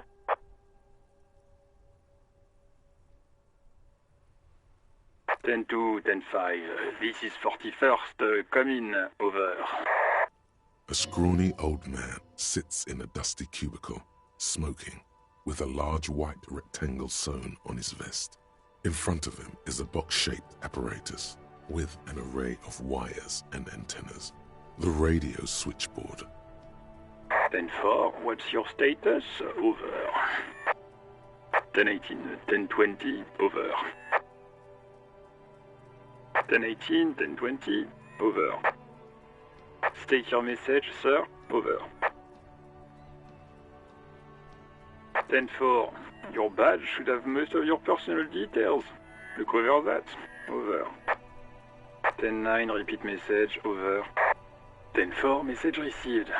This is a very serious situation. I need to 10-22 the captain. Over. 1022, the captain? This sounds bad. Bad and scary. Like being called to the headmaster's office in school. Is it him? What does he want? Says he lost his badge and needs to report it. He what? He lost his badge? This is Communication Officer Jules Pidieux, sir. Over. You mean your partner? Over. What is he saying? He's asking who you are. I'm his goddamn partner. It's your partner, Satellite Officer Wittmar, sir. Over. Did he lose his memory along with his fucking badge? Who lost his badge? Dick fucking Mullen. Who do you think? Dick Mullen is the character that we read all those book titles about in the bookstore, a detective. It's Officer Dick Mullen from the bestseller Dick Mullen and the Lost Identity. Dick Mullen is not your name. It's the name of a fictional detective who would not lose his badge. Defend yourself. Immediately. They're laughing at you. He says this has probably happened to other policemen before him and laughs sarcastically. Oh goddamn it. Is he fucking kidding? The whole station's gonna be dicked for this. Satellite Officer Wittmar is wondering if you might be joking and adds that this tarnishes the reputation of the entire station. Over. Mullen dicked us. 10-4, I hear you, officer. I'm just going to make a note here that you are in pursuit of your misplaced badge. Over. Fuck me. Mac, come here. You've got to hear this. Dick Mullen lost his badge. What's going on? Super Cop here lost his badge. He lost his what now? His badge. He lost his goddamn fucking badge. He asks you to please stop saying he lost his badge. Why? Did he find it? Sergeant Orson was wondering if you found your badge yet. Over. You don't have a comeback. Sorry. It's hard to think like this. He's not replying. Looks like he's still looking for it. 10-9, come again. I didn't get that. Over. New heights even for Captain Sober. Ask him. Ask him if he's lost his gun, too. Sergeant Orson wants to know if you lost your gun, too. Over. Check your pockets. Check your... Holy fuck. You don't know where it is, do you? Okay, it's gone. Your gun is most definitely gone. 10-9, come in, officer. Did you get my question? We were wondering about your gun. Over. 10-1, you're breaking up. 10-9, repeat please. Over. 10-9, come in, officer. Over. Come in, officer. 10-9, repeat message please. Did you misplace your firearm? Over. He says he doesn't have it. Dear God, he lost his gun? Oh my, I can't. This isn't really a laughing matter. Mac can face a giant of Coco Noodle by himself, but Disco here made him piss his pants. Oh, I can't. Fuck. He lost his... Ask him if he still got his wiener. Oh, man. I'm not going to. Ask him. Sergeant Orson here is wondering if you are still in possession of your genitalia. Over. Now is a good time to say fuck and ass and so on. That'll make this all right. That's a negative. Not going to say that. Over. What's he saying? Share with the class. He said he sodomized your mother. The prick ate Mama's vanilla waffles at the captain's birthday party. Some nerve he's got. Sure her vanilla waffles were the only thing he ate? Shut up, Chester. This isn't funny. This is my mom we're talking about. Tell him to apologize right now.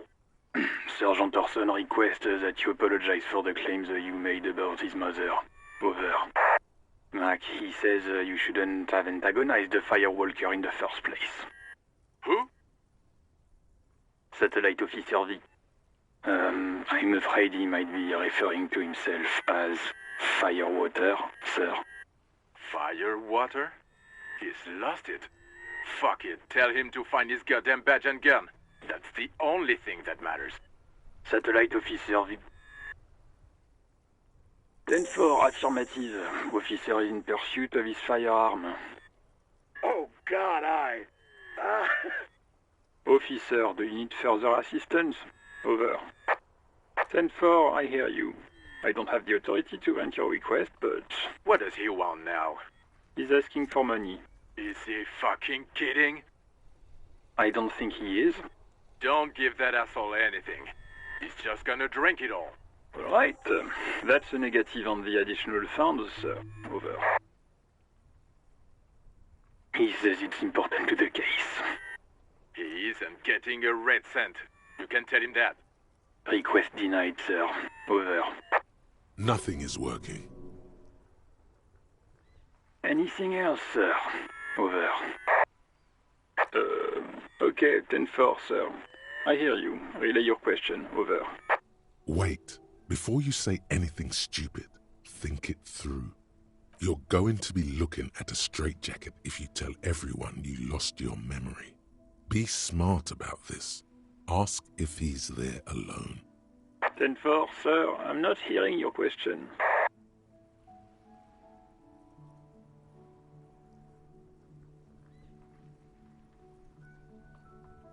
Understood, sir. Over. Roger that. 10-10. Over and out. This is Precinct 57. How may I assist you? Of course. What is her number, officer? Yes, hold on. Her number is 005 1944 298. Received. Hold on, officer.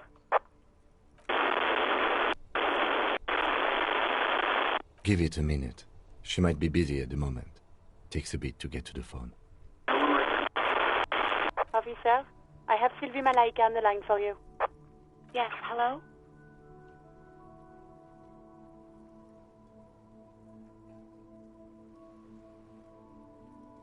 Oh, right. Hello, officer. What can I do for you? There is no resentment in her tone. She wants you to ask her out. No question about it. You mean, why did I leave the bar? Honestly, I'm not really comfortable discussing it with you, sir. Maybe, I don't know. No? Not me? No, sorry. I don't. Not a lot of people have phones around here. Copper thieves take the wires. People don't have the money to have the cables put in again. They use the Union's phone, or the one on the coast. It was someone else. We'll find them sooner or later, officer. It just might take a while. Yeah, go on. Yes, I know who you are. You're a police officer. The law. You told me back in the whirling. You told everybody, and so does your badge. I don't need to hear about it anymore. Oh, no, I haven't, sorry. Real policemen have uniforms too, by the way. Where's yours? He's in plain clothes, voluntarily. It's different from not knowing where your uniform is. There are officers who wear the signature Perseus black uniforms to the highest ranks in the RCM and end up buried in them as well. Others do it more casually. Looks like you're one of them. Hey, Percenter, welcome on in. How's things? Please, no. Not this again. Everyone saw your cool gun, detective. You were trying to impress some people with it. Everyone was eating and... Sounds like it's going to be bad. Do you really want to know? You were waving it around in everyone's face, begging them to describe it. You said it calms you, and then you started making suicide jokes. It got pretty graphic. People tried to back away from you, or even slip out of the door. But you screamed, "I am the goddamned law, and you have to listen to me. You are all suspects in a murder investigation." Me neither. No idea. All I know is next you were waving around money instead, saying things like big bucks cannot lie and guns can't buy money, but money can always buy guns. Big bucks cannot lie. Oh, shit. I accidentally pressed that. I was putting my left hand back down to the controller and accidentally pressed the left directional button. It almost looked like you pawned it, but believe me, I did not ask. Uniform? I never saw you in any uniform. You had your things on, the disco things. Well, you tried to jam it down the toilet, sir, clogging it completely. After I had unclogged the toilet and retrieved the paperwork, I threw it out in the trash, thinking you didn't need it. I am sorry about that. Anything else, detective? I do hope so. Please, don't call me again. Bye. Yes, you have obviously done something to upset her at the Whirling in Rags, when she was still working there. I'm not mad, it's just... You were so drunk and so emotional all the time, and then the skua thing happened. It just made me want to quit. The stuffed bird, the great skua.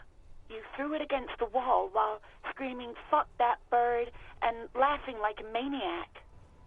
Look at the bottom left-hand corner and the main character's face right now. Does that look like someone who wouldn't wave around a bird and laughing like a maniac? I think you said it had been giving you shit ever since you got there.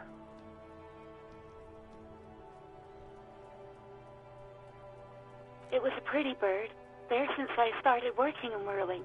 I really liked her. We call her Scotty. Yes, obviously. You were the worst client I've ever seen. And I have seen so many assholes in this place. I've had sailors fighting, union guys grabbing my ass, kids stealing booze. Once a guy was glued to the karaoke machine every night for 2 months. But you, well, you were worse than all of them. Honestly, you were getting borderline aggressive. Even about little things like not turning down the volume at 3 a.m. I even liked one of those songs you kept listening to on repeat. No more. I hate it now. We Go On by the O.O. I can't listen to it anymore. You've turned it into a parody. To hell with that song. Then there was your room. Your project. An experiment to see how bad it can get in there. I tried to send the cleaner, but you wouldn't let me. Threatened to make me understand. I had no idea what you meant, and I don't want to know. And then screamed something about how you're a piece of shit human being, and why does anyone even let you work as a policeman, that you'd fire yourself, but you can't even do that. And then I had to deal with your toilet, the one you clogged with police documents, causing water damage downstairs in the kitchen. I won't even mention you waving your gun around, harassing customers, threatening to sing karaoke, threatening to kill yourself. No, you really weren't. You were simply the worst. God, I knew I shouldn't have brought it up. Just try not to call me again, and let's pretend it never happened. All sorts of things. From disco, rock too. So much disco and rock. Yes, that's the one you like to sing along to the most. The later it got, the more that one came on. Interesting. You still have to find a copy, though, before you can blast it. You hear a sigh of relief on the other end of the radio. Wordless, the call breaks. Then, the already familiar voice. Anything else I can help you with, officer? Right. Please hold. 10-4, come in.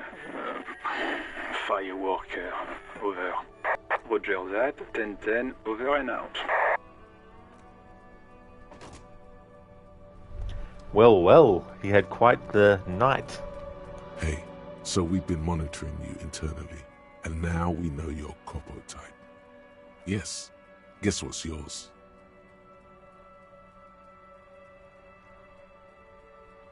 Yes, sorry cop. The cop who's sorriest.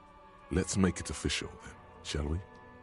Oh, you know, Apocalypse, Superstellar, the advanced interesting cop, Liquid Shadow cop. But you're too sorry to say those things. So, here we go? Oh, you know, Apocalypse. What? Jealous of the sorry cop? I think they'll be fine. Don't worry. They'll be super fine. It'll be totally okay. You can dual Copo type from sorry to anything.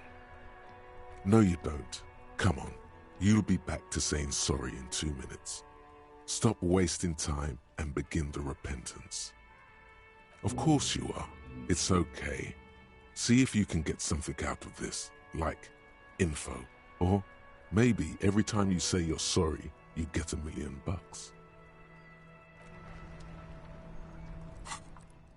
Okay, so we've leveled up. We got some items that are picked up recently. Pry bar. Equip this to open locked containers in the world.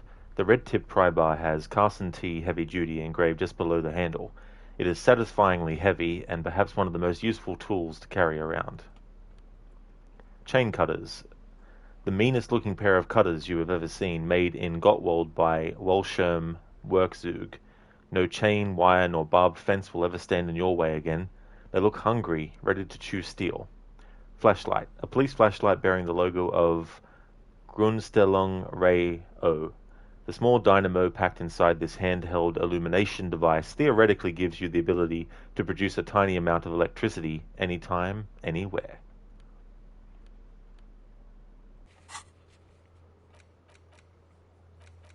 Also got some more tasks.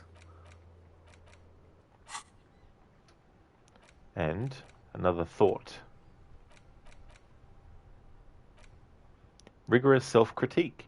Temporary research bonus, -1. Authority, embarrassment to the party. You're one sorry piece of shit, a cop penitent, a flagellant cop monk. This is not the right line of work for you. You should be groveling at the feet of a feudal lord, providing lurid evidence against yourself at the Mazavian show trial, or ripping the flesh from your back with a cat o' nine tails. Whatever made you this way, you can be damn sure it was your own fault. Do it. Really criticize yourself. Who knows? You might uncover something of importance from your guilt-ridden past. This makes me think of the whole flagellant monk and all this kind of stuff. Reminds me of Iesu Domine, Iesu Requiem, Iesu Domine, Iesu Requiem. From Monty Python and the Holy Grail, when the monks are hitting themselves in the head with planks of wood.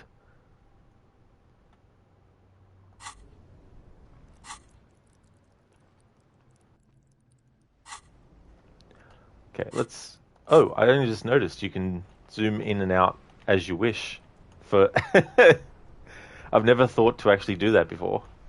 So that's cool. Kind of like it where it was. Alright, Kim's got something to say. We should think about calling it a day, maybe. The nights are still miserably cold this time of year. You should take care of that, then. Let's talk to him anyway. An officer of the RCM shouldn't be sleeping in the street. We'll figure something out. Jamais vu. derealization. Jamais vu, the opposite of déjà vu. Not already seen, but never seen. Everything that should be familiar appears strange and new, like some half-forgotten day in your childhood. Only now. That's the feeling you've been having. And for who knows how long. You should go and ask Joyce Messier about this. What world are we in? This is a fundamental question. Okay, so that thought is complete. The bonus is +1 XP for every orb clicked. All intellect learning caps raised by 1.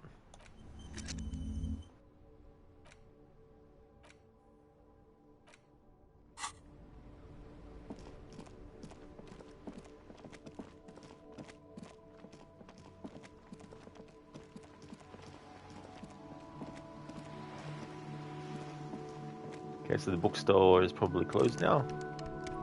Yep.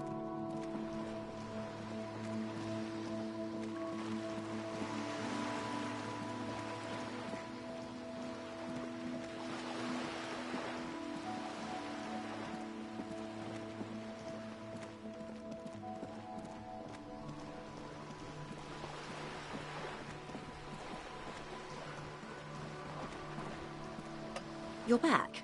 Good. What can I help you with?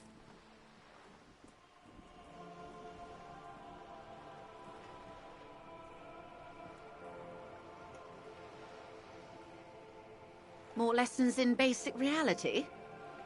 My favorite part of the day. Go ahead, ask me anything. We're in Martinez, baby. Martinez is a district of Revachol. A very small district tucked away near the industrial harbour. North of the 881 and Jamrock. You would be excused for not knowing about it. Unimportant, they say. Forgotten, even. Shelled to smithereens during the Revolution. It has its charms, just not this time of year. I would be happy to. What is a preposterously expensive education for, if not sharing?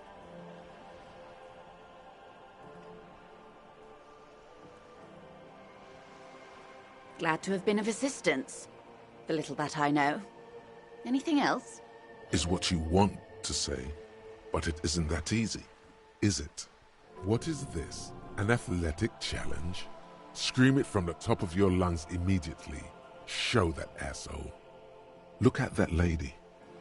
Take a gander. Squint your eyes, bub. Why, yes. Tucked away under that sturdy green raincoat, almost rustic in its simplicity, a silk shirt and matching scarf around her gentle throat, while dull orange pearls hang from her earlobes, red from the cold. Her light green eyes scan you, full of knowledge and worry, wealth and all its possibilities. Now look at you, you misery-clad simian, barely able to tie your own laces. Your armpits are lakes. A scythe of booze precedes you. Your hair sticks to your forehead and your underwear feels uncomfortable. You're poor. Poor as balls. You can't ask this person for money. You're too... Yes, you're too ashamed to ask this person for money. Too scared to belittle yourself in her eyes. Those half-precious stones of Odinel. Oh God, the lieutenant is here too. Do not dishonor the force. As I was saying, if there's any way I may be of assistance, please don't hesitate to ask.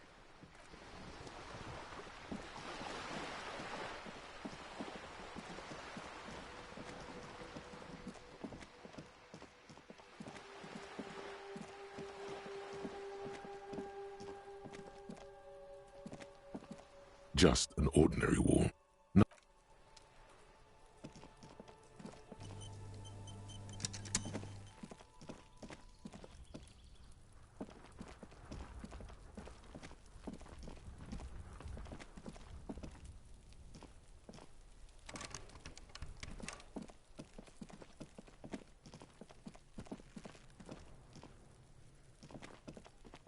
Trying to sneak up on me again?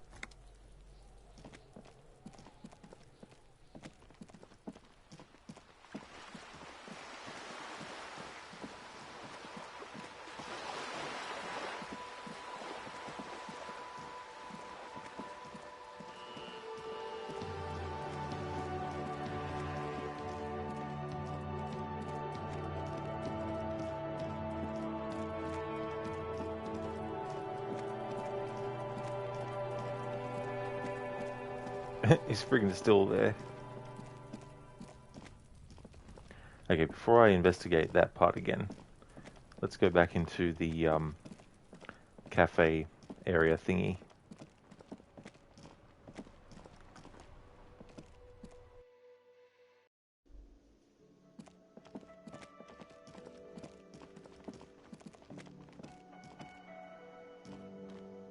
Can I help you?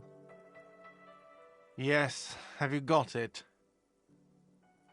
Does that arrangement include you paying me what we already agreed you owe me? I understand your predicament as the manager. However, I feel I must remind you that we are here to conduct an important investigation that also affects your business. Forgive me for saying this, but your colleague seems more committed to drinking, and... He shrinks back a bit under the lieutenant's severe gaze. I mean no offense. It's really nothing personal. I just have to protect the interests of this establishment. Good luck trying to use it. All the locks have an electronic component. They have to be unlocked down here with a master key before your guest key will open the lock. Not until you bring me the money. Okay, I might have something in my motor carriage we can use when you're done here. I really didn't want to resort to this. The man is thinking. Oh, Lieutenant, we're done here. Another thing. Great. I love those. Yes?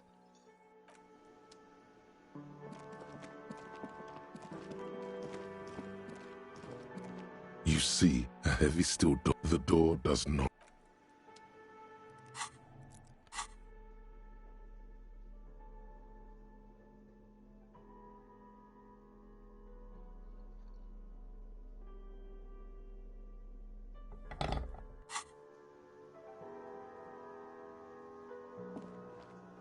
You see a heavy...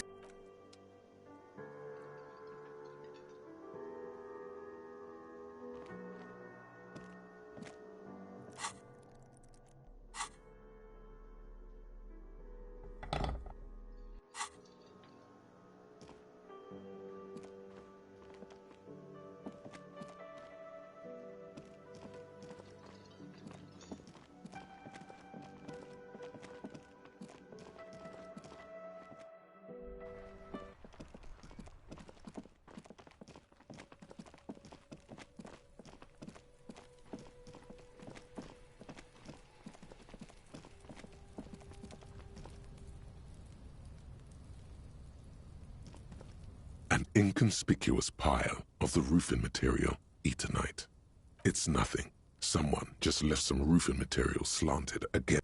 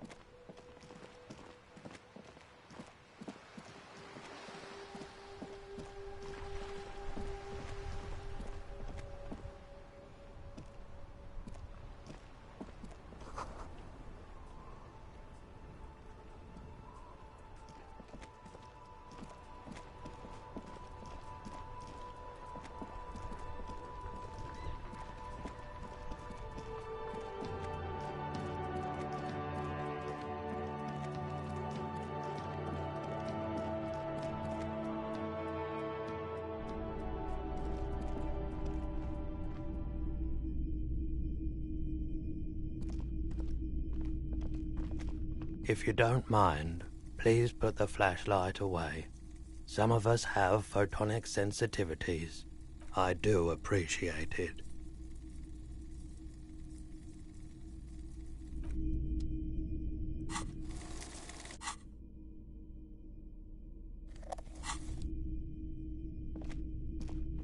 It's not often that I see officers from the RCM in my pawn shop.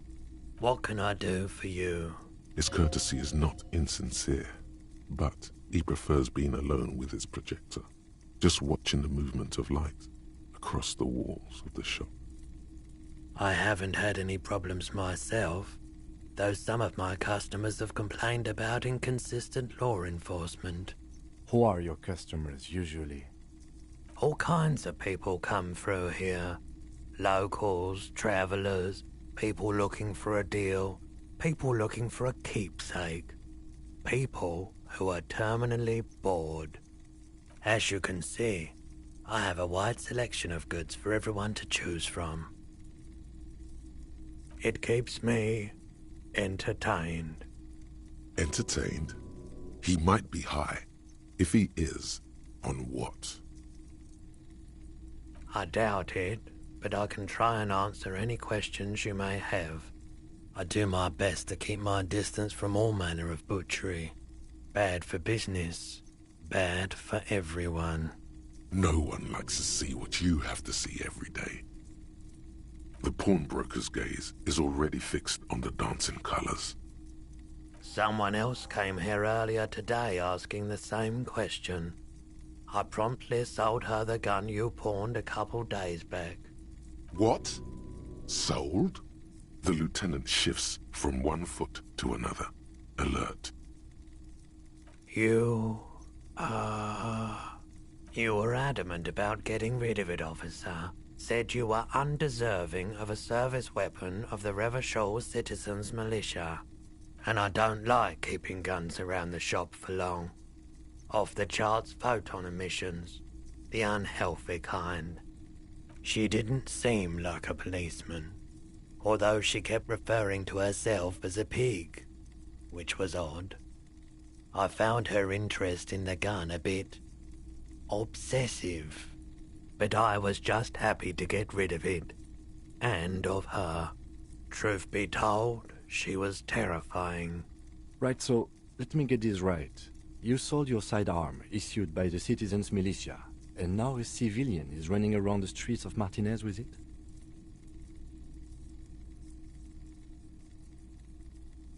You're right that she could cast aspersions on the force. We have to find her.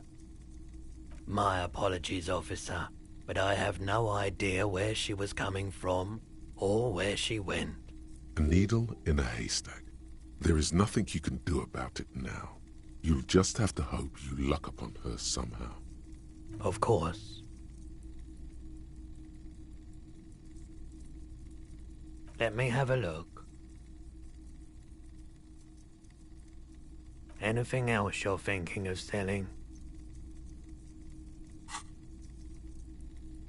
Another time, perhaps. Feeling warm and enthralled by the movement of light, while the mind continues to race forward. Lucky bastard, he's probably on Perolidon. It's tough to come by on the street. A drug developed by the military to treat and prevent radiation sickness. It has psychedelic side effects, and it makes your eyes turn yellow. Why on earth? These are prescription. I can't really see without them. Perolidon is just something since the People's Pile disaster. I was with the Emergency Relief Brigade. Had to take it for radiation sickness. He's taken for mental and emotional, not physical pain these days. Hey Afro, welcome. Let's go. You're installing L.A. Noire. Finally got it. Oh, nice. That's cool. Well, I hope you enjoyed the game. What version did you get? A bad idea. Some poor leftist built a particle decay generator in hopes of bringing affordable electricity to underserved communities. It malfunctioned. Radioactive waste everywhere. Probably some of it in you too. We were an all-volunteer force. Self-organized.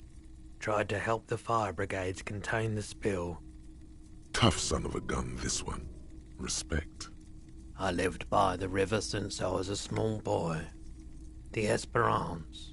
Didn't have the art to let it all go to shit without trying to do something to help out. There wasn't much the volunteer force could do, however. We wasted years in the river mud. Years getting sick. Afro, I mean, there's only one version Steam apart from the VR game. Steam version has DLC too. Yeah.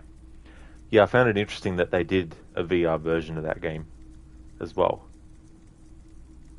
There's a reason why everyone's tried to forget any of it ever happened, and why no one has tried to repair or replace the pile. So much disappointment, and early deaths. Cancer mostly. And we knew all that was coming even as we were cleaning up as best we could. No one's. Everyone's. So much bitterness.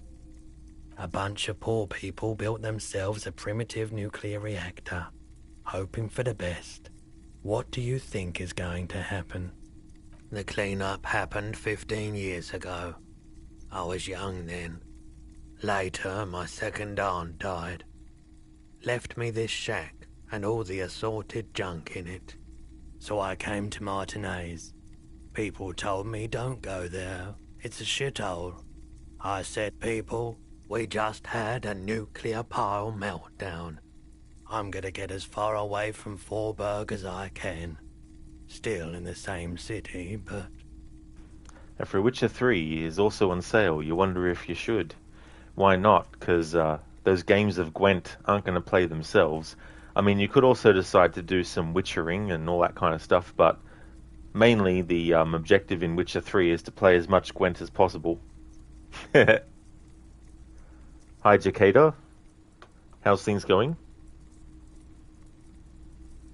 I like the theory more than the story. Outward movement, not vortices. Afro, is the DLC worth it? I would definitely say yes. Yeah, I really enjoyed both of the DLC for Witcher 3. I think it was really, really cool. And there's a lot of really, really interesting like scenarios and stuff that you find yourself in. Oh, that's good, Jacada. That's excellent. I'm going very good, thank you. Things are going well. Yeah, you gotta get in on those vortices, my man.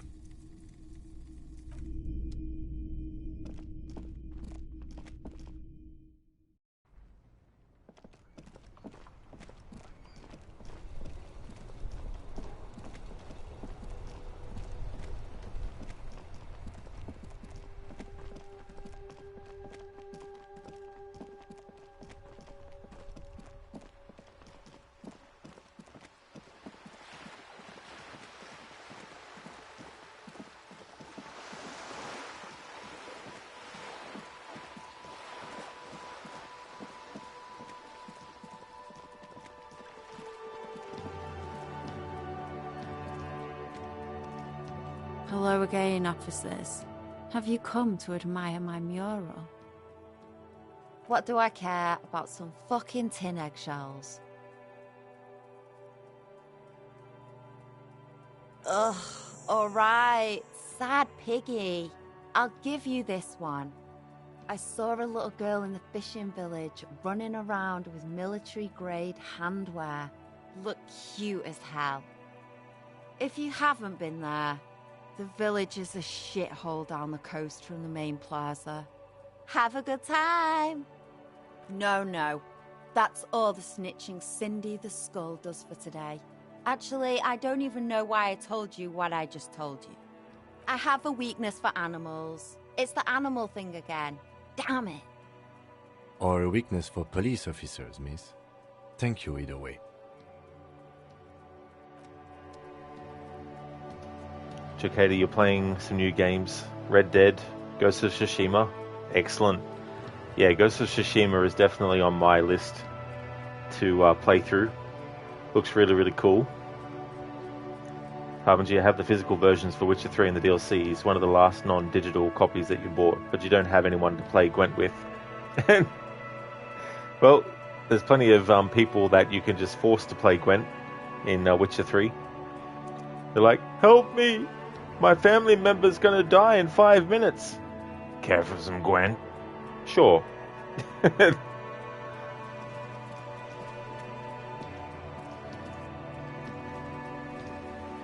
A sturdy metal door This could be a way into the apartment building the smoking man vanished into.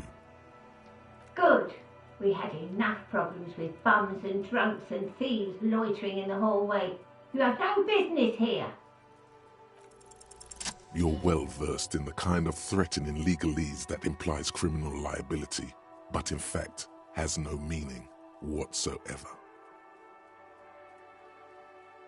I know my rights, and don't you marm me, boy.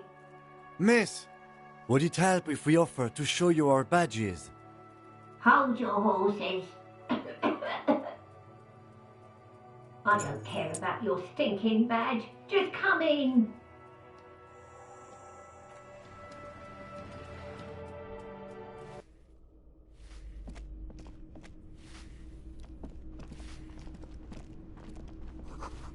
A note reads, foreclosed by Martinez Realty Associates.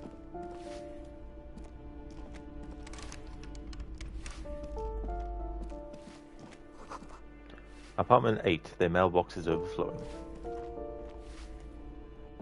Give me a moment. The cold never does any good for my bronchitis. This woman's health is failing her. There's not much to do. Not in this damp. I'm fine. Fine. Don't you worry about me. Now, what do you want from me, policeman? Oh, you'll find plenty of Martins here. Don't you worry. Pea-brain. Someone played a trick on you. Martinez is a name for anyone who comes from Martinez, like Tim Jamrock or Raoul Ravachol. Oops. You really didn't get the joke there. I thought it was obvious. Anyway, officer, we don't have the witness's name. Ask away, policeman. The hell am I supposed to know? Another nut job, I assume. She really doesn't like those nut jobs. Bad blood there. People come and go. I don't keep an eye on everyone. The artiste? Nothing I can do about her, I'm afraid. She ruins the walls faster than I can clean them. Still, she leaves an old lady to her business. More than I can say for others. She mumbles some kind of a response, then hacks something into her handkerchief. I'm no one. Just an old woman who cleans these hallways. If you can call it living. I have a little room upstairs right next to the coal room. It's barely bigger than a closet. But I don't complain, no. I have my bed and my aching bones to keep me company. And that's all I need from this world. And all she gets, too. The coastal wind beats down hard on the coal room door outside. Splashes of waves make the balcony slippery. Yes, I know who you mean. The scrawny boy who's always smoking like the devil, right? Somewhere in the building, a child starts crying. You hear a radio tuned to a talk show and someone taking a shower. What's he in trouble for? Talk?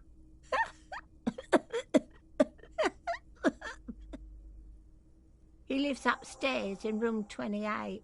Go to the balcony. It's one of those doors there. He's usually home in the evening. Thank you. We should go check out his apartment on the balcony. See if he's home.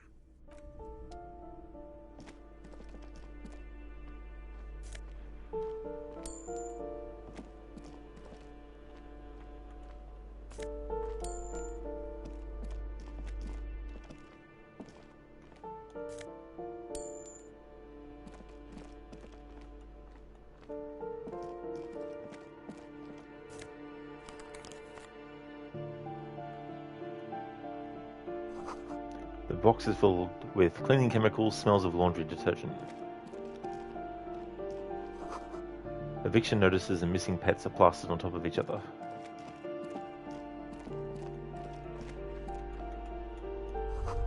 Someone has drawn a 5-pointed star on the wall. That isn't just a 5-pointed star. It's an inverted white pentagram cradled in a wreath of antlers, the iconography of communism, in other words.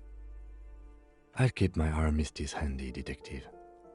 The star and antlers was developed in the 6th decade of the last century and quickly adopted by Mazov and the communards during the revolution.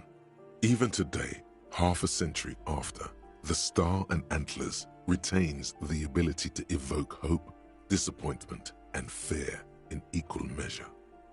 To symbolize the toppling of the old order. Also, some social democrats were already using it. The wreath of antlers represents a natural crown. It was about building a society that could exist in accord with the natural world, and at the same time above it, because white is the color of peace. Smug superiority, aesthetic musings, the triumph of capital is undeniable, but maybe the guns were sort of cool. Revolutionaries had loads of guns. This door has been closed with a padlock. A chalk-drawn number on the board says, number 11. No reply. It's a solid lump of metal, but the shackle is deeply corroded. A solid pair of chain cutters would make short work of it. You seem committed to it, so go on. What are you doing? You're trying to cut the body of the lock with the chain cutters, and it's really not working.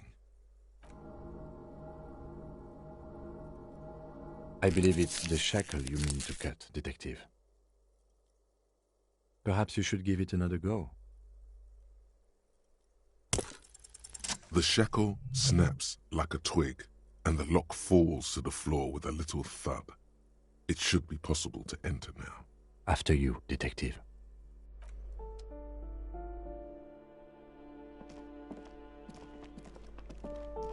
You hear someone walking around inside, rearranging the furniture. The number on the panel says 10. The walking stops abruptly, but no one comes to the door. You can feel tension on the other side. A poor communard, from the looks of it. The room is barely bigger than a closet. Do I have to open the door? Do you have a warrant? I'm not obligated to open the door if you don't have a warrant. Let's go. We don't have a reason to get inside that apartment. Later then, entering this door seems a physical challenge.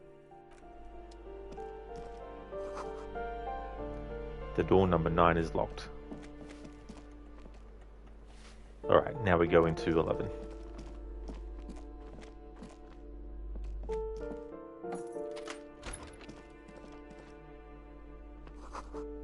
A flamboyant poster of a white star, real lithography.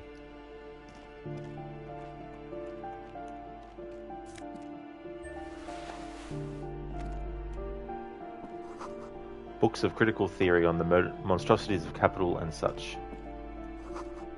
Photos of revolutionaries posing with guns.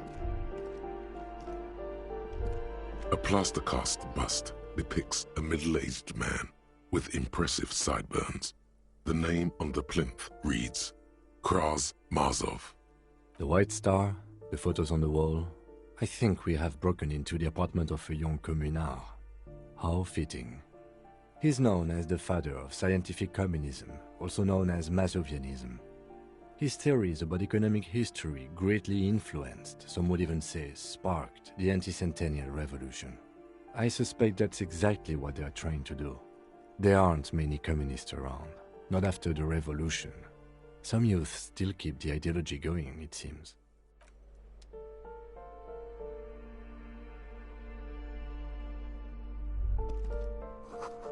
Revolutionaries love to pose with their guns. There's an icon to interact with the bed. Or maybe it was just over Kim.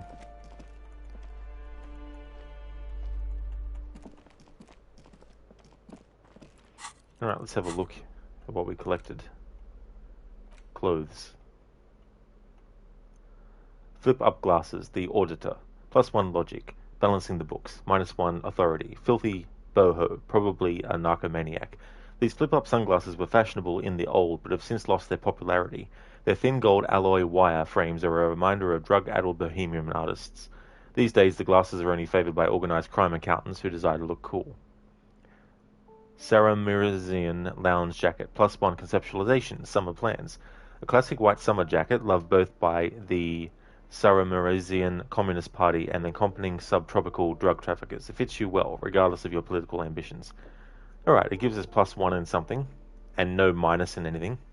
So I'll have him wear that instead of what he's got.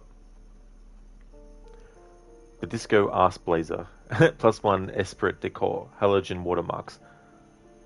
Looks like someone skinned this blazer off some long extinct disco animal. It has an enigmatic white rectangle on the back and the right sleeve.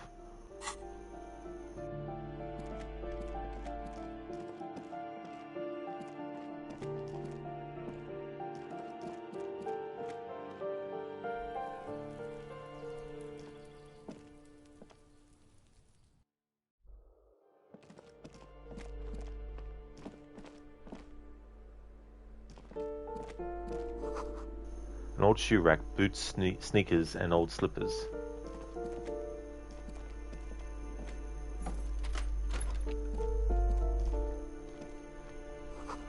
These shower curtains are covered in some sort of slime. Alright, let's get the flashlight going.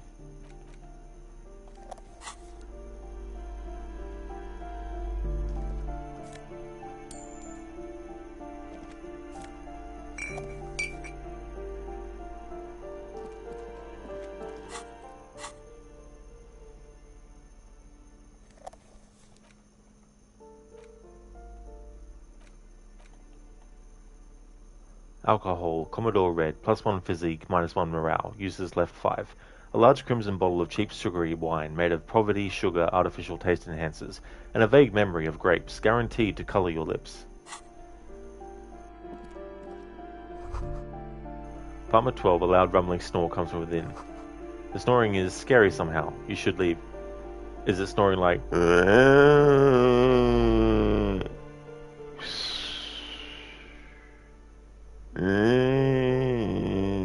I'll eat your heart. Is it that kind of snoring?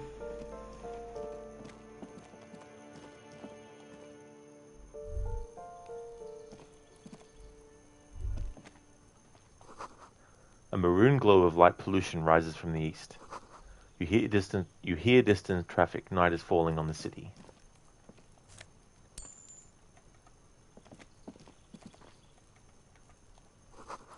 The breaker box is full of cigarette butts and electric wires.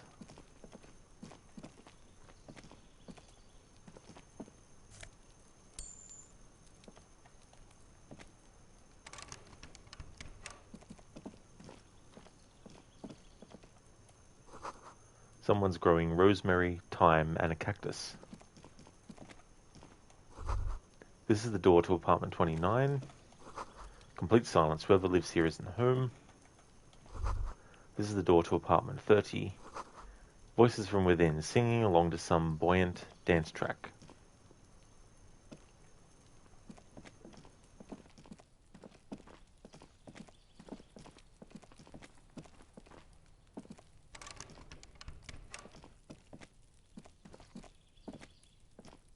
Yes?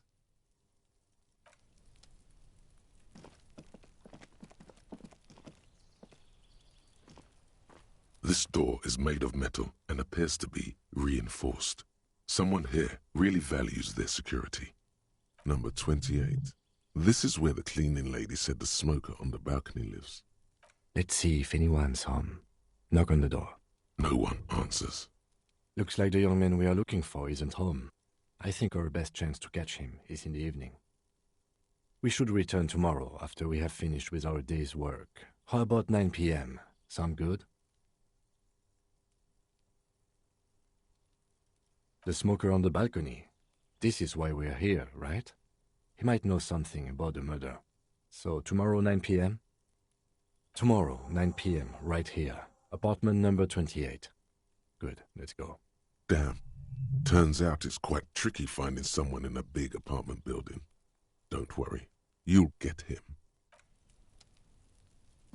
That's a very long time from what time it is in game at the moment.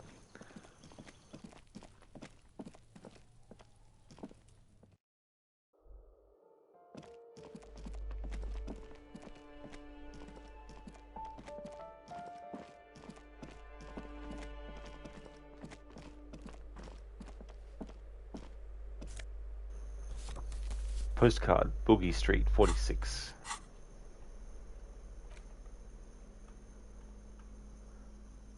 This crumpled up postcard depicts an open-air market in Boogie Street 5 years ago.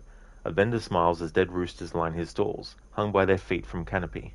Red blood flows onto the muddy street. Blurry shadows of people pass.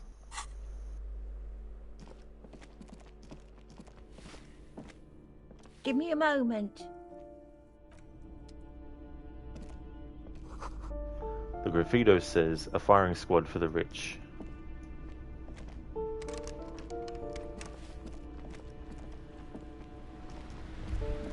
A shift in temperature. The air chills around you.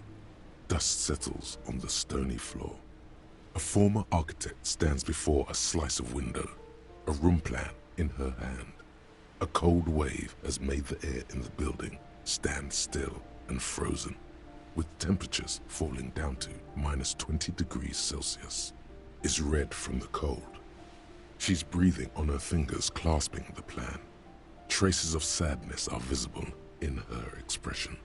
Faint pencil lines on paper depict the same place, but a missing eastern wall connects the room with the neighboring apartment. Ideas for arranging the furniture have been jotted down.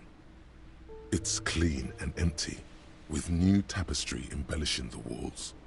A standard HB graphite pencil has fallen off a three-legged stool in the middle of the room.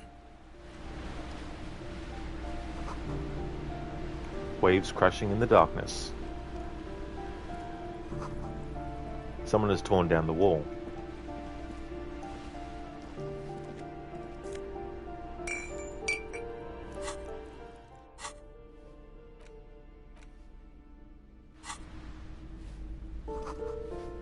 An old grocery list on the table and checks.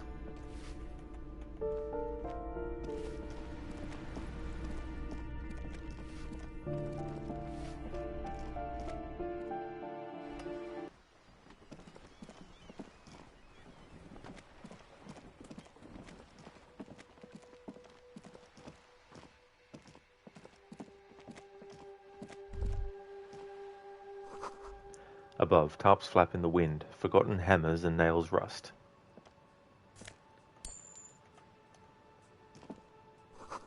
The door is locked. You can't get in.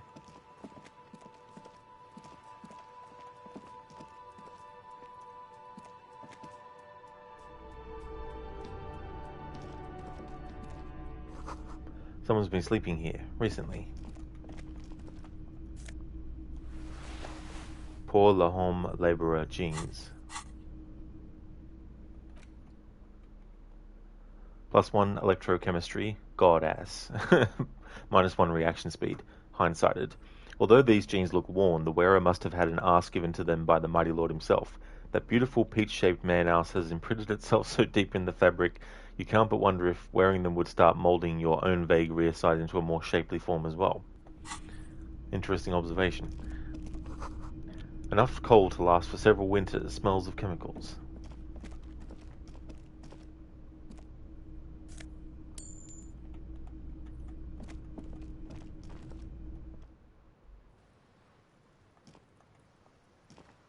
Ooh, the piggies have learned how to saunter up staircases.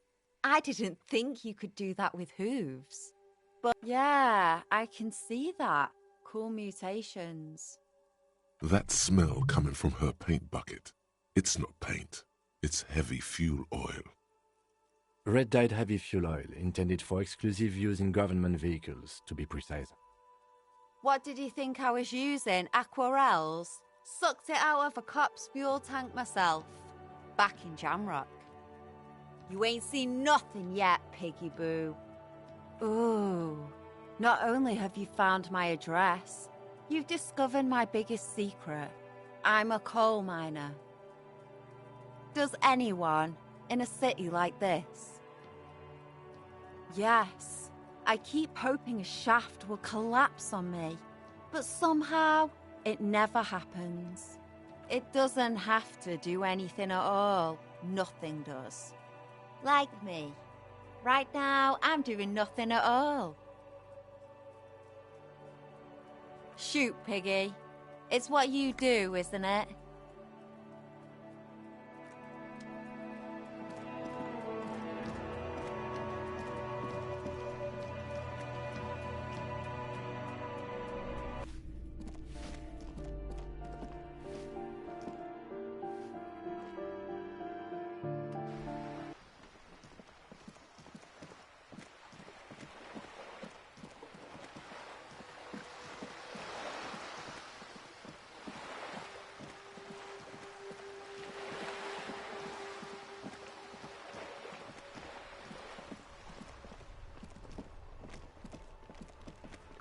Alright, just want to have a look at the map for a second.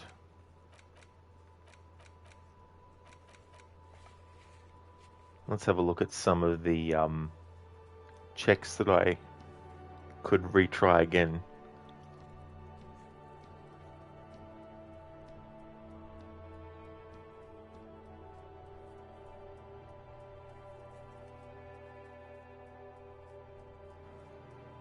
Definitely a lot for visual calculus of different levels.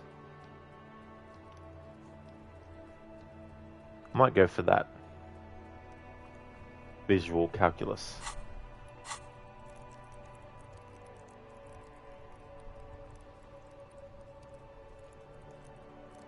Here we go.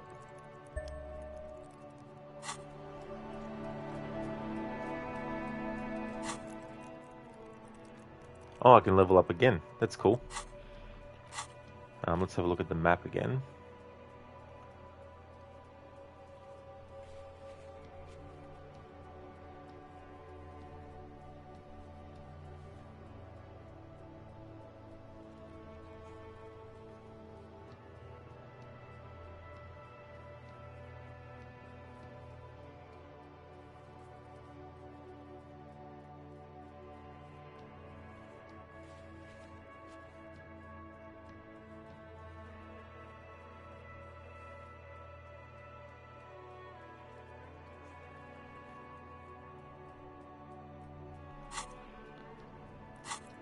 Let's go perception.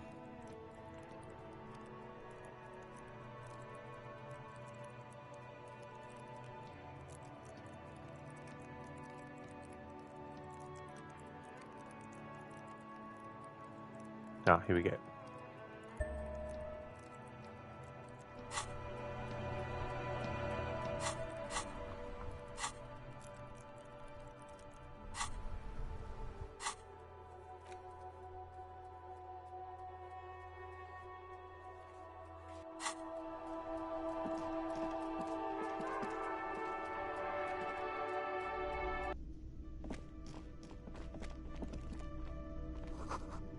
Inside you catch a glimpse of Union paraphernalia, a strike poster, some red pennants.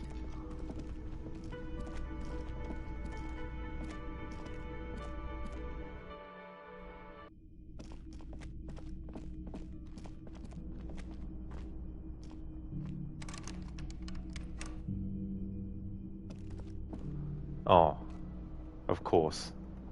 I can't get it in there anymore, damn it. Which means I can't examine the broken window from inside. Or from outside, for that matter. Oh well, can't be helped. Where else could I try again with visual calculus?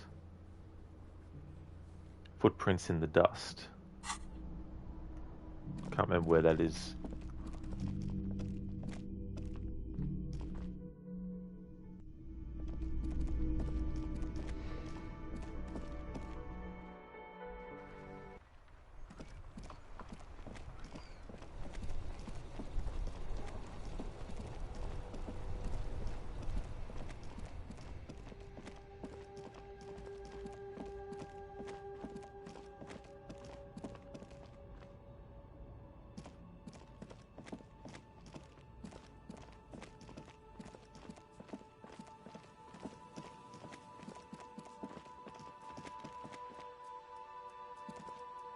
rusting control panel with loose wires dangling out from the hole where an indicator light used to be, and a mechanical lever sitting in the middle. Thank you for the follow. Omi Ready 01. This panel usually closes the waterlock, turning it into a bridge that lets you cross the canal. But there's a crashed salmon and butter sign in the way. Pulling the lever probably won't do anything. You pull the lever all the way up until the metal clicks against the contact pins. You hear a soft clunk. Then, nothing happens. Nothing happens. A cold gust of wind blowing in from the sea interrupts the silence of the situation. A spring brings the lever back to its original position. You still need to close the waterlock to get across the canal. Some other way. Wasn't there a sign over there saying functionality will be restored on Wednesday morning?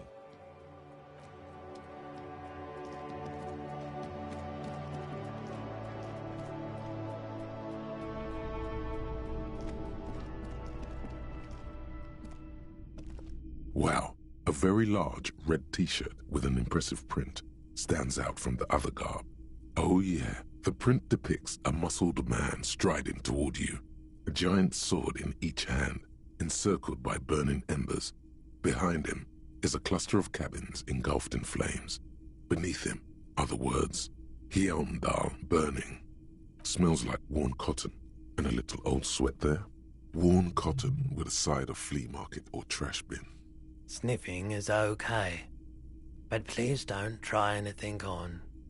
Can't have you leaving your photon emissions in the fabric of things you're not going to buy. You're not imagining it. Photon emissions? What is he talking about? Hell yeah, man. I don't usually carry printed tees, but this one was just pure exemplar. A fan? No, I wouldn't go that far. But I do think the Hjälmdalaman saga is an integral part of our shared reality. Most people don't think that the man from Hjälmdal really existed, but they're wrong. I mean, even if the man from Hjälmdal didn't exist before the adventure novels, the stories have made it so that he has. It's simple, really. Okay.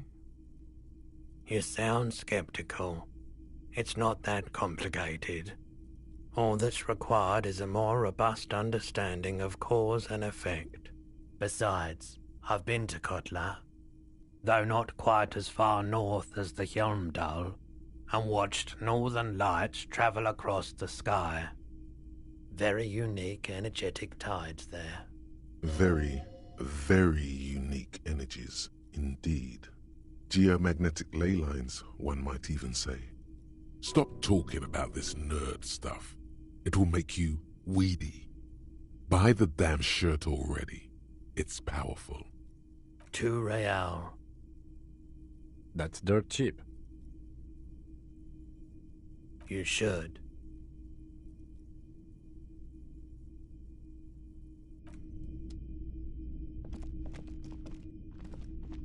You see rows of toy soldiers guarding the rest of the trinkets displayed on the table. Some on horseback, others in rags, others yet in bright blue uniforms. All are stern and unyielding in their duty.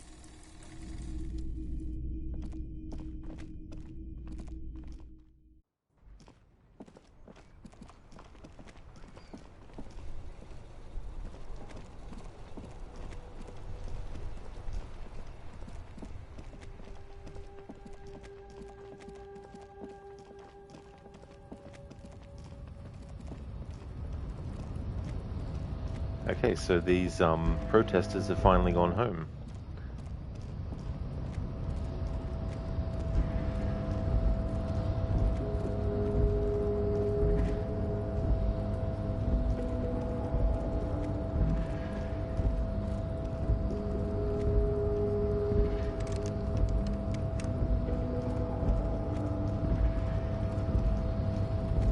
But these people are still here.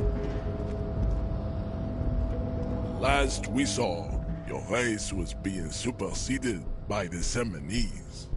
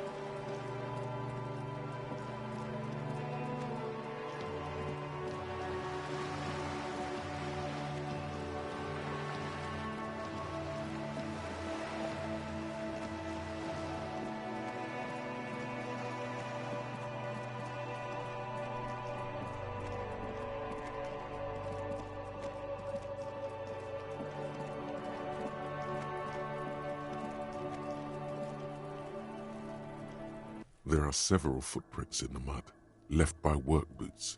Anywhere from 6 to 12 pairs have walked here. Let's just try it again. Might not work, but here we go. Maybe more than 12. No. 8 pairs of boots have shuffled back and forth in the mud. Nice, the check went through. 1. Standard work boot, steel reinforced toes, number 46. 2. Standard work boot, steel reinforced toes, number 44. 3. Hobnailed work boot, steel reinforced toes, number 43. 4. Standard work boot, number 45 or 46? You don't know. It's a miracle you can tell the prints apart as it is. The cold must have preserved them.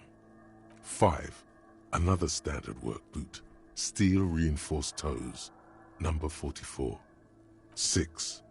An aberration, light as air, even pace, same make of boot, but number 41. Impossible to tell. Could also have been an adolescent. The gait is undeveloped. You're not bad. It's as if the whole world darkens. Everything else has a thin film of unimportance on it, and the tracks burn in the middle of it, in a strange, beautiful way. 7. The glowing outline of a standard work boot, number 46. But the imprints are twice as deep as the others. The weight exceeds 200 kilograms. 8. And yet another standard work boot, number 44. There's an aberration in the pattern of the sole, however. The right sole is smoother, more worn. How many? I was pretty off then. I counted 20. I never got the hang of it. Hyperopia. Do you see anything out of the ordinary? A woman or a kid? Okay. How do you know? He knows it's hard to discern sex from a person's gait. Understood. Anything else? 200? Could it be the combined weight of 2 people, one carrying the other who's tied up? Let's say a heavily built worker carrying a similarly built, soon-to-be-dead man. He might be right. 200 kilograms of living weight is unlikely. Possibly, yes. Interesting. Let's name it the odd soul. Someone operating a workbench with a pedal? Like a joiner at the harbor. Or maybe a drummer? No, it's not. Forget I said it. We are not looking for a drummer. Perhaps it could be a driver. A driver would wear out the right shoe before the left. The accelerator is on the right. We should keep our eyes open around the traffic jam. See whether anyone strikes out as a potential suspect. Seems prudent, no? Mm-hmm. A week, maybe? 7 days would fit the time frame provided to us by the caller, who reported the hanging. It is not impossible. I pulled last week's forecast for coastal Revachol. 7 days below freezing. The day before, the day of his hanging, was the last warm day. Correct again. Sub-zero temperatures would preserve the tracks in a good state. The commotion here could have taken place a week ago. What do I think? A mob of people brought something heavy to the tree. One of them was carrying the victim. They shuffled around, especially under the tree. Then, after hoisting him up, they stood in a semicircle facing his direction. At first glance, this appears to be a lynching. Indeed. They all stood in a row here and looked at the tree.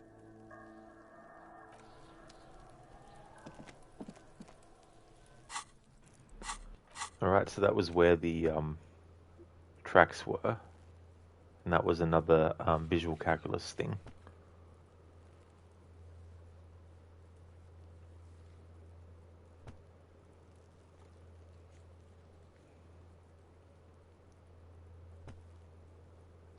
Broken window we can't access. Perception, pile of eternite. Oh yeah, so that's over this way. An inconspicuous pile of the roofing material, eternite. Because there's a secret door hidden behind the panels of eternite. That's why they're too orderly. There it is. You see a shabby little door.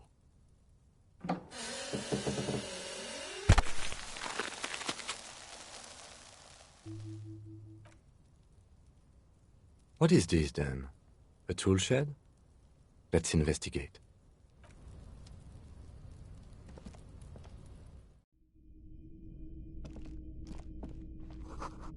An empty tube of Elysium, magnesium supplement.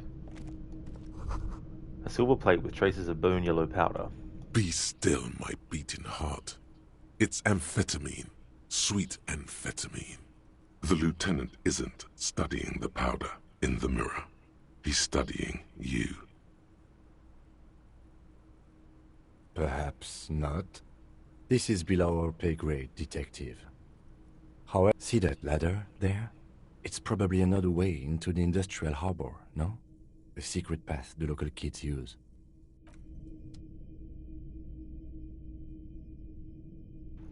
Hello there, Zareth. Thank you for redeeming the old man impression.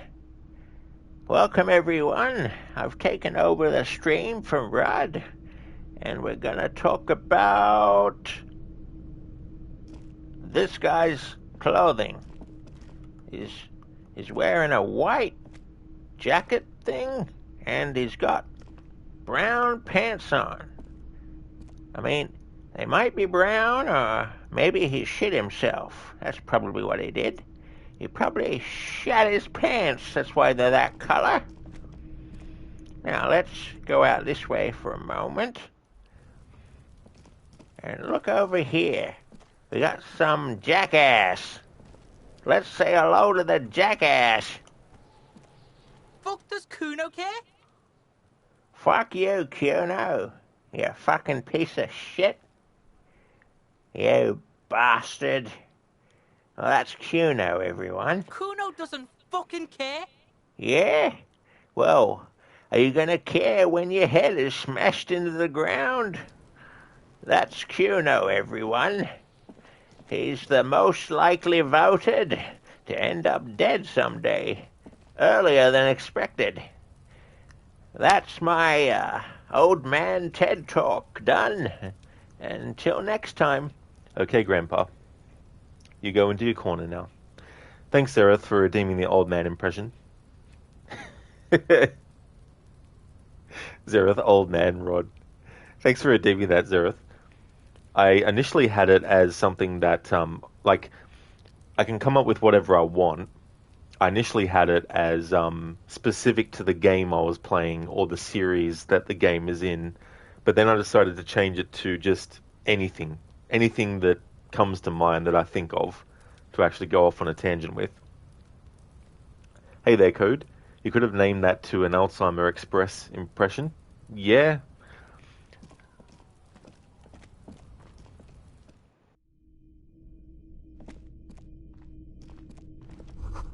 The poster says, "Get out of the way or get fucked up."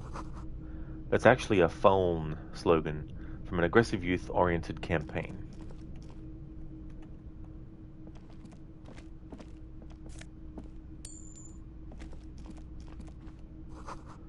Cured pig's head. It looks mummified.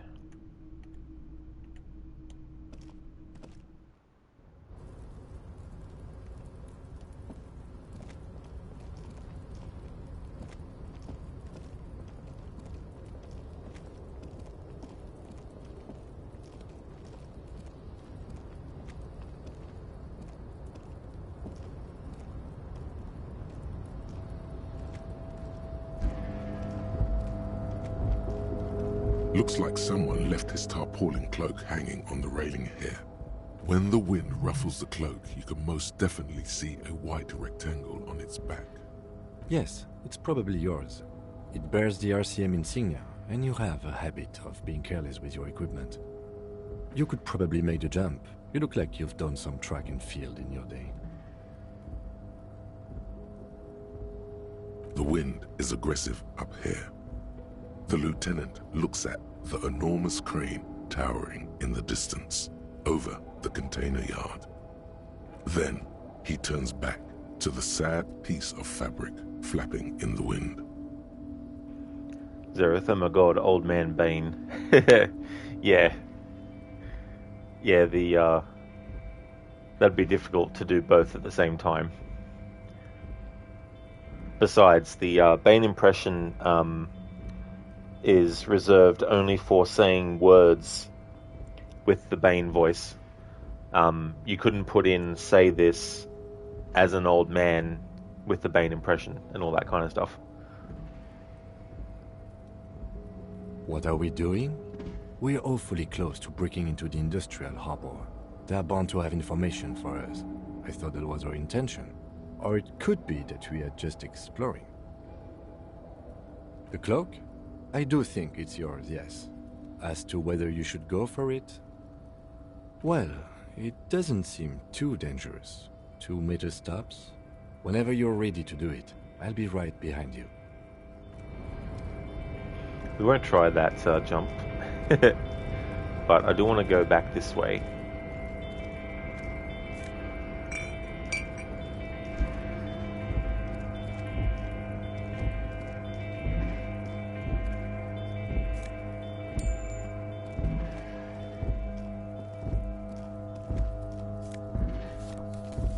Postcard, Grand Couronne.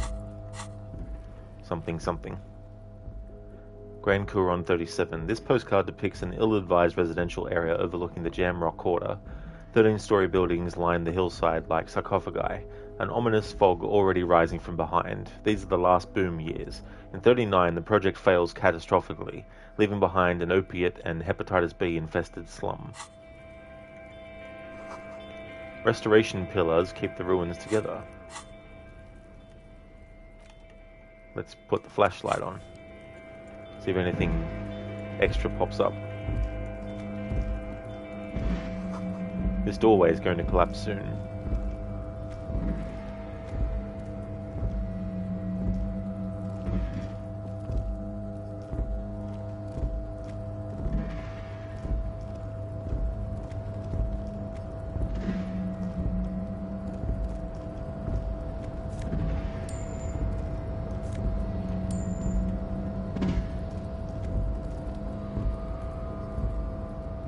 Alright, can't get to that.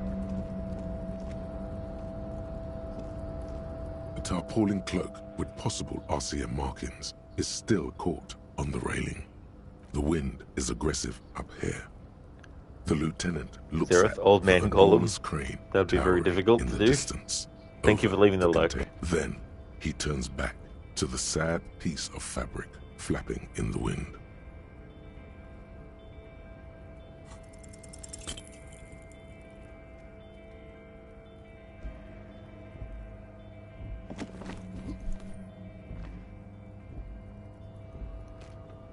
Nope, no.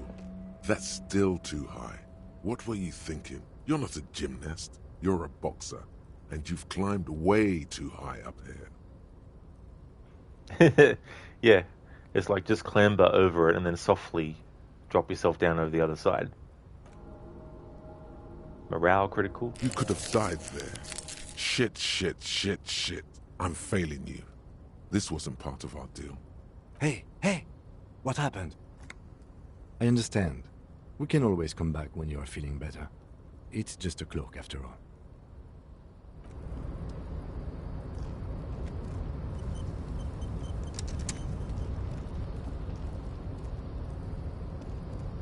Yes?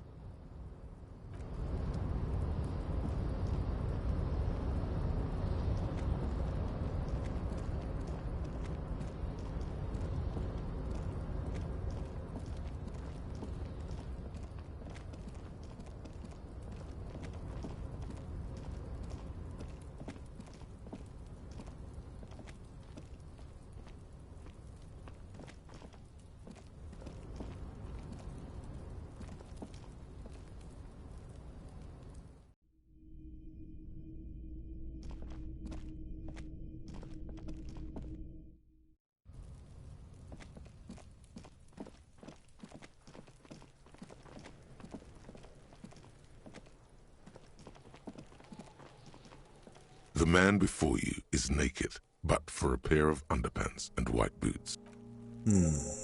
The steel-reinforced belt presents a unique challenge. I brought chain cutters, but I don't see a good angle of approach to the belt. The cadaver is a good 1.2 meters up. Neither one of us can reach the belt without assistance. And even if we do, there's the question of cutting it. There's no question. There's only cutting. How hard can it be?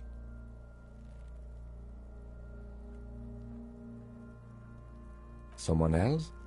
You mean like the police? Someone already did. You know who came? We did. Because we have made bad life decisions. I like that response. I know it's hard, but I assure you, the others won't come to help us.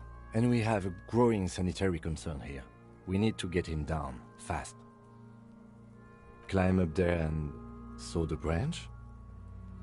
I don't trust that ladder. The assailants didn't use it. It's rotten and less sturdy than it looks. And I don't see another good way up there. Honestly, I prefer a non-acrobatic solution to this. Clown cops climb tree, fall down. Enraged cop assaults children after falling from tree.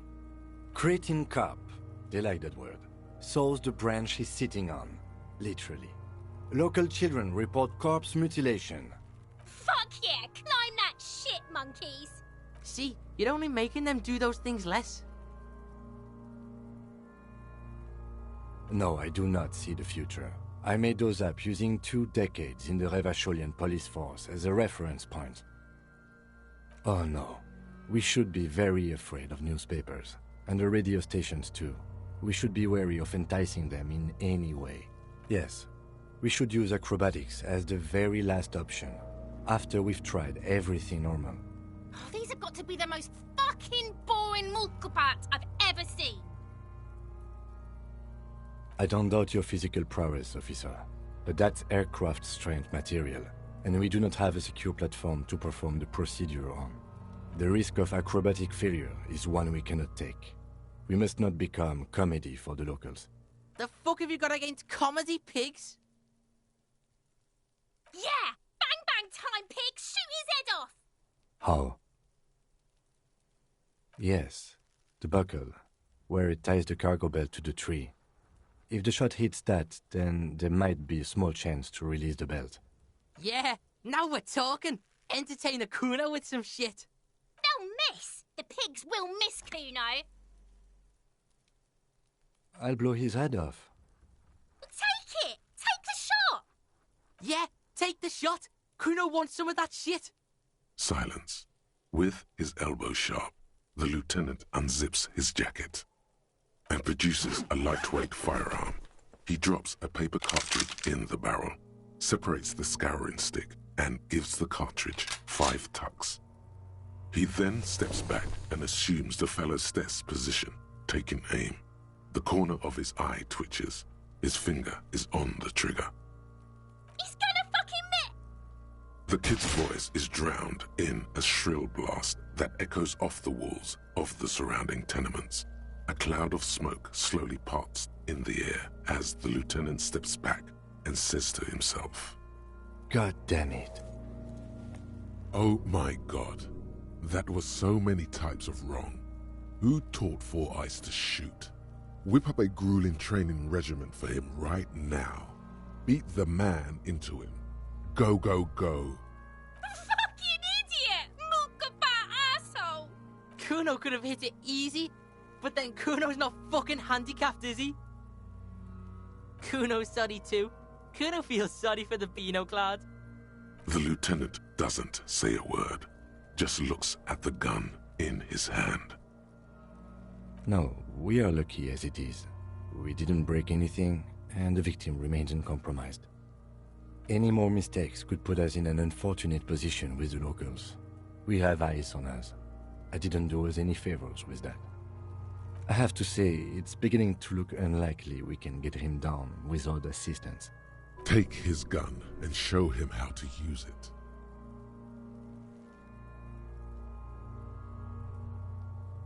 I was really hoping we wouldn't. The Union appeared to be suspect in this case. It seems like a dangerous route to go down. Confirmed. It's unsafe. But what other options? The corpse twists on the belt like chicken on a skewer. It's bad as it is. Us shooting firearms like punks. Go ahead, I'm not stopping you. Just don't lose it. They only have one gun. This is the sorriest pair of pigs Kuno's ever seen. Yeah, take it, you fucking banani boyka. Take it and shoot yourself in the mouth. The cold piece of bakelite and gunmetal is surprisingly light. Your fingers fit right through the guard, instinctively resting on the trigger. The fuck are you waiting for, Kuno? Tell him to shoot himself in the mouth. Kuno is silent. Aggression gathers in the air. The trigger feels delicate and ready to break under your finger. The buckle comes into focus in your sights. You stand with your feet planted firmly in the ground and your left hand supporting your gun arm. Why don't you just shoot yourself in your mouth? At least you won't miss. Point the gun at QoS. Do it! Set me free! You feel as though it would be dangerous to set this creature free to roam about the cosmos. Don't. Do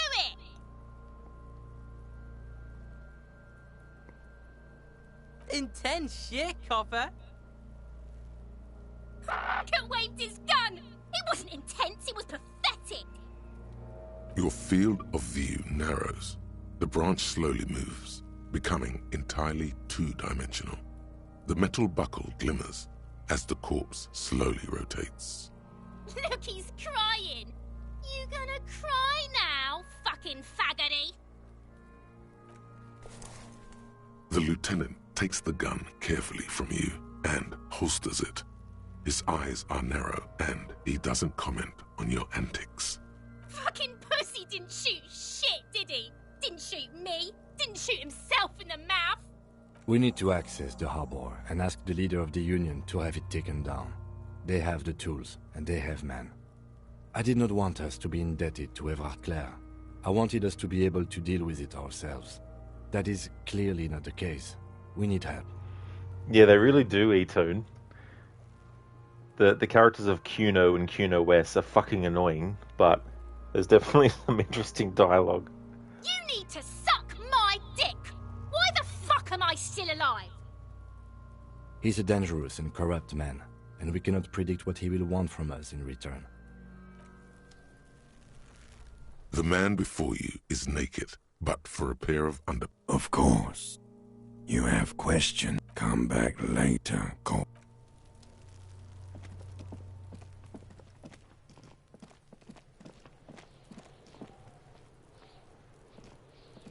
So you tried to kill Kuno's girl? What's up with that? You want to talk about it? What? Bitch, you fucking making excuses for yourself now? Not all of us. Acts like that stick with you for a while. No one's moving anywhere. Do this shit again, and Kuno's gonna climb in your room at night with a knife. Kuno knows where you sleep. The pig who fucked his window up. I'm gonna climb in through that balcony, put the fucking knife in you. Yeah. I've been in your room. But you and Kuno are good for now. Pals, shoot that shit at Kuno. Let's have a jolly time. One word out of you, pig shite, and you're locked out of the Kuno experience forever. You hear me? You hear the Kuno? No, you don't need to ever talk to these little shitheads again. It's much more important to prove to this kid you're a man. A big man. You and Kuno are fucking done. Get the fuck out of Kuno's sight. Let's go, officer. I've had enough of this. The kid doesn't even look at you. You're dead to him. Good. Maybe we can make him literally dead to us.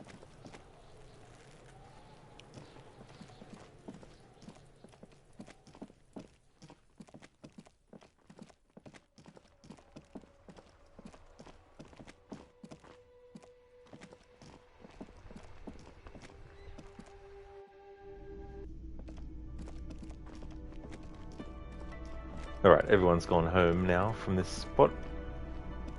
Can I help you? Yes. Have you got it? Yes.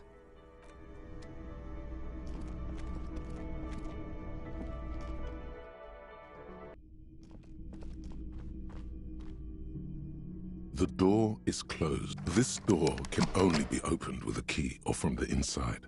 As you hold the metal, you sense the warmth left there by her hand. Still nothing. The lieutenant gives you a quick glance. You should punch a fucking hole in it. The murmur in your ears.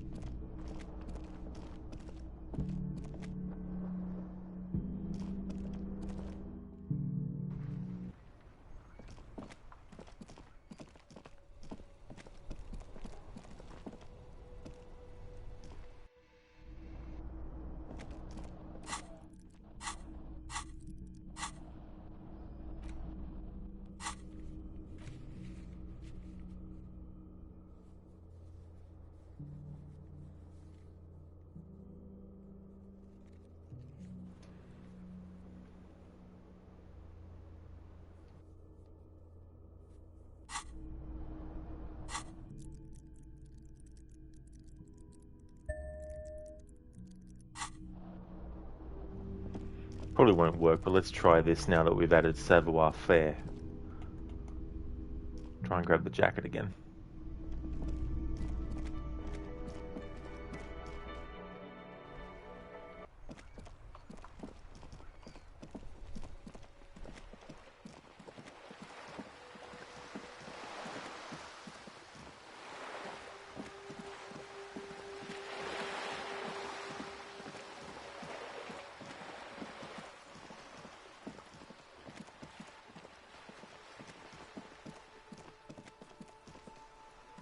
Just an ordinary wall. Nothing to see here. You have no clue. It's just a wall. So many walls all over Martinaise, weather-worn, cracked, their paint peeling.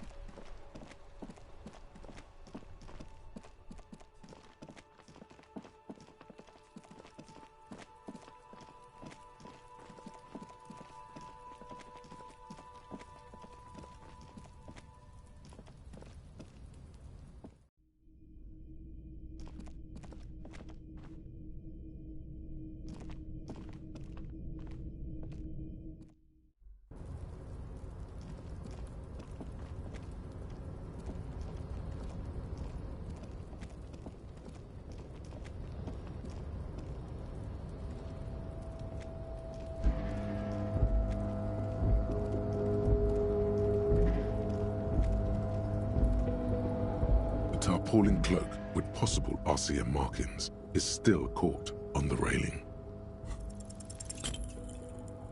No. Gonna fail it again.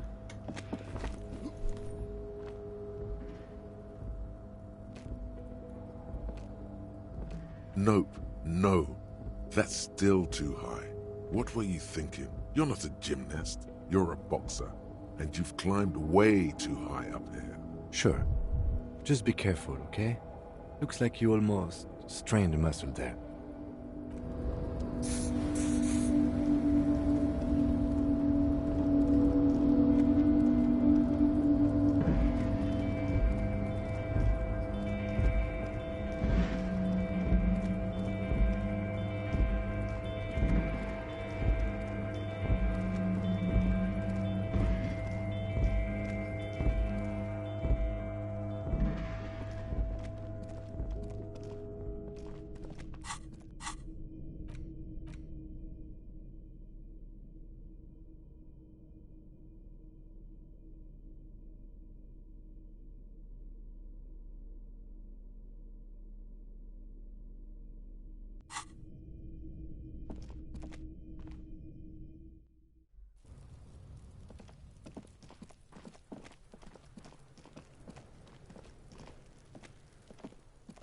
What do you see?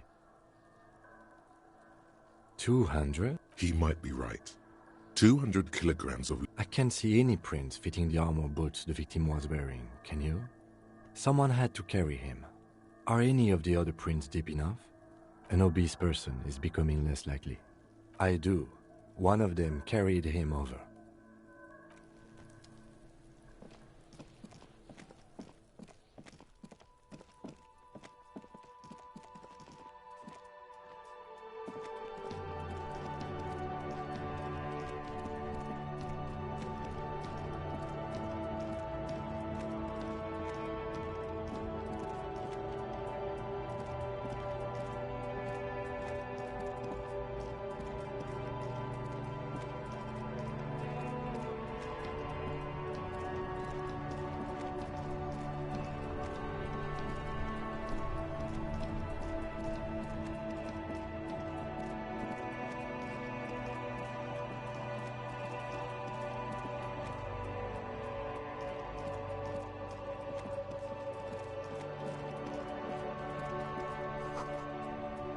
Plastic wrapped macaroni stamped with the humanitarian aid. This says humanitarian aid tuna fish, not for resale. This says speakers from the people of Samara. This says food gift from the people of Messina.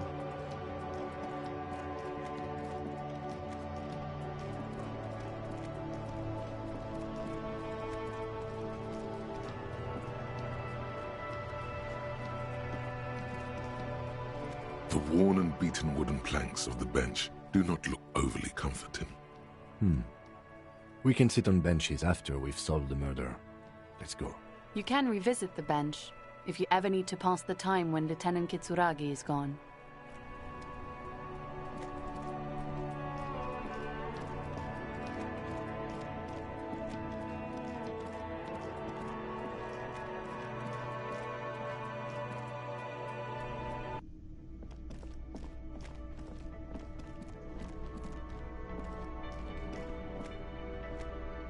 Can I help you?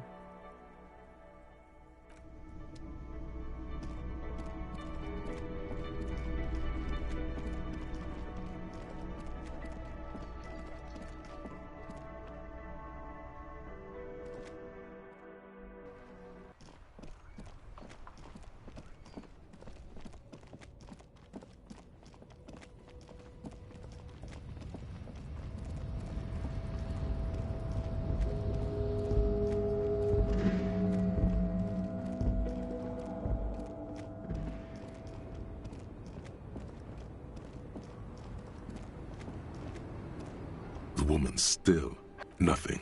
Her smile just keeps widening. Her hair is gray like lead. No, this one is a monster in disguise.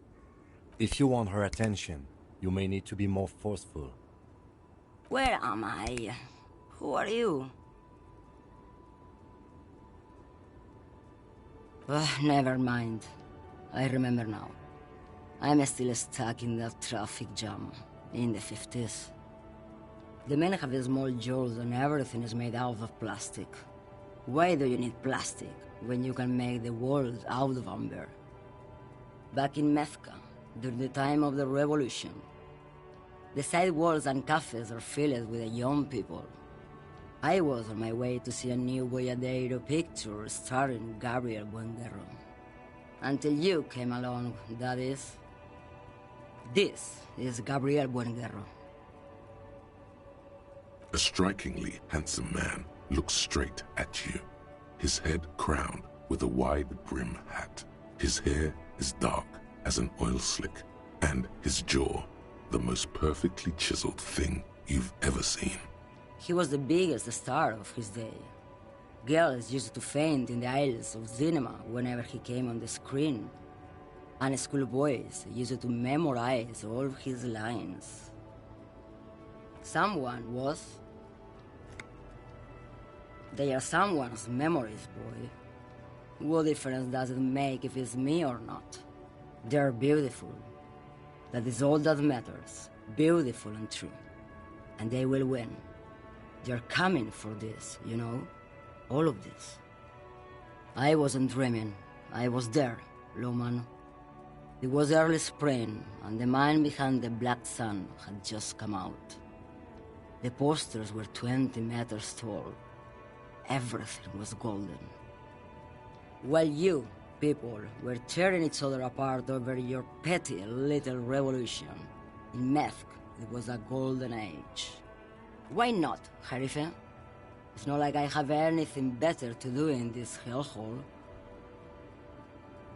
There's something off about this woman. Tell her to show you the soles of her boots. Maybe she was at the hanging somehow. Of course not. To truly understand the Boyadero, you need to listen to On the Western Plain. It's an old ballad about a young girl who falls in love with a daring Boyadero. He promises to marry her as soon as he returns from the Western Plain. Of course not. The Boyadero returns from the Western Plain a changed man. One night, as he and his beloved are out walking along the river Maygrit, she pleads with him to give up his riding and settle down. So the Boyadero strangles his beloved and throws her body in the Magritte. Then he rides off, because the Western Plain is calling to him. You have to understand, a true Boyadero needs a whole horizon to himself. He can't be tied down by man or woman. His beloved was selfish. She didn't know what it meant to love a Boyadero. What if to truly love a Boyadero is to float lifeless downstream? She's just a distracted old woman. We should maybe let her get back to her things. You hear that, Loman? I don't think your partner likes you spending too much time with me. Nothing. I just don't think she's connected to anything. Oh, don't worry about me. I'm one of the best communers around. I drive routes no one else will. Lomonosov's Land, Udashnaya Zemlya, the Western Plain. A terrible cold comes over her, rattling her teeth as she stares inward. The Transcatolia Magistral. You for 1A. Adestradas du Mirador. All the good ones. The deep trenches. Where the bluebirds fly. You're right, Loman. I'm the one who should take my health more seriously. Thank you for looking out for me. A correct appraisal. You're quite shabby. Is that all you woke me up to say?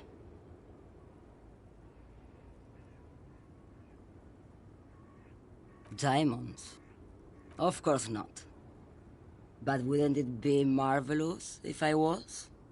Whatever stupid things they put in the lorry, I imagine. I quit concerning myself with that a long time ago. Besides, I don't drive the lorry for the cargo, if you know what I mean. She says that as if something narcotic is the real reason.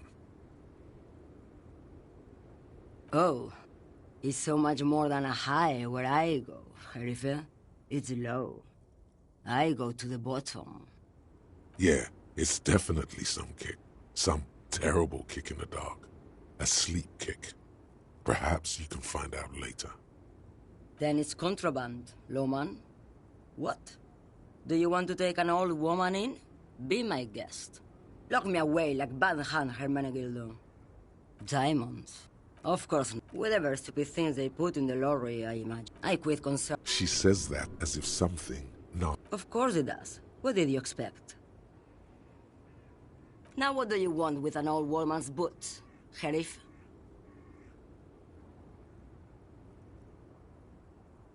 Please? I think you should let me get back to Gabriel Buenguerro. You are not Gabriel. Gabriel doesn't say please. She's wearing sturdy worker's boots, made of black leather. Buckles run across. The sole is also made of leather. Just before Gabriel, it was the coronation of Franco Negro. Now, there was a real man. Moreover, the boots were size 37. Tiny. There are too many discrepancies in all this. It was. And then it was no more. And I was no longer holding my father's hand.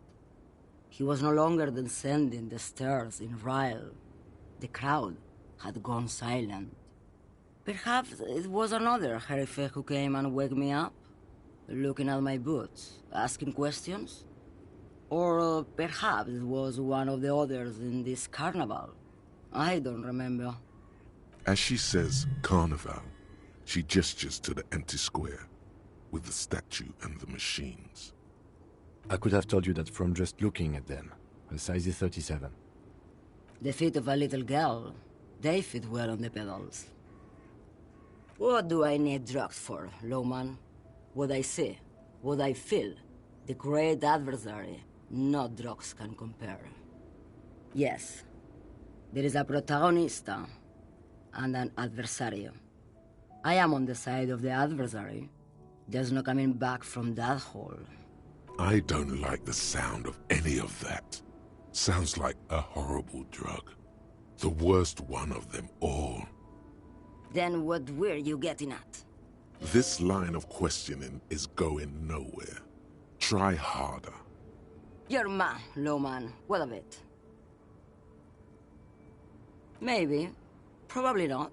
Makes no difference to me either way. Just this month, I made half a dozen trips from Saramiriza to Grad, on the U41A. What do you think they take from Saramiriza to Grad, Lowman? No, Lowman, diamonds. Damn this. Make her answer.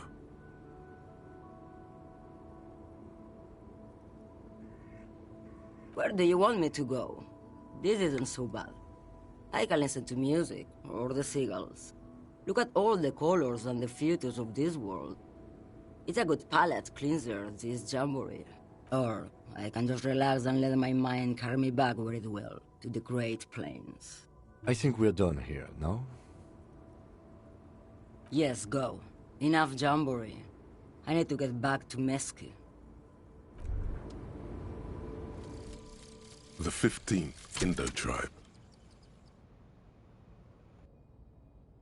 Because there was. The 15th Indo tribe was comprised of 8 kids from Forberg and North Jamrock, running from wild dogs in the valley, hiding scents under rocks, and stealing clothes off clotheslines, and sometimes even the copper wiring of phone lines. You may have been one of them. This must be a childhood memory. The 15th Indo tribe was your Indo tribe, set to rule in Celinda. The rest of the kids are dead now. Car accidents and drug overdoses. Only you remain. Alright, so that finishes that thought complete.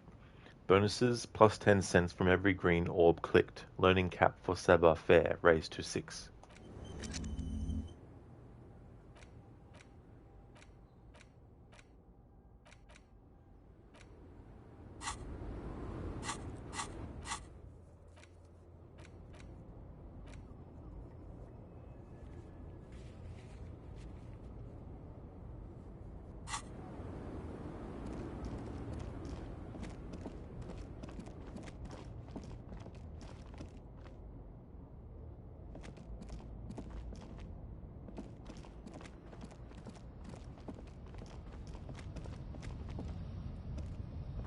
A lorry stuck in the windows are clear. They've been...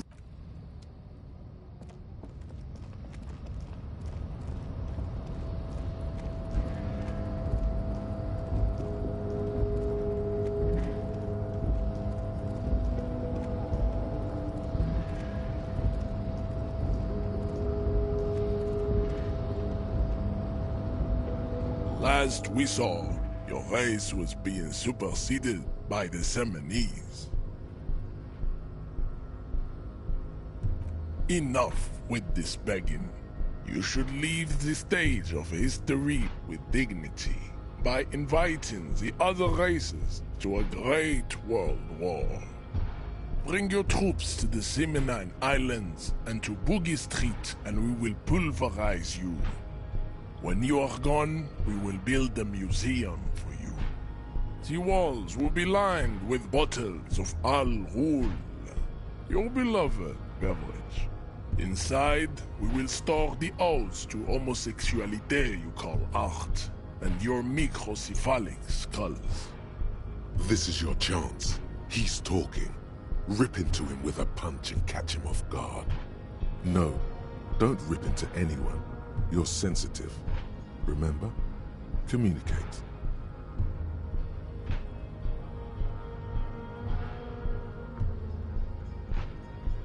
Racists are generally not very good examples of their race. Welcome to Revachol. You hear him yell at a redhead woman visiting the fritter nearby. I am not like them. I am craniometric perfection. I have taken the trouble to permanently draw a phrenologic grid on my skull and features. This should dispel any doubt. True, that is a noble cranium, but you got a hard noggin yourself. Your silence betrays your inferiority. You do not have a reply. You should enter a deep race slumber. Perhaps in 4,000 years there is need for a servile homunculus. Ask what kind of races there are first. Classification is core to this stuff. Do you?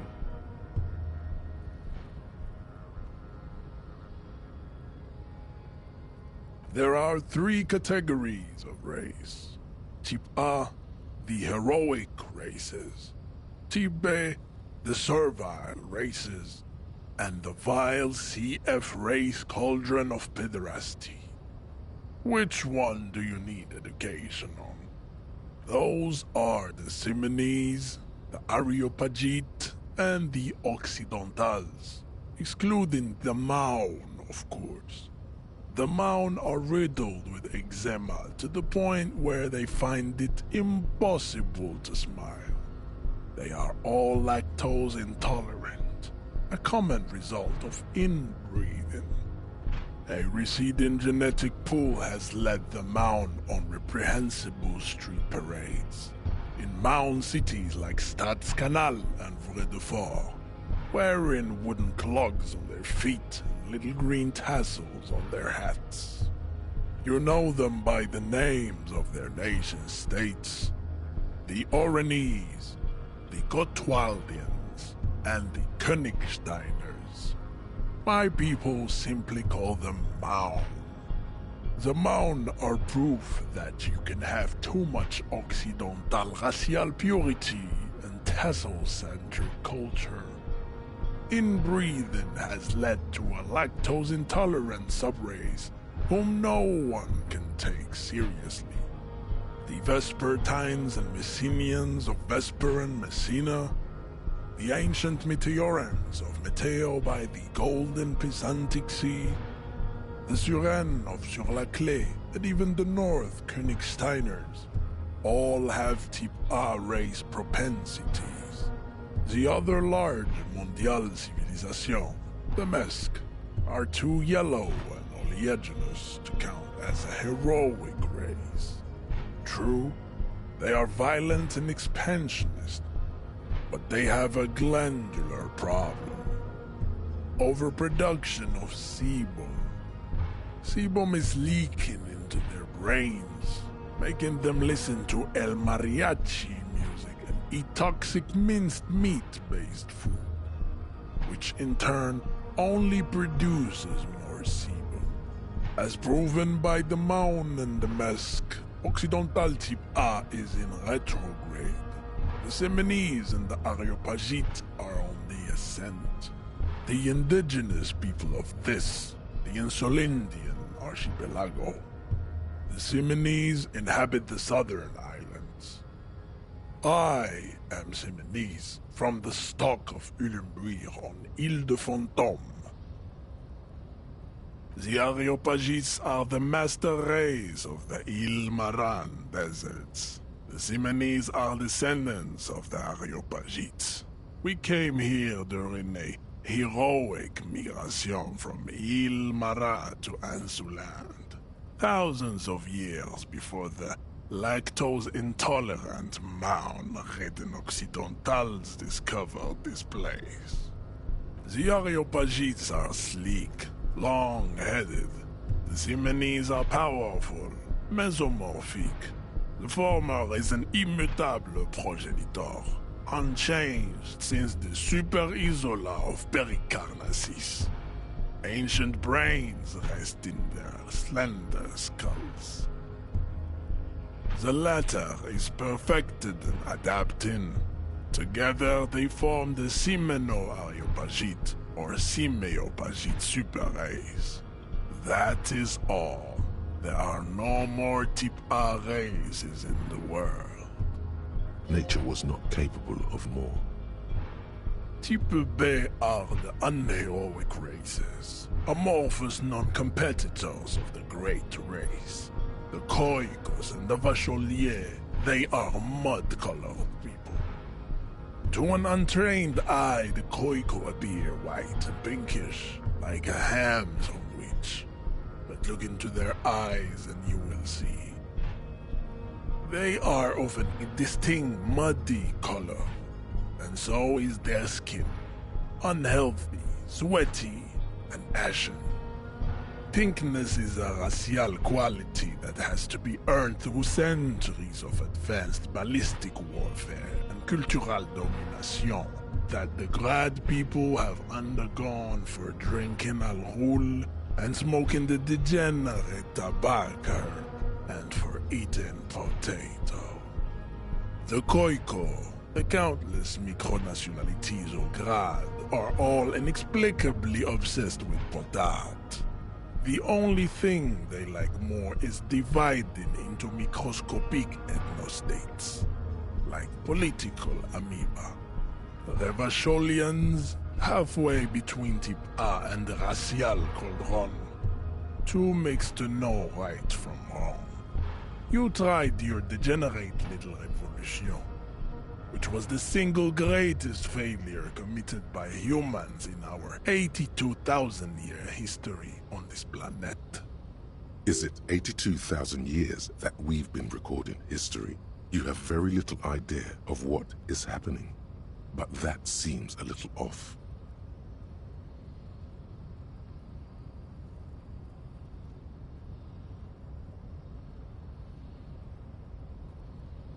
The revolution came to Ravachol from Grad, in Zaraz-ridden potato carts. It is literally an illness, a prion disease that leaves the parietal and frontal lobe ridden with holes. A soft, sponge-like mass of dementia, hallucination, and paranoia. The revolution is fatal familial insomnia. A hereditary prion condition passed from the Koiko to the Occidentals. But not sexually. Probably through trade roots and potate acid, the prime component of the potato plant. Enough of Tibet mediocrity. Tips CF are a museum of failed chimeric experiments and tragic maladaptations. They are tortured creatures waiting to be put to sleep. Your morbid interest in them worries me. Lesser races like the mosquito, a grotesque mixture of a masked woman and a Seminese man. Only possible if the mother is masked and the father Seminese. The other way around, they fail to produce offspring. The mosquito is born sterile, like a donkey. All they have left is to ride customized motor carriages with hydraulic suspension, listening to aggressive El Mariachi music to vent their impotent despair. Yes, it is cruel to entertain ourselves with the deformities of CF. Were there any able-bodied races you needed dedication on? You understand nothing. To solve the great race enigma, you have to first ask yourself, what is the race enigma? You have not even worded the mystery. let alone solved it. We will see. Access to the Union is important for our investigation, but there may be another way in, without becoming a race theoretician. Am I mildly worried he might take it seriously? The lieutenant thinks. Yes, I am, he concludes. I am worried. You need to internalize what you have heard here today, then return to me. This clarity does not come instantly. I cannot possibly imagine what else we have to discuss, Tibere Vasholian. Your love for disco music and venereal disease?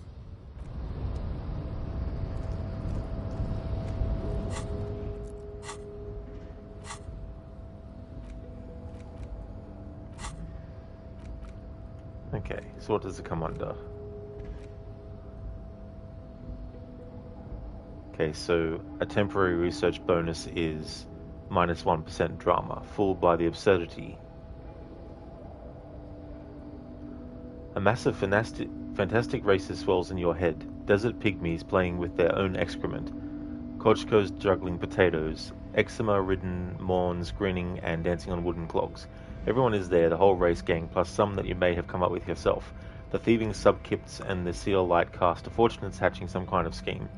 In the eye of this race embryon, a vertigo reaching up to the heavens, you sense something drawing nearer, nearer.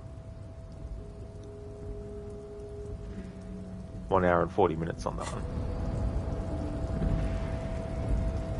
Well, taking the physical fighting approach definitely won't end well. A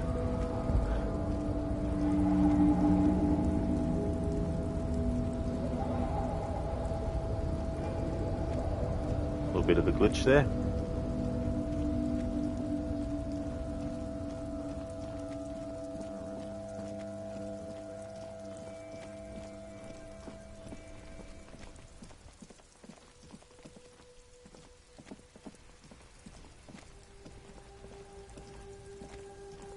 Inside, you see a set of steering levers, a radio mic. I have something here we could sell.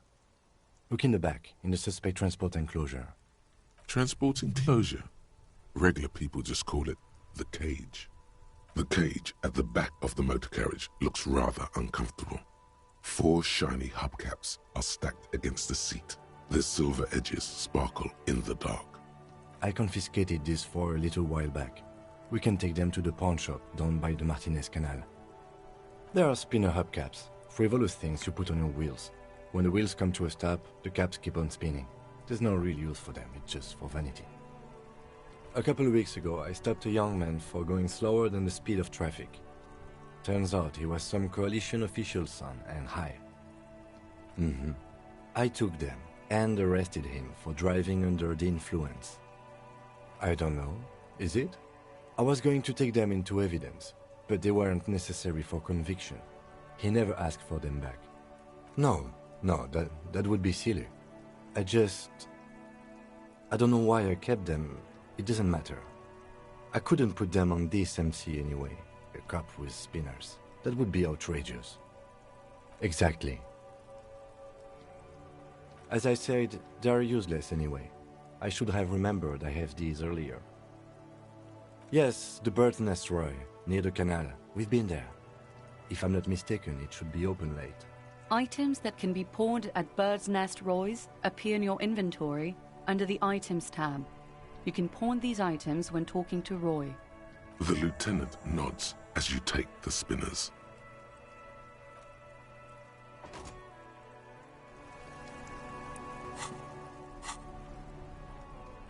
Items.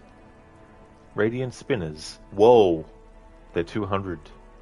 The magnificent hubcap spinners that Lieutenant Kitsuragi has donated to you so that you can pay for your room at the Whirling. They are slate blue and shimmer haughtily in the light.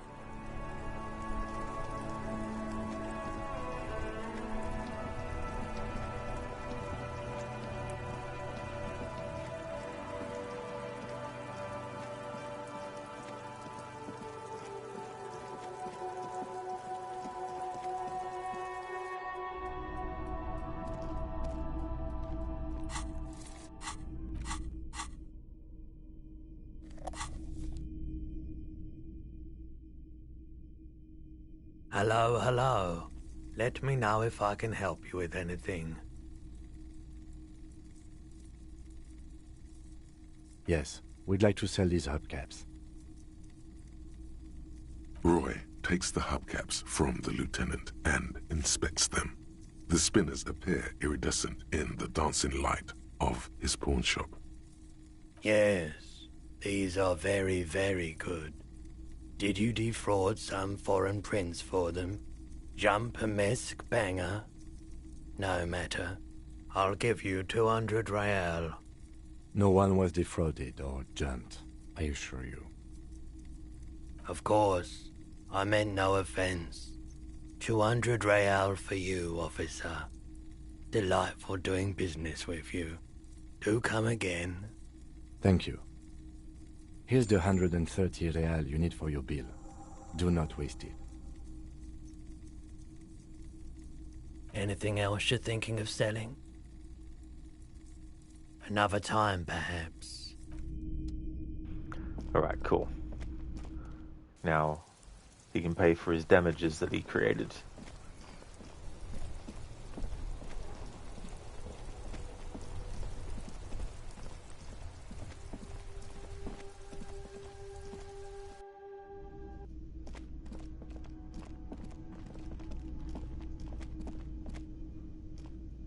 Can I help you? Yes, have you got it? Well?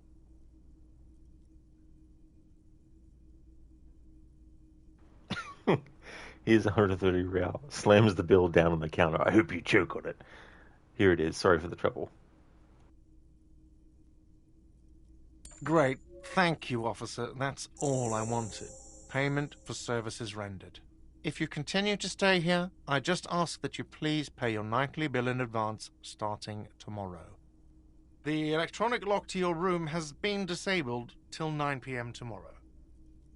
Please pay for each night in advance starting tomorrow. 20 real per night. I'll take a room here too. Of course. Always happy to have officers from the RCM as guests. Anything else I can do for you?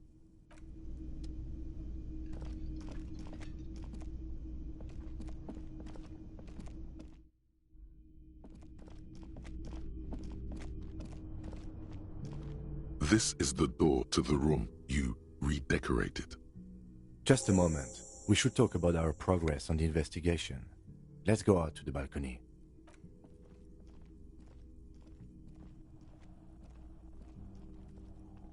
The air outside is brisk. The lieutenant is silent for a moment. He listens to the traffic hum.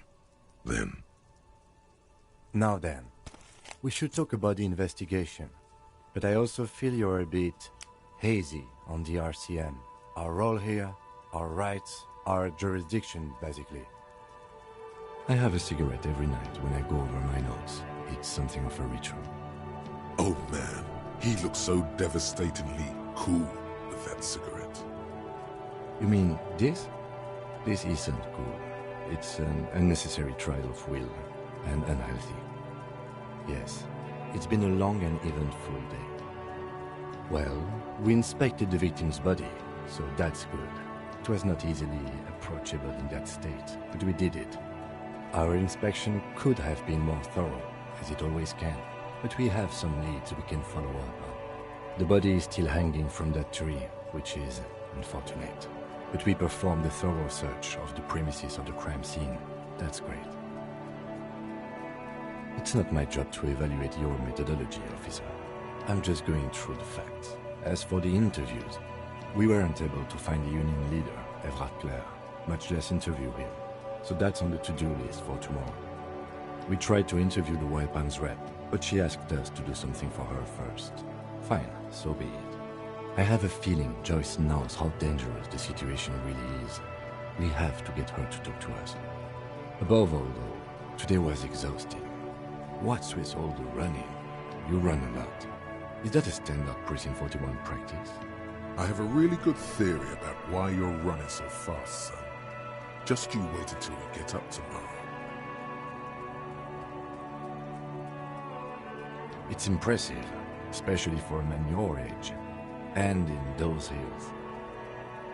Nice shoes, by the way. I like the green. Goes with the orange. Thank you for the compliment. We could manage it even in wooden clogs. There are uncanny running reservoirs in this body. God knows why. Video game reasons. They're quite limited, actually. The power officers of the Revachol Citizens Militia exercise most frequently is imposing fines of up to 1,000 real for offenses, in accordance with an interdepartmental schedule. The RCM's primary role is to ensure safety. We are not really supposed to play any part in the economic structure of Revachol. Yes, although indirectly, as citizens can always request records from their local station. Officers of the RCM have been known to take bribes of less than the prescribed fine amount. It undermines trust in the RCM. We can arrest people, of course, but rather than bringing someone in directly, it's preferable to serve a station call slip. It prevents confusion and overcrowding. You can't. Those who don't show up become fugitives, though, and have fewer legal rights when they are eventually caught. It's about power projection. Thus far, they seem to mostly show up. When power calls you, you come. But power itself is a fragile trick of perception. As you may have gathered from the fact that we are expected to carry a record of our kills, like the one in your watermarks, we are permitted to use whatever force is necessary, and strongly admonished not to abuse that power. You have to supply compelling evidence for why it was necessary to use lethal force. In these cases, your partner is usually your witness. Not a good position to be in, by the way. Internal Affairs handles these cases thoroughly, by cross-examining you for inconsistencies. It is hard to cover for anyone, which is for the best. We don't convict. We arrest and send them to coalition government courts in Couron and La Delta. The prosecution works off our testimonies and records, which is why it's paramount to keep them. Yes, the international community's mission in Revachol, and the moral intern more broadly. The RCM was formed by the coalition government to restore order in the international zone after the revolution. So we did. Now we attempt to maintain that order. No more, no less. Or perhaps it is better to say we were allowed to form. It's a point of contention whether the citizens of Revachol or the coalition government founded the RCM. Be sentimental if you like. Either way, the moral intern leases us the right to keep the peace in this city, and they will take it away if we misuse it. They're quite limited, actually. The power. We can arrest people, of course, but rather than bring, as you may have gathered from the fact that we are expected to carry, yes, the RCM was formed by the coalition government to restore, or perhaps it is better, it's probably more honest, yes. Either way, the moral intern leases us the right to keep the peace in this city, and they will take it away if we misuse it. The Moralist International are the world's largest political organization. You know who they are. They have been running this place after the revolution failed. They're a union of center-left and center-right parties across the Real Belt. Our coalition government is just one of its many projects. They also run the ICP, EPIS, most intergovernmental organizations in the world. What do they believe in? They are Dolorians. They believe they continue the humanist project set forth by Her Innocence Dolores Day 4 centuries ago. Others say they are just technocrats. Interesting question. It's a blue forget-me-not. Their motto is love, compassion, self-discipline. I think you can gauge what they want you to think of them from that. Something ominous. Something even a little feminine, but in a strict manner. Something like the dark blue, serious color of the early night sky above. A historic figure? The author of the modern age? You will have to look elsewhere for opinions. The subject of humanism is too abstract for me. For you, she is something painful, though it's hard to say why. The moral intern are a fact. I try not to have opinions on facts until they change. And it doesn't look like that's about to happen. Do you?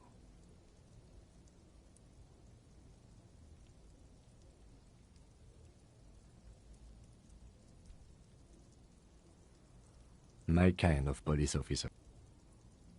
The lights of the orphan district are reflected in his glasses, the red and golden orbs of the motorway sliding like pearls on a string from east to west as Revachol commutes back to the suburbs. Tomorrow is Tuesday. Monday is over. The dying lights of the city shimmer below. Slowly, like luminous clouds, they pass on his lenses.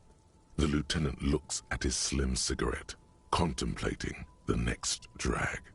They really don't like us here. And the mouth on that kid, Kuno. It's different inland, in Jamrock and the GRIH. It's our fault for leaving this place to the dogs, to the Union, to the company, not daring to come here more often. This place has fallen between the cracks, the jurisdictions of our two precincts. We run this city. West of the river is RCM land. It's incredibly hard. Human beings are... But we are in control, and it's worth it. The organization works, our systems work. If they didn't, the city would disintegrate. Me too. But I wouldn't count on any drastic changes in our lifetimes. He is very tired, but the dark circles under his eyes make him look younger, not older. The dying light... They really don't. It's our fault. We run this. It's incredible. Probably not. Anyway, positive change happens slowly. We never really get to see the impact of our actions. He is very tired. Yeah, it's getting very cold now. Let's go.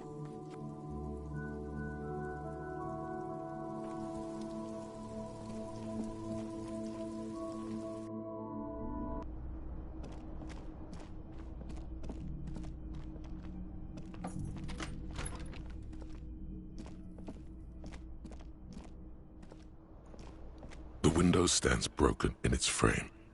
Cold wind blows in. Now I can actually access this and do this.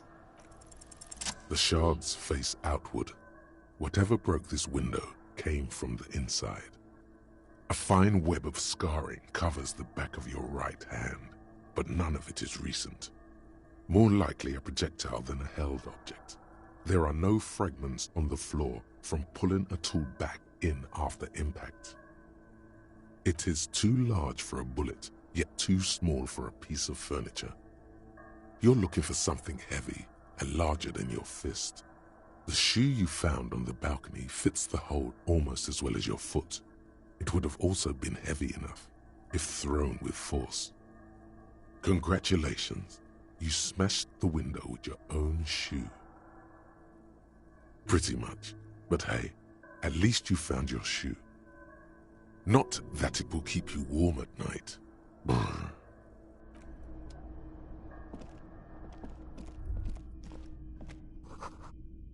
Words fail to describe how rank it smells in here. They should have sent a poet. A mirror hangs on the bathroom wall. In it, your face, adorned with the expression. Still not happening. It won't come off that easy. The chain cutters slip out of your hands as you attempt to twist the faucet into place.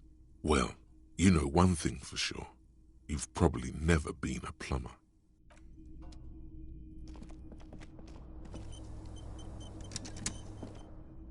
The bed is cold and not particularly inviting, but it's yours. The sheets look awful. The sheets feel at once coarse and clammy against your skin. The bed sags beneath your weight as you stretch out and finally close your eyes. And then sleep. And then sleep doesn't come. Obviously, you're in bed with your eyes closed, but it's not happening. Maybe it's the bed's fault. Its synthetic filling has separated into hard lumps. The pillowcase smells oddly. Smells of alcohol and sweat, and grease. It barely covers your toes, stretching over your soft belly. This is your body here, intimate and warm, breathing. Under your thrumming eyelids, you see a dizzying array of colors. You won't get off this carousel quite so easily. It's a little better. Colors, scenes, and half-formed phrases still litter your mind. Part of you is still trying to solve the case, isn't it? Something to do with, what was it that the lieutenant said? Union? And it's gone again. your thoughts lost between the slowing brain waves. Your breathing steadies. A great silence washes over you until your eyelids twitch in your sleep, and images start forming.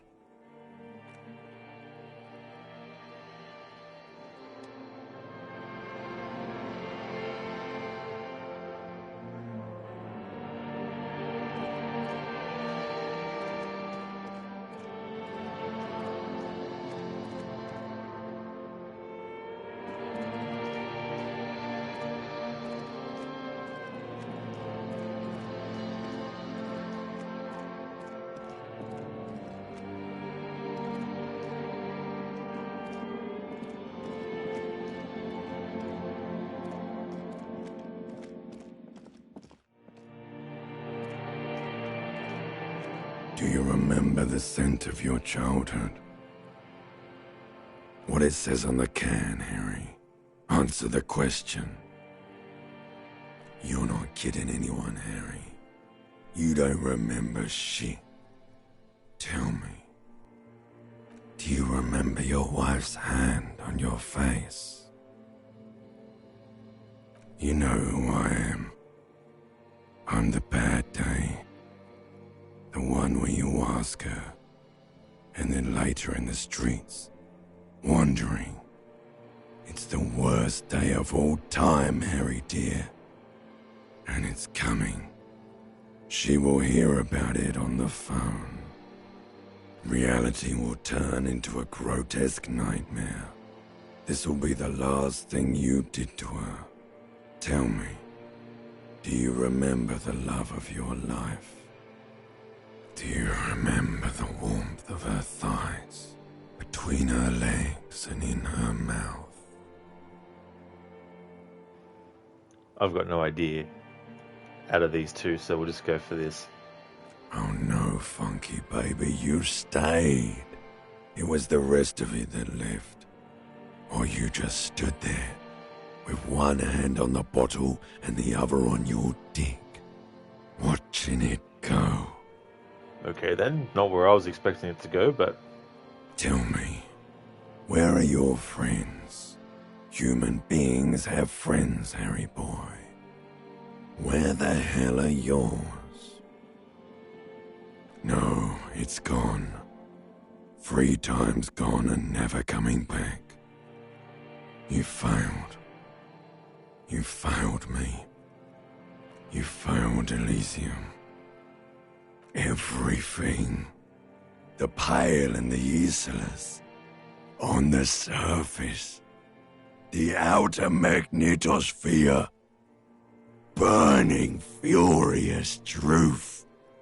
8,000 years of written history. You really dropped the ball, Harry. 4.6 billion people. And you failed every single one of them. No, Harry. You were just talking to yourself. That's all you ever do. Even in your dreams. And the act is wearing thin. The spots of the disco ball fade around you. You'll be back in those cold snakeskins in no time. Sweating up the bed. Stinky boy. You're not coming back from shit. Thrashing around in that high conductivity state of yours. Bumping into things and acting like a clown. Who are you kidding? You're trying to what? I can't hear you. This is just a word dream now. Jumbled up garbage. The pictures are gone. The bed rises to meet you. A thin, sleep-like state. More glass than velvet, grinding in your head. So something is wrong.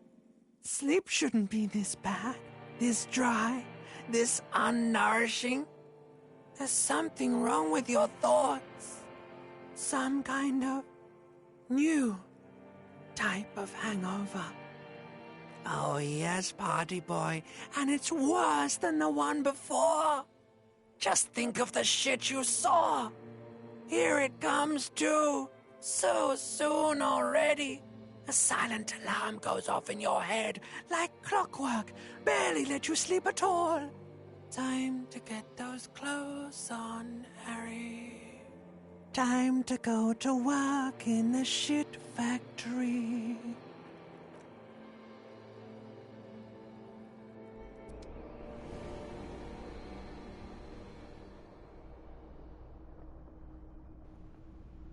Whoa.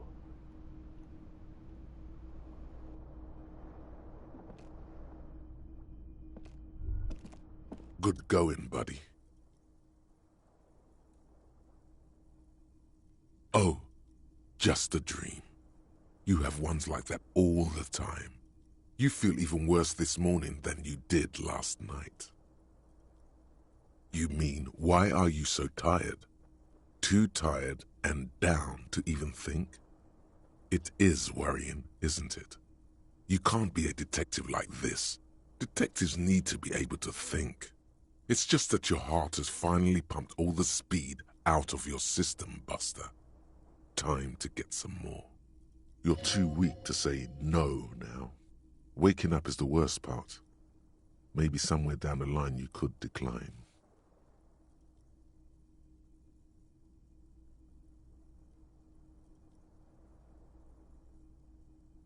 Are you sure? Ready to live as this pathetic shell of yourself for days? Basically, a week. Let's be honest, 2 weeks. Maybe 3. You won't make it. Half the town will be dead by then. You will be fired. Suit yourself, slow, sad shell man. See how you do without your spark.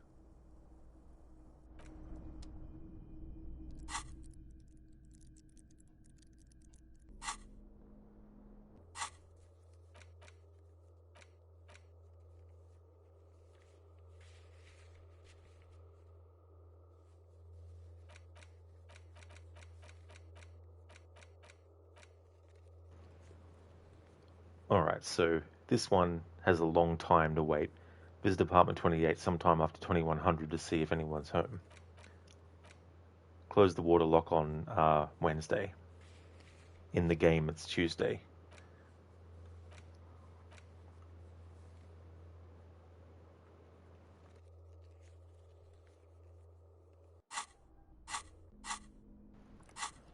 Alright, let's go and add some more into savoir-faire.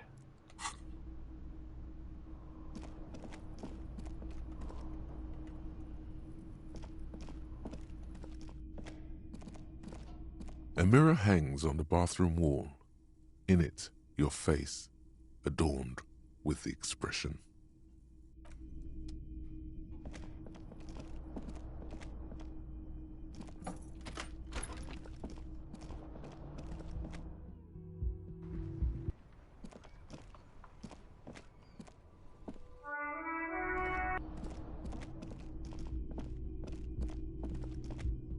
The door is closed. Still nothing. You should punch a fucking hole. The murmur in your ear.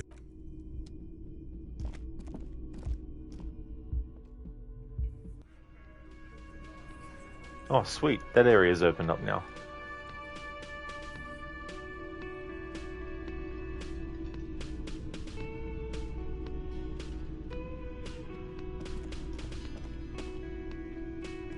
Morning. Looks like we can get to work at once. The union muscle turned up. They look rowdy. We should talk to them. Everything points to the dock workers' union. The belt used for hanging him, tracks in the mud, the circumstances in Martinez, my preliminary information. Which may, of course, all be wrong. But we still need to talk to them, and it won't be easy. I mean ungovernable. Martinez isn't exactly enthusiastic about the RCM being here. They prefer to be policed by the union. These men here, men who drink beer for breakfast? There's talk of an armed wing of the union called the Hardy Boys, who are responsible for state policing. I think it's them. I completely forgot. Sorry, I had a rough night's sleep. It's them by the looks of it. Loud and nasty, just like the manager said. One loose thread less to worry about, and one big problem to replace it. That would just escalate tensions. No captain would sign off on it. Solving one murder isn't worth a conflict between the RCM and the Debarders Union. In fact, even the death of 2 detectives might not warrant an all-out war. So let's keep a cool head, okay? He's not exaggerating about that mortal danger, just calmly factoring it in. Your fists clench and your pulse rises uncomfortably. One more thing before we do. We don't have to talk to them immediately. We can walk right past them, continue with our business. Good. A power move. Purposefully concentrate on something else first. They're in no hurry to leave. They think they own the place. Anyway, I leave that choice to you. Whatever you decide is fine by me.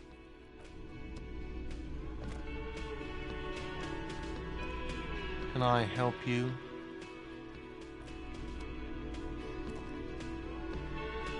Just a moment. And there's no public phones nearby? The closest phone booth is down the coast.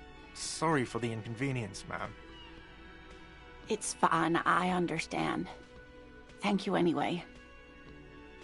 I'm glad to see you again, dear. Please don't trouble yourself about me, sweetie. I was just hoping to make a call, but the Whirling's phone line isn't working. The Union office probably has a phone, but I can't really get there. Or to the phone booth down the coast. And Gary's phone is dead too. The manager was vague about it.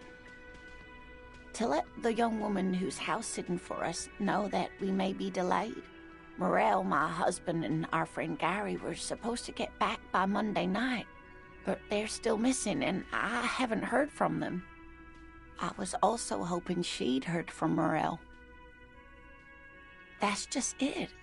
This isn't like him at all. He always plans his expeditions so carefully. A cold breeze hisses through dense thickets of reeds. Something sweet in it, somnolent. A damp chill goes down your spine. When you look around, you're still in the whirling in rags. But you have more important things to worry about. Just some field work, sweetie. Morel is a highly trained scientist. He and his assistant Gary are studying an extremely rare species of insect. But they should have returned by now. They were just going down the coast across the waterlock to set a few traps. He said they'd be back on Monday. What could be keeping them? The waterlock. That was broken. Could this be it? Oh, sweetie, it's nothing like that. Gary's as loyal as they come. I trust him with my husband's life any day. Oh my, what happened to the waterlock? Well, whatever the cause, I'm thankful. To both of you. You've spared me another sleepless night. You're welcome, ma'am. I hate to ask, but if your investigation takes you to the other side of the coast, please do keep an eye out for my husband. This will surely lead to a cryptozoological mystery with that extremely rare insect. And if you see him, let him know Lena is waiting for him here at the Whirling. He gets so tangled up in his work that he may not know the waterlock's been repaired. And it's cold out there. Oh, you're such a dear. Thank you, sweetie. Oh, yes. A zoologist. A cryptozoologist, to be more precise. It's a pseudoscience that attempts to legitimize research into mythological beasts and urban legends. That's one opinion, yes. And people are entitled to their opinions. My apologies, ma'am. I did not mean to undermine your hobby. It's not a hobby, dear. It's a subfield of zoology, one specializing in animal species that are so exceedingly rare that many assume them to be extinct or even fictitious. Searching for such species called cryptids is difficult and often thankless, and frankly, many scientists are too lazy to do it. Universities these days are rarely interested in supporting real research. Hey Lucinda, good morning. Welcome on in. Hope it's going well. Disco Elysium is going great. We finally, in the game, got to day 2, and there's been some interesting developments in the story, and I only just found out that you can actually zoom in and out on the gameplay to suit whether you like to be in close or further away. So that was interesting to find out. And uncovering more aspects of the game. There's certain thoughts that you can get going active, and when the time actually passes IRL, you actually get the results of the thought process that happened. Sometimes you get no benefit from doing it. Sometimes you get an attribute given a plus or a minus as well at the same time. So it's almost like you got to try and figure out which one do you actually want to do, and what are you prepared to lose a skill for, and all that kind of stuff. And I've been able to change what outfit he's wearing. We found this white coat for him to wear and all that kind of stuff. But yeah, it's been going really good. Oh, the time passing IRL is a cool mechanic. Yeah, so there's one that we were tasked with that you can activate them if you want. There's one that just automatically activated because we got it to activate during the conversation that we had. But once that amount of time is finished, then you'll have the thought be finished. Sounds pretty complex. Yeah, there's definitely a level of complexity to this game for sure. There's a lot of dialogue as well. Like, some of it I actually zoned out on, which doesn't mean that the game's bad or anything. It just means that some of the information that was in was not that really exciting, but I still wanted to get the dialogue anyway, because maybe it would lead to something being helped in a quest or something. You're doing okay. You're taking today off of streaming for Mental Health Day. You're having a bowl of ice cream for breakfast because you can. Well, that's good. I hope that you're enjoying your ice cream. And that's understandable too. You know, it's always good to take a stream day off when you can. There's no point in forcing yourself, and if you really, really do need, then it's best to go with that instead of trying to fight against it. So I hope you enjoy taking the stream day off. Oh dear, I'm not sure where to begin. Well, his expression is slightly grumpy, but his eyes are always bright and curious, like a small boy's. And his palms are quite coarse from all the field work, but he's quite gentle.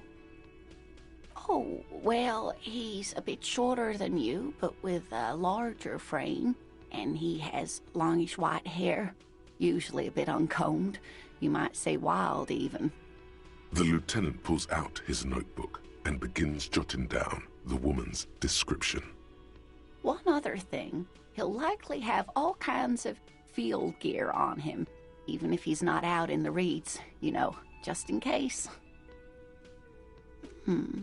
Well, his expression is slightly grumpy, but I'm sorry, sweetie. I'm afraid I'm not very good at this sort of thing. We'll be celebrating our 16th anniversary this autumn. Not the most numerically satisfying anniversary, but I like the less obvious milestones even more somehow. Via dating agency, I'm ashamed to say. I was looking to get back into the scene after recovering from my accident, and he'd just divorced. We hit it off, and, well, here we are. She's skipping over some important parts. Perhaps you'll find out more later. I hope I've been useful. Oh, sweetie, it's fascinating, but I shouldn't bore you with entomological minutiae. The lieutenant gives you a sideways glance. Well, it's a phasmid, technically, but... Oh, yeah. Here comes the interesting. Where other phasmids imitate sticks or leaves, this one's a living reed. It disguises itself among the reeds here on the Insulindian coast. How stealthy of it. Hence its name, the Insulindian phasmid. Perhaps you'll end up co-discovering the phasmid with us, officers. There's a touch of awe in the way she enunciated the creature's name. I knew it. We're gonna be chasing made-up insects with cryptozoologists. It's not made up, officer. I can assure you. It's simply elusive, so much so that most establishment zoologists doubt it exists at all. Well, some teenagers making out in the reeds saw one. They didn't know what it was, of course, but there was a brief article in a local newspaper about their encounter with a ghost insect that looks like the reeds. Gary sent us the clipping. Interesting. Maybe the phasmid made the teenagers make out. I doubt it. It's not like teenagers need much encouragement in that regard. Of course, most phasmid sightings turn out to be false alarms, but their description matched the Insular Indian phasmid perfectly, and they didn't even know what they were looking at. Not at all. Why else would it hide itself so carefully? Oh, I doubt it. No one gets into cryptozoology for the money, sweetie. Yes, it can blend in almost perfectly among the reeds.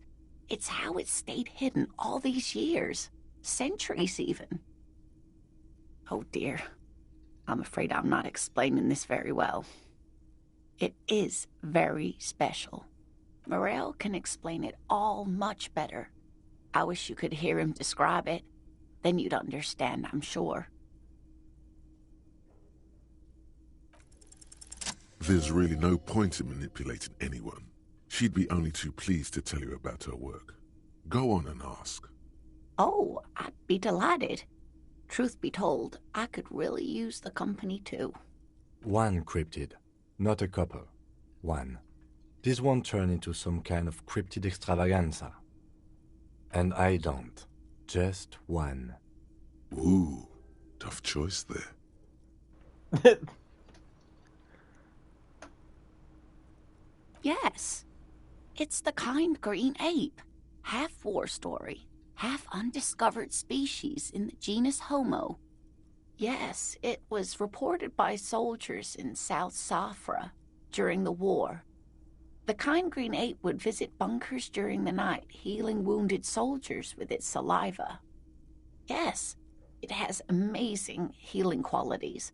Some soldiers reported growing back limbs, regaining their sight. Indeed, there is. It's our closest relative among the cryptids. Same taxonomic family, different genus. Which is to say, the kind green ape is a species with which we share a common ancestor, and that evolved parallel to our own, just like your partners. The lieutenant looks at you, pleasantly surprised. Oh, no, I didn't mean to imply that Saolites are inferior to us in many ways. You are superior. For example, your earwax doesn't have a foul odor like ours does. I like that she's actually tested this theory. It's like, let me smell your earwax. A tremendous evolutionary advantage, I'm sure. But perhaps we've had enough speculative biology for today? Hey, you promised you'd only ask about one cryptid. The lieutenant pauses, thoughtfully. Gross indeed, Lucinda. Like, who does that? Fuck it. Let's have more cryptids. Well, the answer is yes, there is an invisible cryptid. The Coldamama d'Aqua, or thin whisper of sound. And that's precisely what it seems to be. Self-replicating sound waves, invisible and intangible. It's very afraid of us, which makes it incredibly difficult to track. Like nothing, it's such a high-pitched sound that us humans can't hear it, nor can other animals. It could be ringing right outside your window and you wouldn't even know it. Could be anywhere. Everywhere, even. Fine, I'll bite. How can an animal be a sound? Many scientists have asked the same question. Some have claimed that it isn't itself a sound, but a tiny corpuscle that emits sound waves. But there's no evidence to support this theory. It could be. As I said, it could be everywhere. And we wouldn't know any better. It could be ringing all the days of our lives and nights. Maybe it's predatory. It's not. Don't worry. If it were predatory, we would have found it by the damage it inflicts. I wouldn't be so sure. What if the damage is also invisible? Plenty. It's the evidence that led to its discovery. In the 20s, a group of Areopagite ornithologists, that is, scientists who study birds, were trying out a new recording technology for capturing sounds outside the range of human hearing. When playing back recordings they had made in the foothills of the Ea mountain range, they noticed certain anomalies, patterns that seemed random at first, but on closer examination were consistent with the waveforms of songbirds. The scientists soon discovered they could track and even predict what appeared to be feeding, mating, and migration patterns based on sound waves in a strictly delimited range of ultrasonic frequencies, even higher than those of the highest-pitched bat calls. They realized that they had discovered a new species and called it the Coldamamadaqua, after the Paracanassian name for the voice of God, which is said to be very silent. Wow. They grew quite obsessed with these little birds. Even though they couldn't see them, they could distinguish among individual birds and even began to name some of them. Sequester, Time, Joscan, those are but some of the Mamadaqua they followed individually. That is a sad story. A group of university students assisting with the field work in their enthusiasm for the project, and no doubt because they were preoccupied with impressing their professors, nearly drove it to extinction. They tried to communicate with it and had no other means but sound. So they started sending out sound waves at frequencies they thought might match the Mamadaquas. And what happens when a sound wave meets another sound wave of the same frequency, dear? No, dear. They cancel each other out. And these tests were performed so recklessly that when they happened upon the right frequency, well, they wiped out most of the population. Well, that definitely sounds catastrophic. After that, the corpuscle appears to have migrated elsewhere. There have been recordings of anomalies similar to those spotted in Ea, but they've been few and far between. It's impossible to confirm the presence of any stable Coldamamadaqua population anywhere. Of course. A common thread in these. Disappearance and unfalsifiability. I like the story, though, ma'am. I'm glad you did, dear. What about what? That would be the giant of Kokonur. Of course it's common knowledge, everyone knew that. The giant lives in the most arid parts of the vast Kokonur Desert in South Samara, casting a strange light across the barren wastes. A mirage or a psychogenous luminance. A psychogenous luminance. That sounds like a mouthful. No one knows for sure. It is like an awful mountain appearing from below the horizon and expanding to cover almost a third of your field of vision. The towering luminosity of Kokonur is a bad omen in local folklore. Some say it's a fata morgana, others, fate unimaginable. Hui.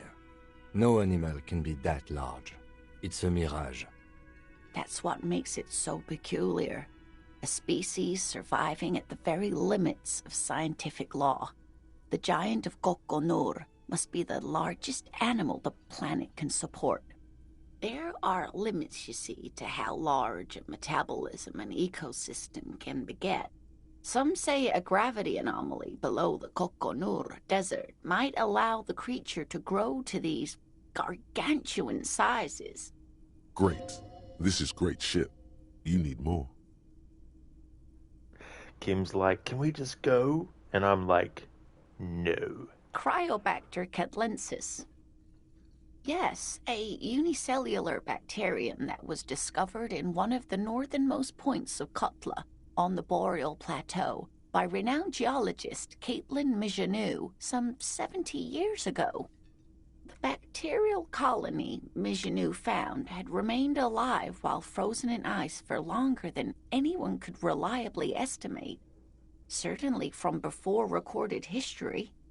Mijanou disappeared shortly after injecting herself with the bacteria she had brought back to study, no doubt in hopes of prolonging her own life. Yes, the bacteria had survived in the ice since times immemorial. It is not hard to see where she could have gotten the idea. It's actually a little hard to see, but do go on. Yes, and she's quite mad, too. After she treated herself with the bacteria, she stopped aging, but also became increasingly eccentric and irascible, so that even her oldest friends were forced to pull away. We can assume that she has been living somewhere in the wilderness for decades now, all alone except for the Cryobacter catlensis coursing through her bloodstream. The gnome of Jeroma. Dun dun dun! Oh, yes. None of its victims survived. Grieving relatives never even found their bodies because the gnome's venom dissolved organic tissue. Sounds like the alien from the Alien franchise. How its blood is actually acid, and it can dissolve through things. It was, reportedly, a small creature with webbed fingers and a protruding forehead and an ungainly little thing. Quite scary to look at. A couple of campers found it when it was already dying. They heard an odd wailing in the woods and followed the sound. They were scared and wrapped it in tarpaulin to suffocate it. It still took the gnome of Jeroma an entire day to die. If the body of the creature was found, why aren't there detailed illustrations of it in science textbooks, confirming the existence of this very little species? Alas, the first scientist who got his hands on the creature's corpse put it in a jar of formaldehyde, thinking that would detoxify the gnome's venom. Instead, all the venom leaked out of the creature's teeth and into the surrounding liquid, dissolving the creature itself. A poetic end, perhaps, but a real loss for science. I'm glad you like them. But I'm not really one to tell you about all of them. You should ask my husband if you get the chance. He's the real expert. You know, to hell with it. Let's have more cryptids. Of course, officers. I'm glad you like them. But I'm not really one to tell you about all of them.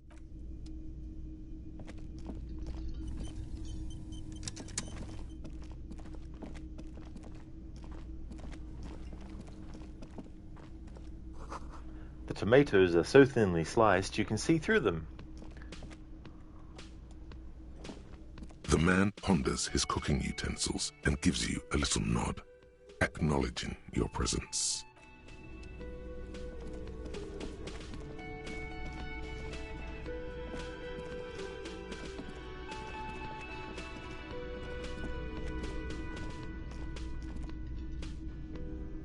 He's still talking about money.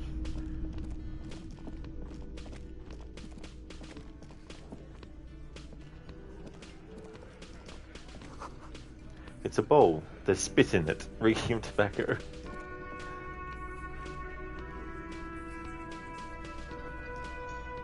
Let me handle this. Detective disorientated. Are you still wondering where you are? This is Martinez, in case you've forgotten. I advise you not to overstay your welcome. No, I am not a gardener. I'm a legal counselor for the Dock Workers Union. So let's get to it. You're looking for Titus Hardy? You think he has information that will help you? Maybe he does. That's Titus. Talk to him. But know this. I'll be keeping an eye on you. No strong-arming. Nothing official. The District of Martinez does not recognize your authority to make arrests. It doesn't matter if you recognize our authority. We will make an arrest if we have to. She says nothing. Her glare speaks for her. Like I already told you, I'm a legal counselor. Do you have hearing problems? Like I already told you, I'm a legal counselor. Do you have hearing problems? Like I already told you, I'm a legal counselor. Do you have hearing problems? Hold that thought. Was that? Could it be the Col de Mama Dakwa? No, it's probably just your imagination ringing in your ear. There seems to be an extremely high-pitched ring. Ultrasonic. Lena said it was very high-pitched, right? It's like something tickles your ear. Honestly, your ear isn't hearing a whole lot. The distant hum of the industrial harbor, the traffic. But, admittedly, there is a high-pitched noise somewhere there too. But then, isn't there always? There it is again. You are about to rediscover a long-lost species. It must be very close. Maybe, just maybe, it will come toward you. What are you doing? You're a police officer, not a pansy ornithologist. The only birds you should be looking for are healthy women of childbearing age.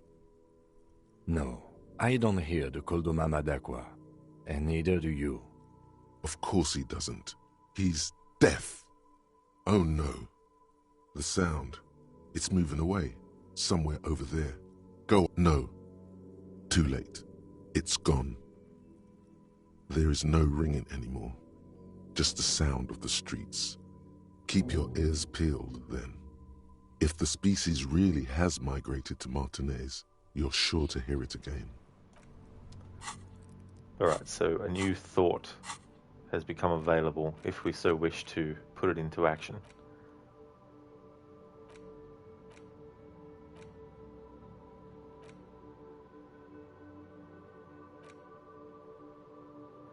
Col de Mamadakwa. Temporary research bonus none.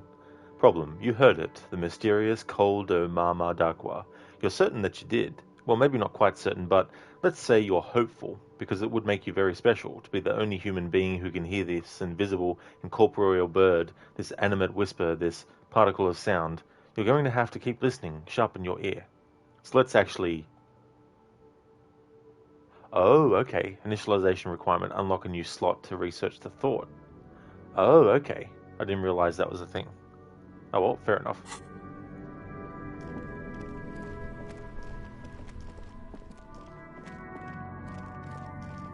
Cool, it's snowing now.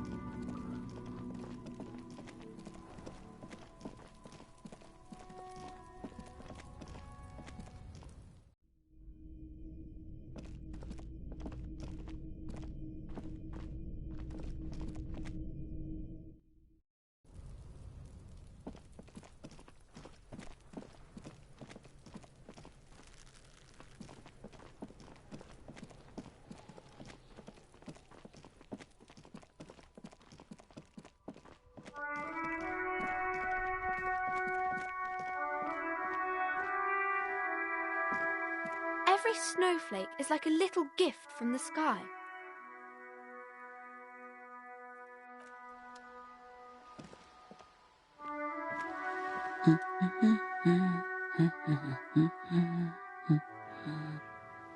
Okay, so a new character has popped up in the game. Yes? Hello? Me? No one. I'm just a working class woman.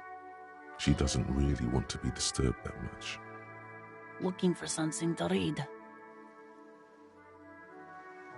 It is.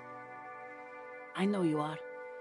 Everyone can see that. The rectangles. Mm-hmm. What with? Help her by carrying things? Maybe she needs a weightlifter. Maybe she needs you to fight her husband. No, that's not it. Physical instrument, always looking for an opportunity to be like, let's punch this, or let's grab this and twist it.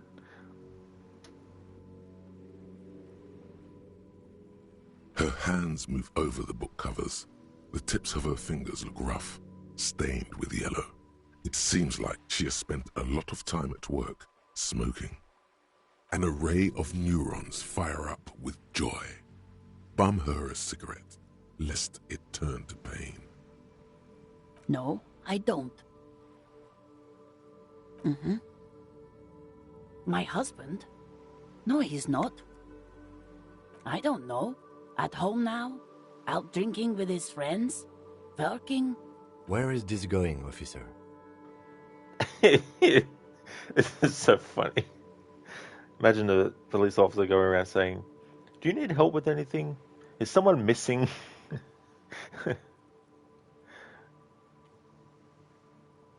She gives you a short nod and shifts her attention back to books.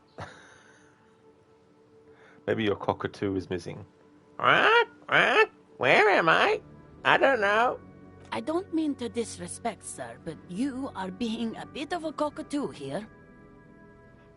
Yeah, Lucinda is like, surely there must be some problem I can solve for you. Do you have a mathematics question that I can help you with? For what it's worth, I agree. But cockatoos can't be stopped when they get like this. It's better to indulge him at this point. Nothing. Go read up on them if you're so interested. There's a great book in the bookstore. Maybe you should. What if the cockatoo is your astral captain? Or your heraldic bird? Wonderful. The story is open. The woman before you nods and returns to her reading.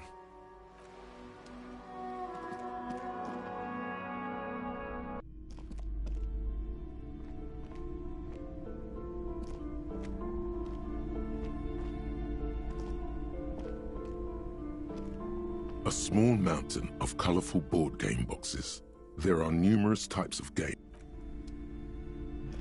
I've already heard all that stuff at the start of the stream, so I won't listen to it again. Shelves filled to the brim with crime novels.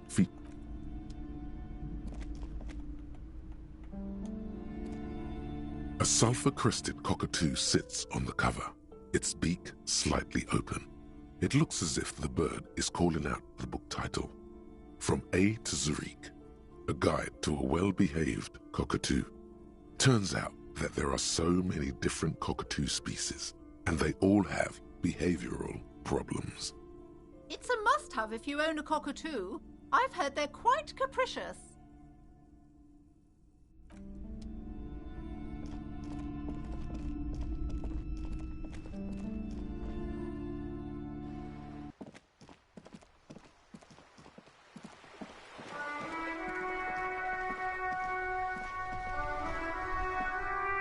The purity of snow always reminds me of the purity of a man's soul, if he's got principles.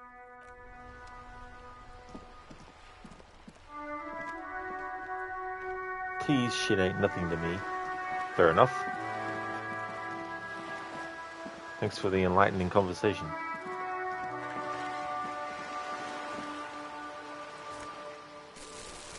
Yellow plastic bag, freak.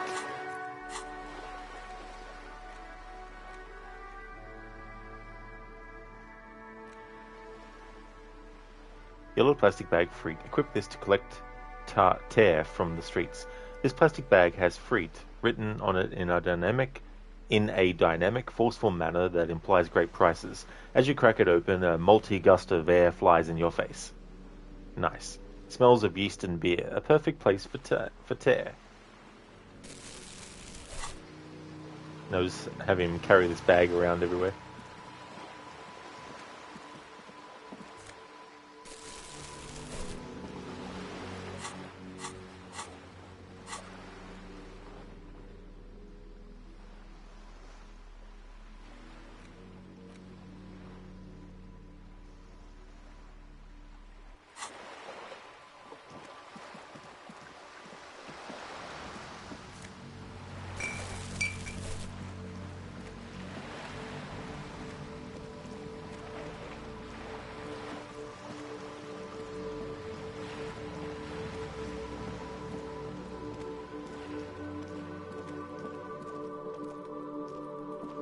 Just an ordinary wall.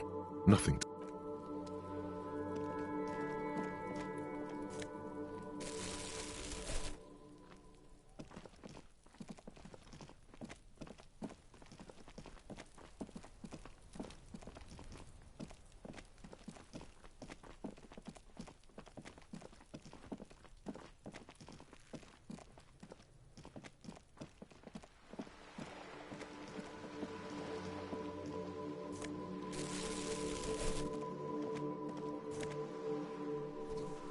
a signal blue naval coat. +1 suggestion. Aye, Captain. -1 half-light. Officiarial poise. This classic double-breasted coat suits everyone, including you, and if you ever find yourself battling winds at the helm of a ship, then the coat's heavy fabric has got your back, even if moths have left a few holes in it.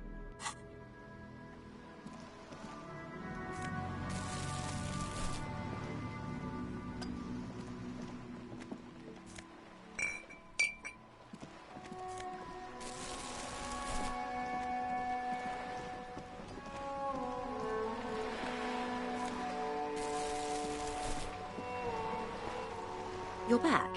Good. What can I help you with? You're back. Good. What can I help you with? That's okay, thank you. See ya.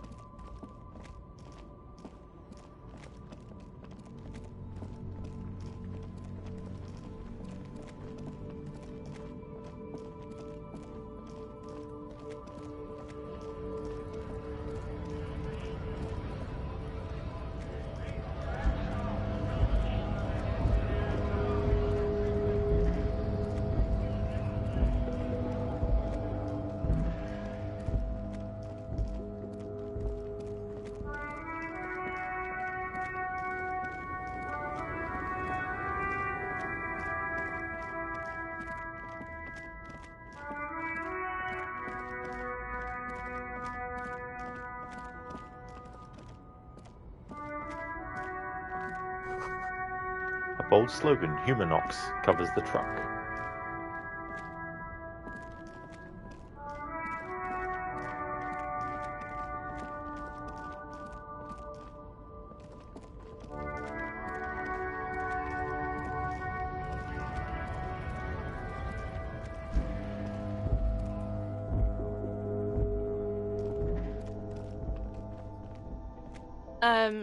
Is this about the questions again? Because I don't really know anything. A warehouse? I don't know. Maybe. I don't really care what Frit does. She scrunches up her face into an expression of consummate adolescent skepticism. Fine. Frit doesn't have a warehouse. Just a little back room here. Okay.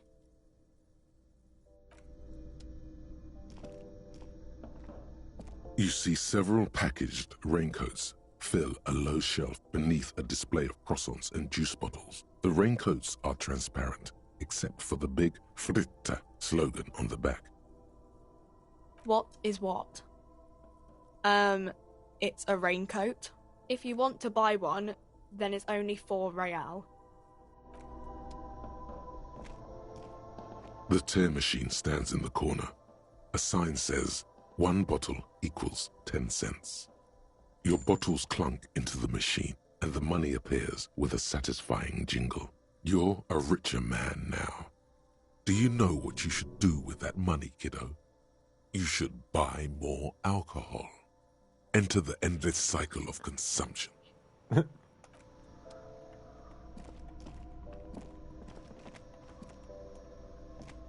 A small cabinet on the wall is filled with various medicine bottles.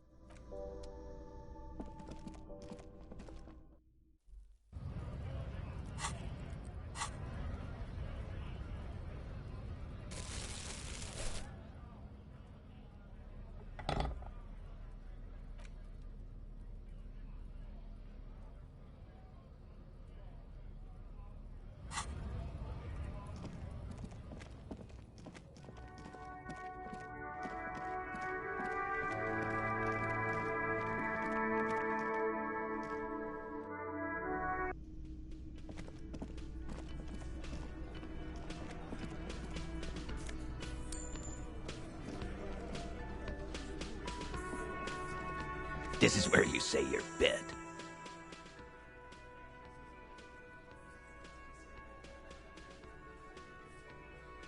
Detective.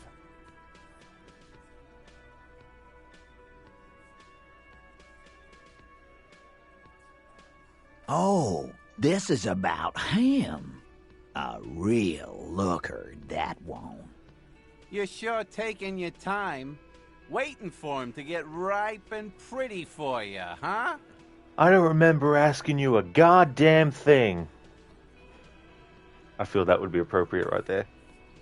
Oh, he was a real pretty boy by now. Real hot stuff. Letting out that pretty boy smell. Time to go to work in the shit factory! Hey, Shanky, come here a minute. I will duck your head into the shit factory if you don't shut up. Easy, boys. These janitors have a hell of a job cut out for them. I mean, I wouldn't go in there for $1 million. You might want to start asking your questions now. It's not going to get better than this. Do a head count first. Connect these men to the tracks you saw in the yard. Chances are they're going to match. Starting from the right, boot size 44, blonde man, in his 30s, overbearingly masculine. Sitting on his right, standard working boots, size 45 or 46, eldest in the room, probably mid-50s, smoker, quiet, coughs a lot. Across at the other table, hobnailed working boots, size 43, gang tattoos, Mesk or Sarah Mauritian, in his late 30s, early 40s. A symmetric burn on his neck, resembling the letters Loss Loss. Has he tried to burn it off? Leave that life behind? And then, standard working boot, steel reinforced toes, size 46, the big dick, wide at the shoulders and lean at the hips, rugby cap, fingerless gloves, and numerous scars, a little under 40. The emblem on his vest says Rowing Club. A little patch below it reads T. Hardy, Captain.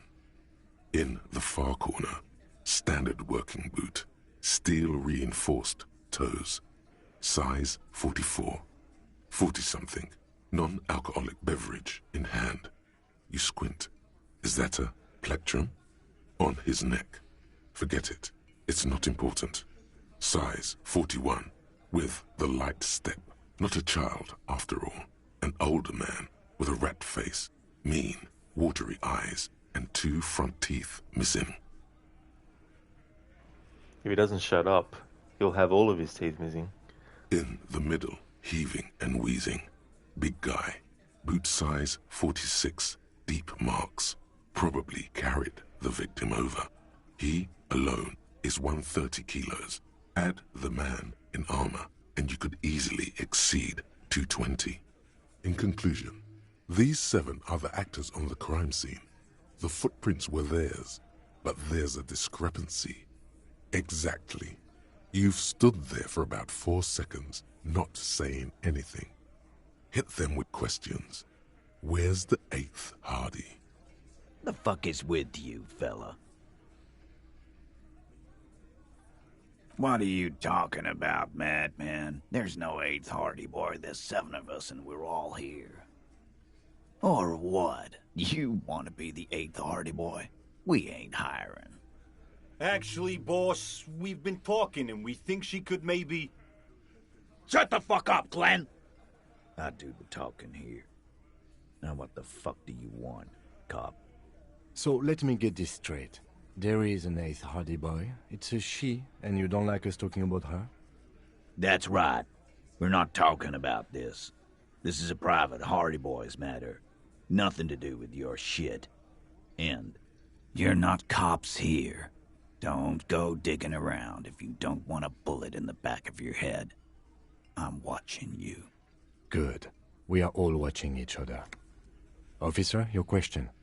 There's no point in pushing it further, he thinks. This is already a victory. We'll learn more about this 8th Hardy sooner or later.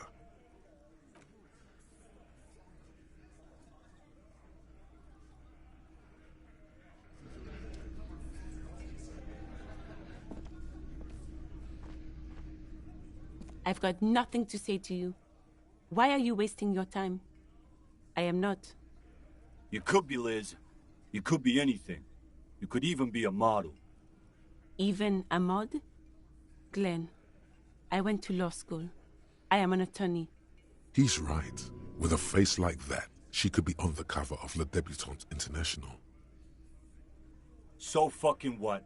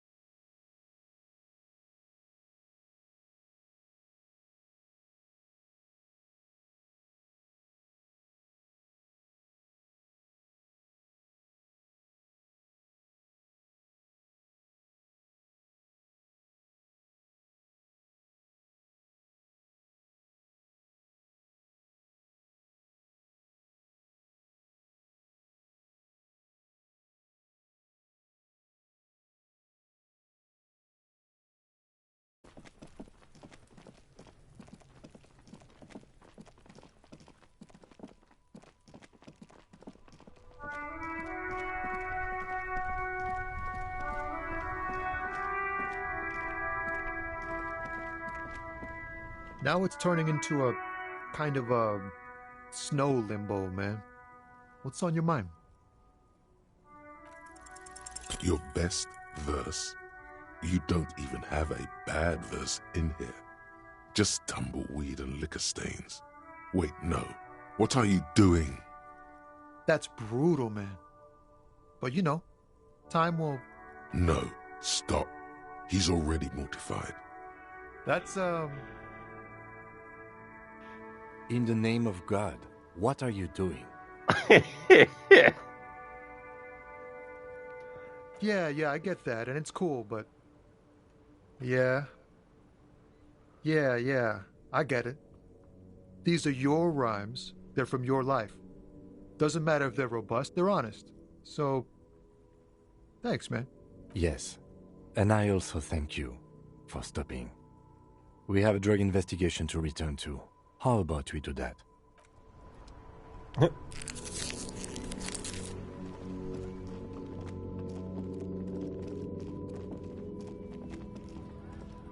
Looking for something, Hunt? You could push him by asking him to show you the soles of his boots. He definitely looks like someone capable of a lynching. Been admiring the stompers, Hunt? For sure, I can demonstrate them. On the bottom of the man's boots, you see an intricate tangle of treads with no immediately discernible pattern. The wind howls over the Bay of Rivershaw, a cascade of cold air flowing through the city streets. Those same streets have left their share of scuff marks on the underside of your green snakeskin shoes. It sure is. Custom made. Cost me a pretty penny. You'll see when the time comes, officer. True patriots carry Revachol in their very souls. Technically, you're stomping on Ravachol every step you take. Huh. I know you people don't understand poetry. Drugs? They're shit, man. I don't let anything pollute my body. You know where that shit comes from? Sarah Miriza, Safre, Ilmara. They take the money from our local junkies here and then use it to outcompete us in the manufacturing sector. They know they can't beat us in a fair fight, so they have to get us to weaken ourselves somehow. It's racial sabotage, racial economic sabotage.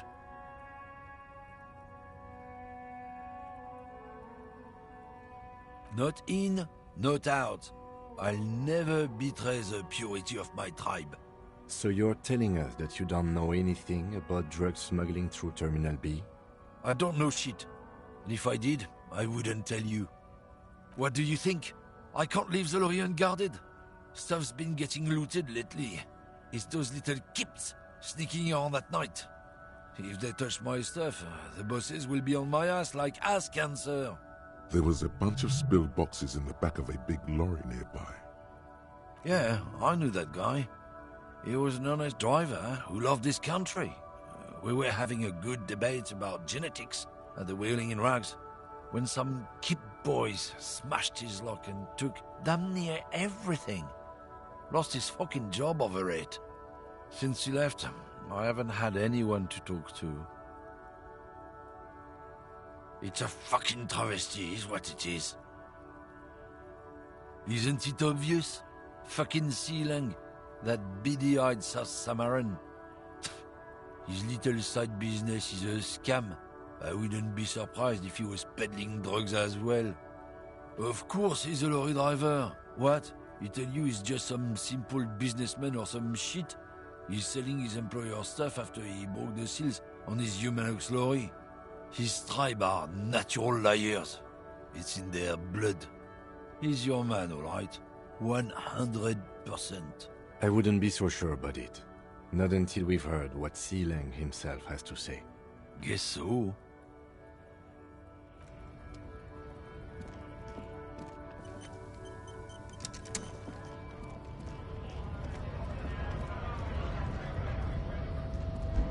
Right to work! Right to work! Shame on you!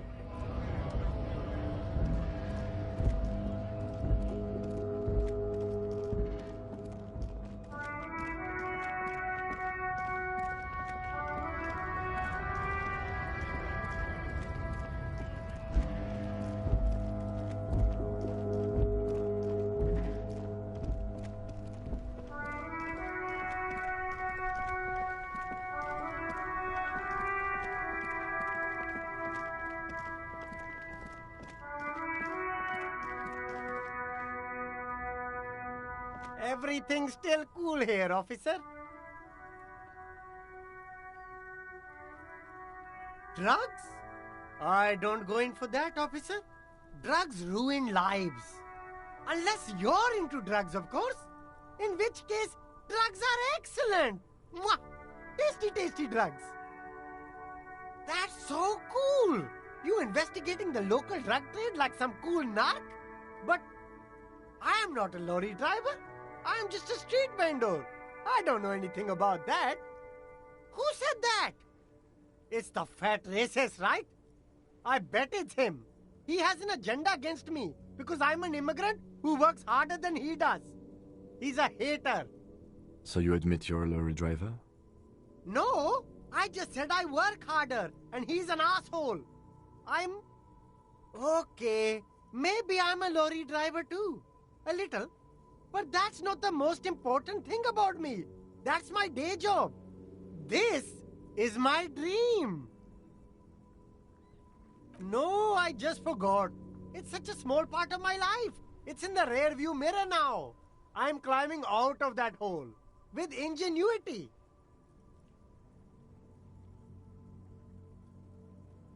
Nothing. I told you. I'm not a dumb guy. I don't get involved with that crowd. And what crowd is that? Crowd. You know, the drug crowd. There's more here. He's afraid of this crowd, whoever they are, more than he is of the racist lorry man. Look, there's bad people doing bad things here. That's all I know. Please don't get me into this mess. I've spent 15 years working my way up. It's a she, okay? The other drivers call her the lady driver. You're better off staying away from her. The way they talk about her, she's no lady. All of them. I don't know. I told you all I know. Are we cool now? I really want us to be cool now. Who exactly is talking about this lady driver of yours? The racist or the other one with the tattoos? All of them. Even the ones who've left.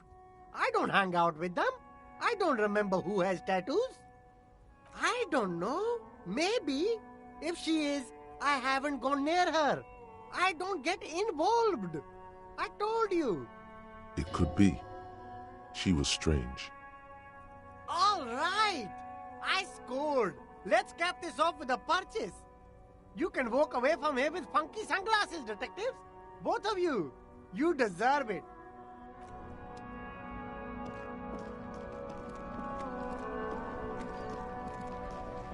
Since I need to go back this way anyway, there's a character that I want to talk to again just to see if there's any new stuff.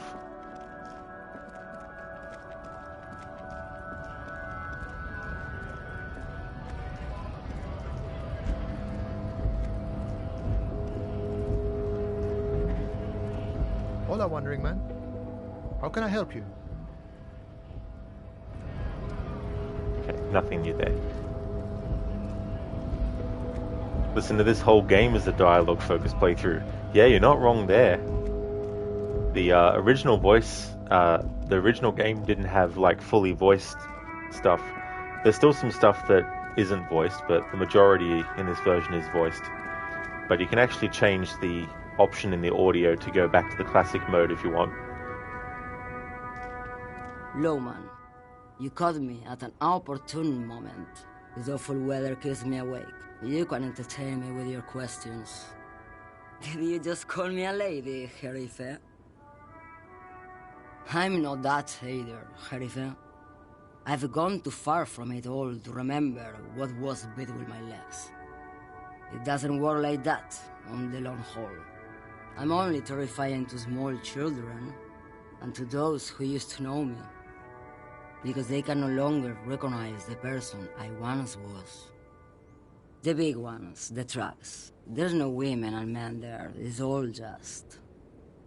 In the middle of this town, there's a ghostly motorway. It takes all the people where they want to stay. You feel very cold suddenly, as if standing face to face with a terrifying adversary. Then the feeling dissipates, and all you see is an aging woman. How should I know?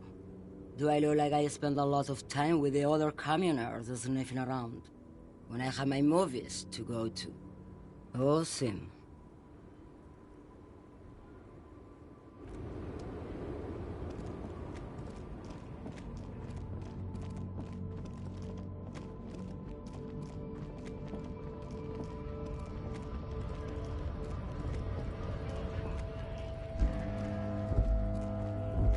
Looking for something, Aunt? Come to tell me to fuck off again? I don't know what you're talking about. He did something. He stole his employer's goods and another lorryman's job. You should be thankful for the tip. He's been expecting this. He's really puffed himself up. Listen up, fuckwits. You don't scare me. You cops don't run Evashel West. You don't run Martinez. You don't run anything. No. He means La Puta Madre. The name resounds like a bell in the air. A dark gong. You get a bad feeling about it. Yeah, him. Then I presume you are familiar with his peonies. Yeah, they're his little bitches. He's got them all over the unions. Not just the unions. He has peonies everywhere. Some say he even has them in the RCM. Dirty fucking peonies who'd do anything for him. Multi-ethnic drug addicts. You're not peonies. You wouldn't be investigating a drug thing if you were. No, of course not. We are not peonies. But if we were, and one of Madre's drivers were to be stealing from him, then it's a good peony's job to find out who that is. It's not a hard job. It won't take a long time. It won't make Padre Madre angry. But a stupid fucking racist is standing in the way, protecting this fucking thief.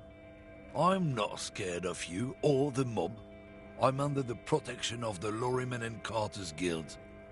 You've seen that corpse in the ceramic armor there. Did his shitty little guild protect him? Nah, you wouldn't just leave him out there if you... The lieutenant turns and gives you a barely perceptible nod.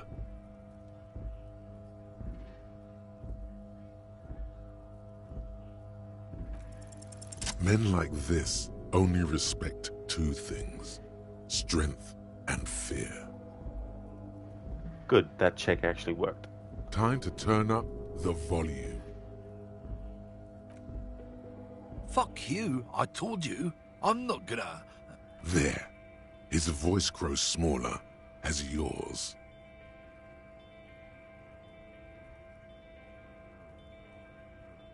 Look, fuck you, man. It's some lorry down there. Green, banged up thing. I don't fucking know who she is. When did she go away? I don't know. I don't even know her name. She just rolls with the fleet and acts like a big shot. Some dyke, probably. I haven't even seen her for days. Now it's not a big deal for him anymore. This is how he saves face. Past the monument. Down there. The Green Temple. Now leave me the fuck alone, okay? A small temple by the monument. Green. Let's get into that lorry.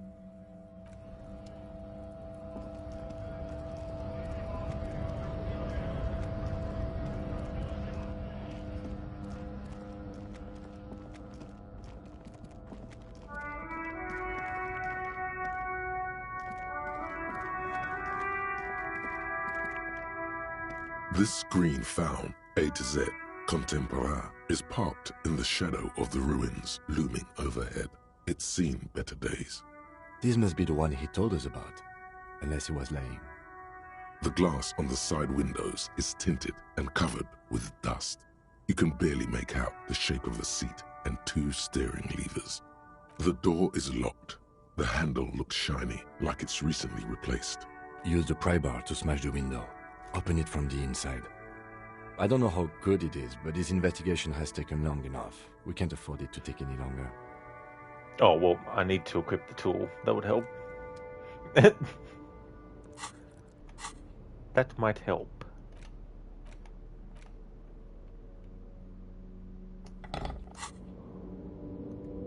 This screen found, A to Z, contemporain, is parked in the shadow of the ruins, looming over. With a firm grip, you raise the pry bar, a glint of light catching on the tip. Call down the hammer of truth and justice. Release your secrets, lorry cabin. The window shatters, and droplets of glass fly everywhere, shattering over the lorry floor and pavement. Subtle. The smell of cigarettes and perfume welcomes you. The cabin inside is plastered with old movie posters. Actresses smile from the walls. There's a radio transmitter in the front and a toolbox tucked under the driver's seat. Some tools lie scattered near the pedals. These are movie posters featuring starlets from long-forgotten films from the 20s, the teens, even the 90s of the last century. One of them particularly catches your eye, a centerfold of an ingenue attached right above the back seat. There's definitely perfume in the air. It's spicy, with a hint of amberette, wafting through the bitter air of the cabin. The remnants of a sweet juniper-scented perfume, probably Grenade No. 5. The actress is draped in a sheathed dress, one of her shoulders bared. The faded remains of an autograph run across the poster. She's looking past the camera. Wait, doesn't she resemble someone you know? But you can't put your finger on whom exactly.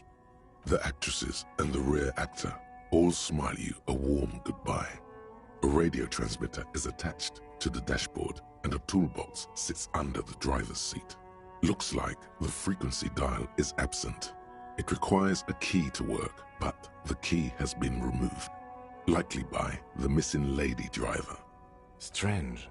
There are so many radio stations saved here. Must be over 100 at least. For contacting an entire fleet of lorrymen, for example. This is all shortwave, UW and UKV. Looks like we are dealing with an impressive organizational tool. The nerve center of a huge operation. With quite a range too. Doesn't look like it. It's completely inoperable without a dial key. The smell of 1,000 cigarettes, some dead actresses, and a rusty old toolbox under the seat. You wedge yourself under the steering wheel to get a better look. Seems like the few tools lying around here, a hammer, a pair of pliers, a rusty wrench, have been casually thrown there by the disorganized driver. But one odd detail does catch your eye. A piece of sandpaper has been glued to the throttle. Sandpaper? A novel technique. Must be to offer some extra grip to the driver's foot. Yes? Which means that the missing lady driver was present at the lynching. Looks like her, yes. Now we know for certain who's the missing 8th person at the lynching. Do you think that Hardy and his boys could also be involved in a drug operation?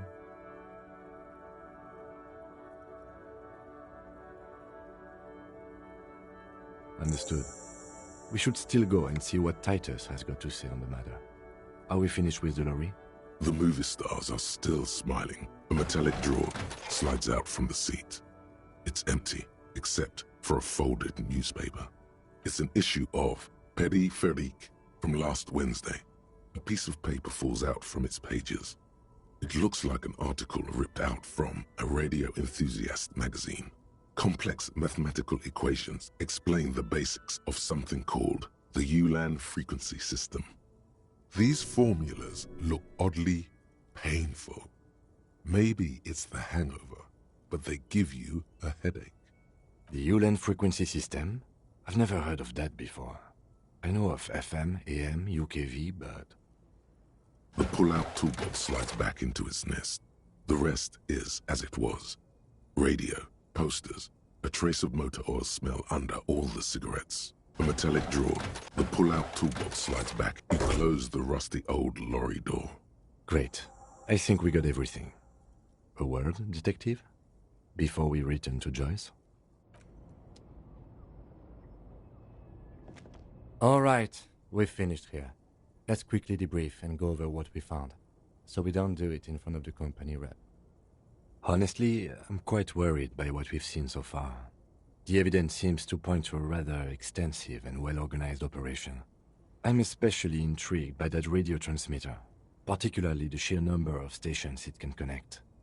Looks like this alleged drug trade casts a wide net. I'm not sure what the Ulan frequencies are all about, but they may hold some significance.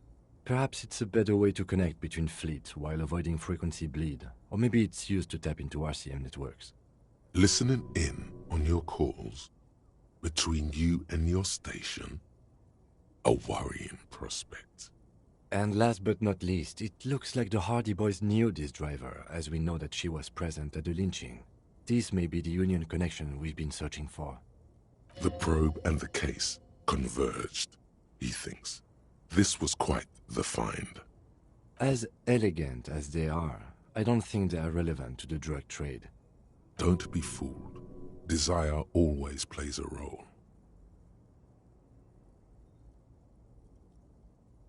Yes, well... Like Joyce told us, yes, logistically. But don't expect to bust this open during our stay here. At best, this is an angle we can use against them, to other ends, as extra ammunition. We should return to the murder case. See what Joyce tells us about the lynching. When we are done for the day, I call my station and suggest our narcotics department look into it. There are more than enough grounds to start an official investigation, sometime later when we are done here. We do not want to get caught in that. The fact that one hasn't started already gives me pause. An investigation, I mean. Especially if the Madrid grouping is involved, and I can't imagine they aren't. It's certainly worrisome. All the same, I don't like the idea of internal affairs descending on the matter. That won't help anyone either. Debrief over, after you.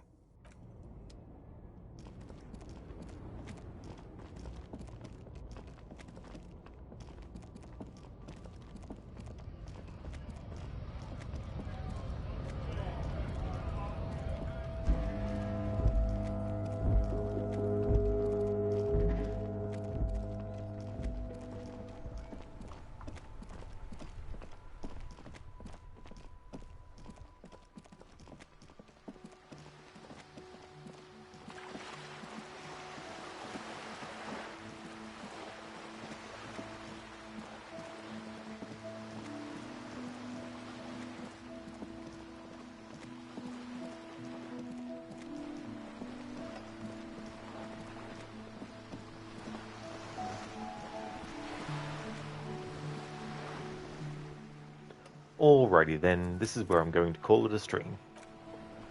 Make a save here, because at the start of next stream I'll talk to this character that we're near to kick things off with. Just want to thank everyone so much for watching the stream. I'm going to be doing my Thursday stream of this as well this week, and I may end up deciding to make this on certain days and another game, or I might just keep on going with this.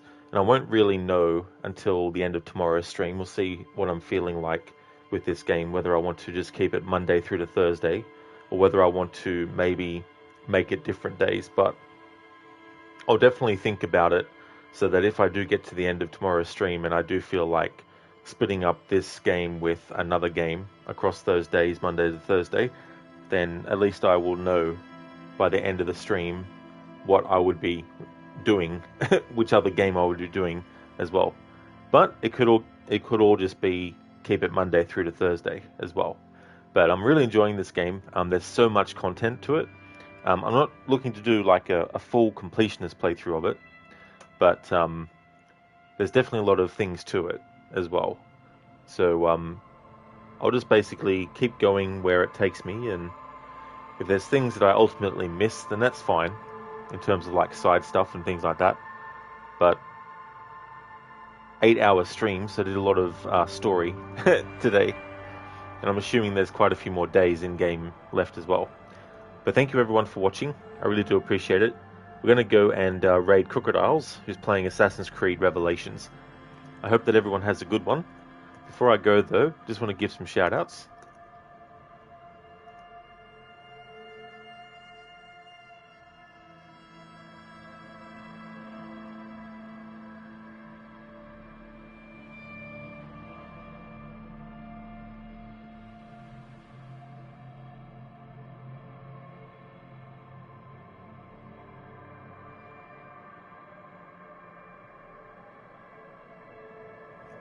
would like to highly recommend people check out Lucinda's channel, as well as AC.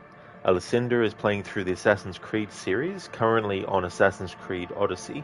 We'll also be including Assassin's Creed Valhalla and Mirage as part of that as well. He's also a fan of stealth games like the Dishonored series. He's also a big horror fan, a fan of horror franchises like The Last of Us, as well as The Evil Within, and also a big fan of the Resident Evil series. So I highly recommend checking out Lucinda's channel, and AC as well. AC is doing some Left 4 Dead 2, has also been doing some of Dishonored 2 as well. So I highly recommend checking out those streamers if you haven't come across their channel before. Ludinus, thank you so much for the follow. Just about to raid out here. Here's the general raid message that people can feel free to use. Here's a message with some free follower emotes attached.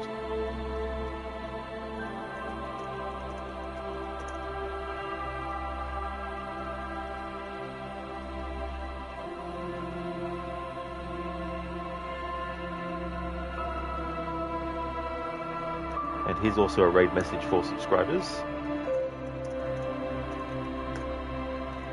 Thank you very much for watching. Really appreciate it.